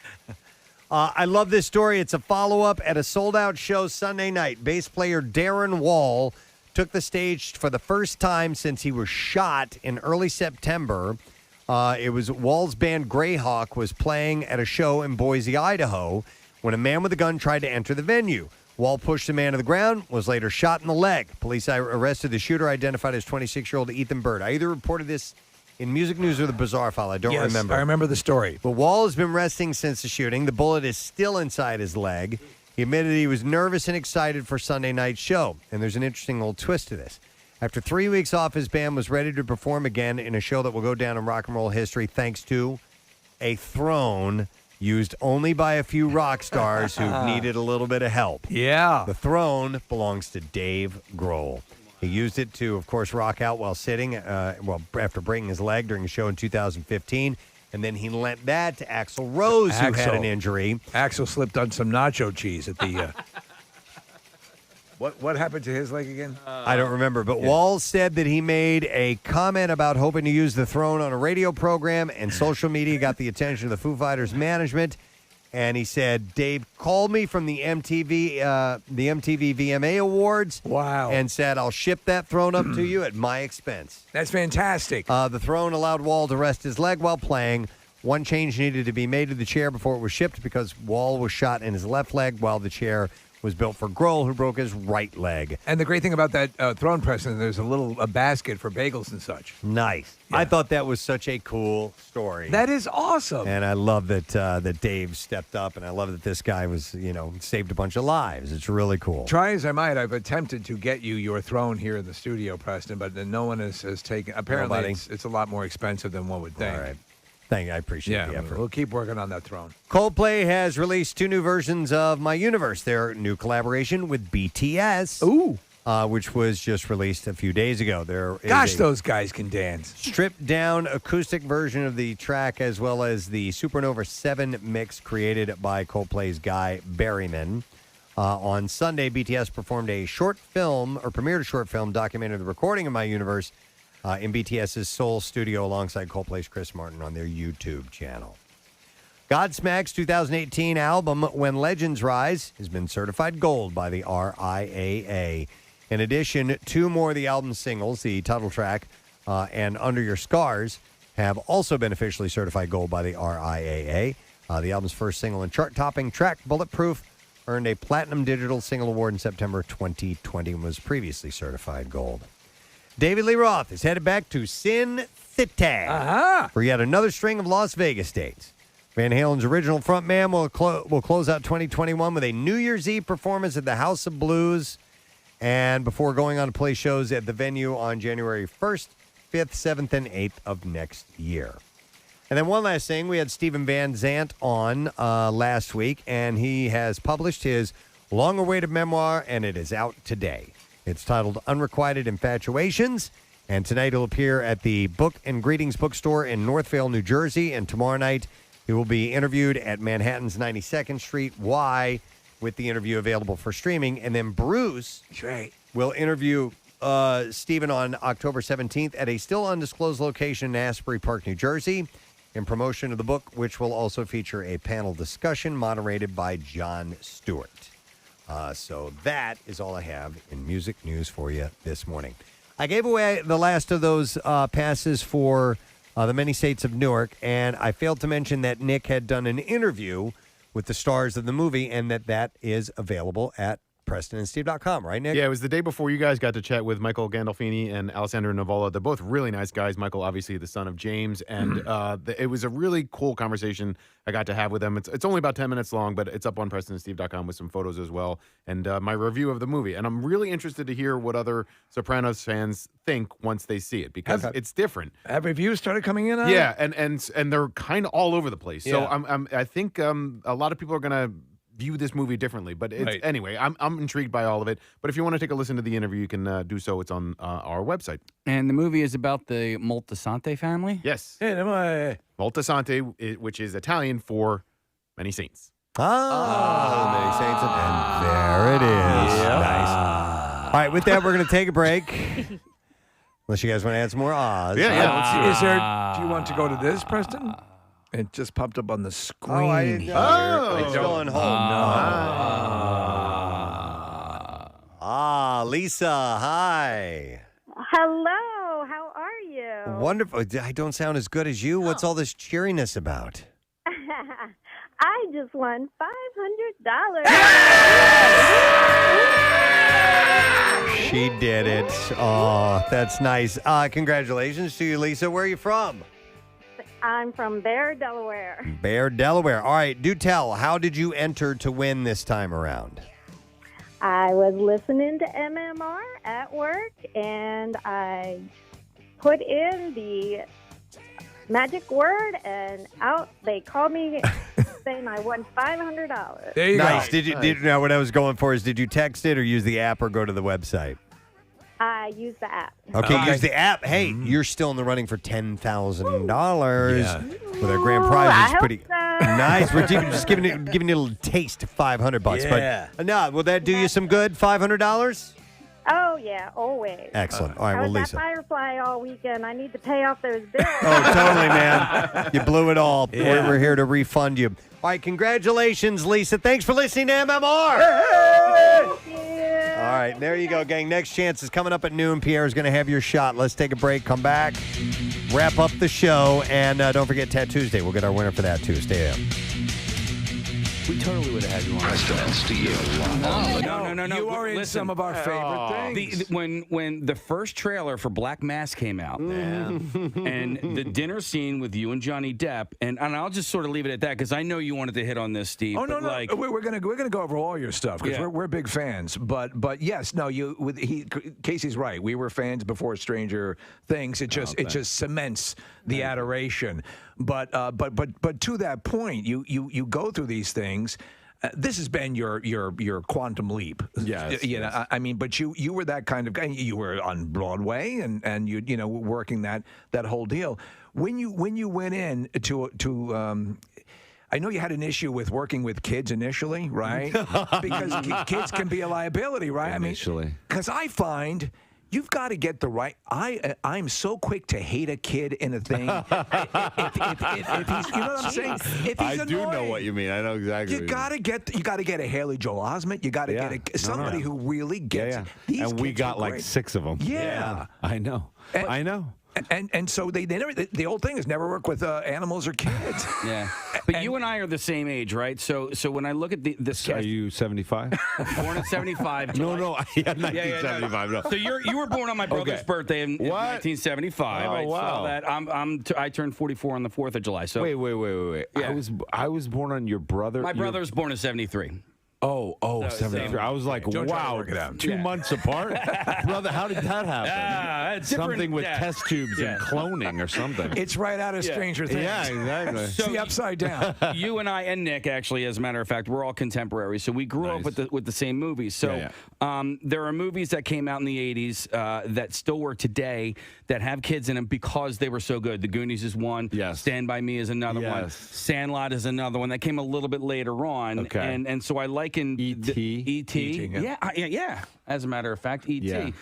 Drew Barrymore, like a little tiny Drew Barrymore, amazing. Right. So, and we had the creator of The Sandlot in here a couple of years ago, and he actually, I think they had a whole other cast of kids, and he was like, you know what, I need to get older kids to play younger because they weren't doing it right. And yeah, interesting. And so, I mean, our kids are kind of all over the map. I think when we started, I think Millie was the youngest, and I think she was 11.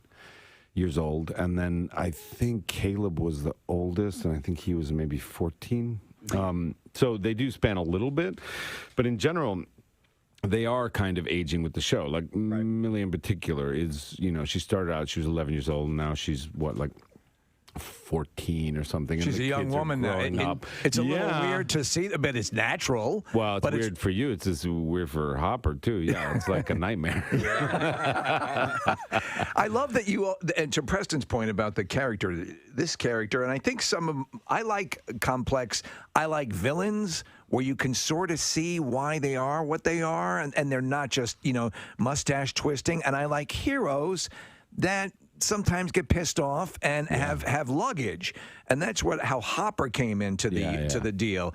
The whole paternal aspect of him was not revealed, and it becomes revealed in an organic way. How much of your input helped create that genesis for Hopper? I mean, they had an amazing character already created when I came in, but they also are very collaborative. So, I have ideas and I understand men that are broken and disappointed in life, and other people are disappointed in. So I had some insight into that. Right. And so, as we were developing him in the first season, and one of the fun things was as we developed him in the first season, and as we thought, we were all sort of neurotic, and we thought, well, this isn't going to have much of a life after this season. But we would sit around on set and just have fantasies about, what would be amazing? If we could run this thing. What could be cool? And I think that some of those discussions, especially in season 1, one of the fun things was we really loved the character of Hopper, and we also really loved this character of 11. And we were there's clearly he had a daughter who died, and so he has a lot of trauma around that. And she had a papa who was manipulative and who used her. Right. And so wouldn't it be great for these two characters to try to heal their trauma together and do it in a very chaotic way where they, they don't know what they're doing. Yeah, season so that 2 was led that into process. Season 2. Yeah. And then, and then there's stuff that we're even responding to going into season 3.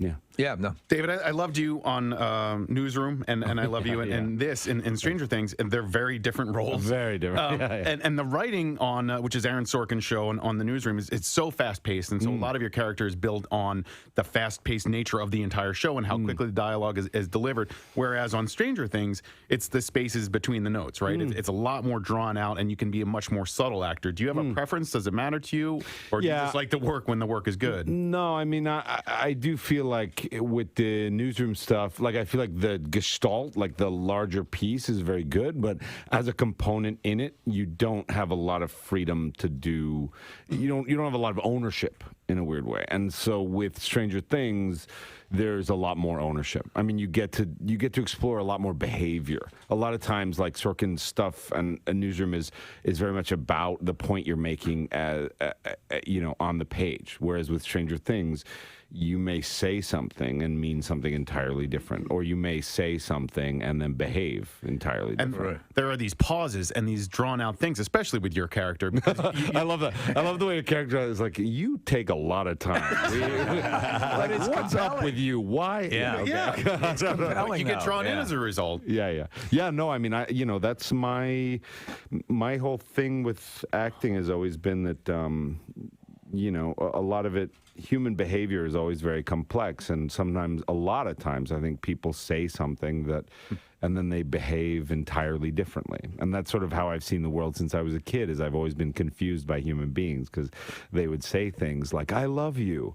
And you'd be like, I don't think you do. I think you want me to stay, or I don't know what you want, but you don't just love me. So that's always the complicated thing that I want to explore with human beings. And I think that the great thing about the Duffers are they really love actors. They really love what we bring to it, and they really want, so they'll have something in their mind that's very specific, and then we'll come in and mess it up, and they'll be like, this is even better than what and that sort of collaboration is what you're always looking for. You mentioned taking a lot of time. Netflix took a long time to get this next season back. And I was curious what you, all right, how you feel about that as an actor. Listen, here's the problem, all right?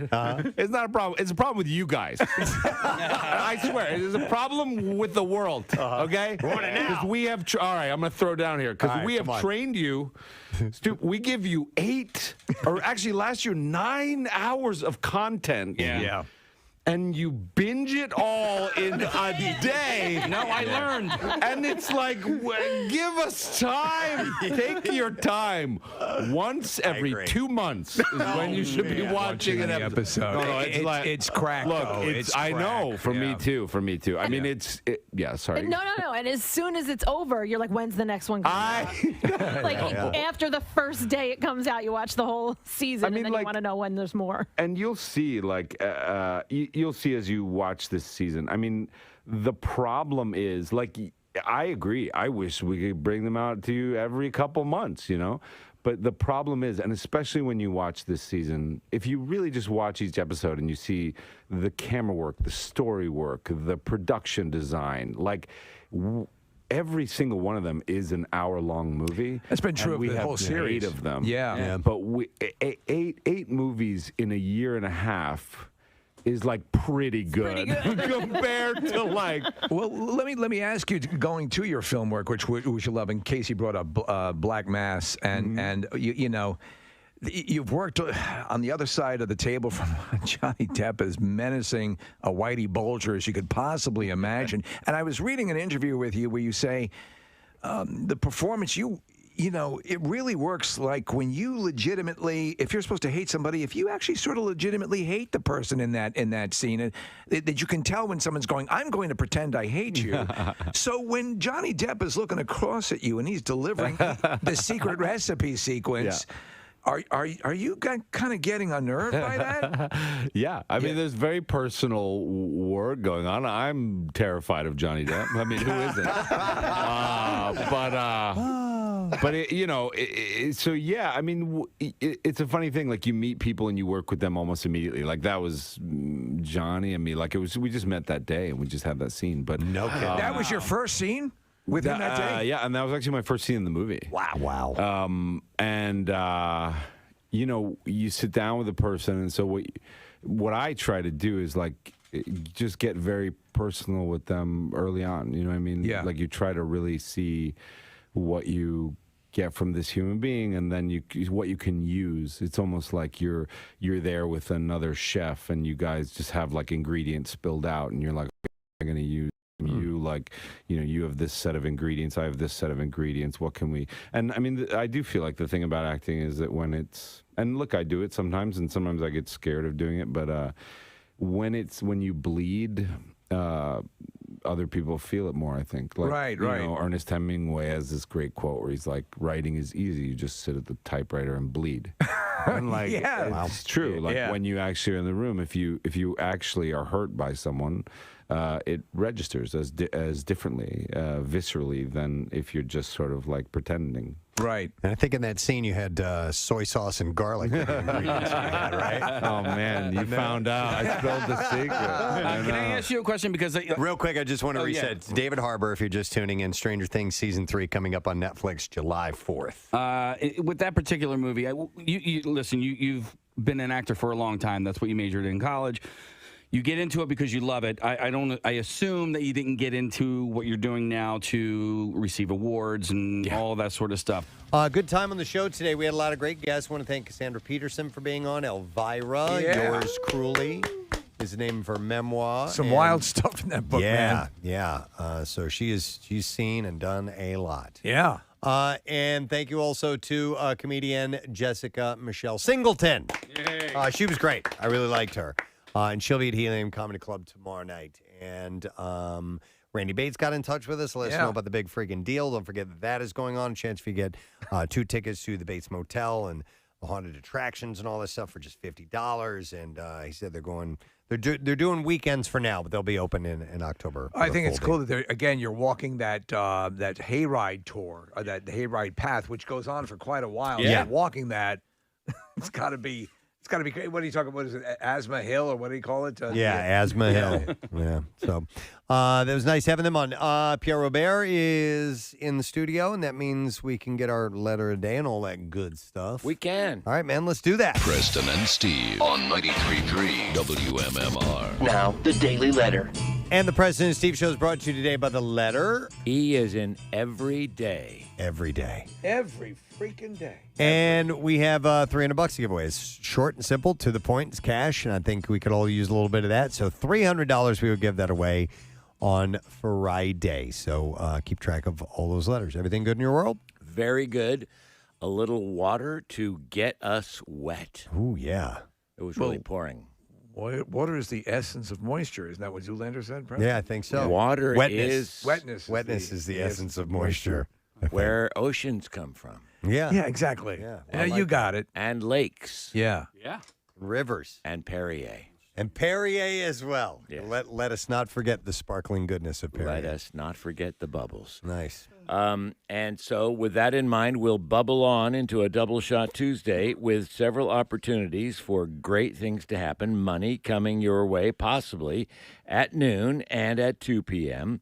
in our fun money contest called the Money Clips.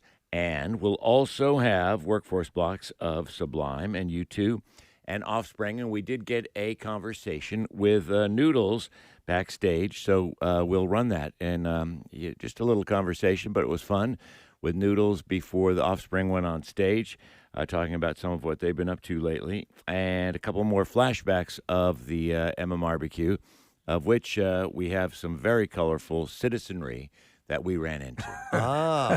After the show or just throughout the whole thing? Mostly after. Okay, nice. That's always a good They time. were well roasted. Yes. Lubricated, as they say. They were on the spit. They just had been slowly roasted and turned and roasted, and we're in great shape. Nice. Excellent. All right, real quick, before we do wrap things up, it's Tuesday. We got to give away the Preston and Steve tattoo. I failed to do that. So our winner is from, it doesn't say where they're from, but her name is Kathleen Wilson, and there you go. Kathleen lives in the 604 area code, wherever that is. Okay. And we have a $350 gift certificate. Giving it to Houston listeners. For Floating World Tattoo and Piercing. And Tattoo Day on the Preston and Steve Show is presented by Floating World. Or it's 609. It's 609. After I said that. 604 is Vancouver, Canada. Okay. There we go. We have a strong listener base in Vancouver. That looks like a 4, doesn't it? Yep. Could have been Albuquerque. Huge in BC. Didn't say You guys anywhere are in New Jersey. huge in Houston.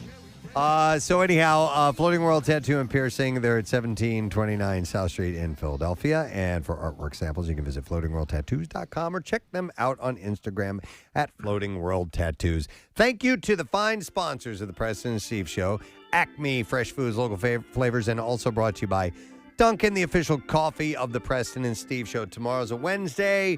We'll go on Fox Good Day. We'll have Secret Text Word, and our buddy Joe Matarese is going to be checking in as well. So Joe's great. That stuff and more taking place on tomorrow's program. That is it. We are done. Rage on and have a great day, and we shall see you tomorrow. Bye-bye.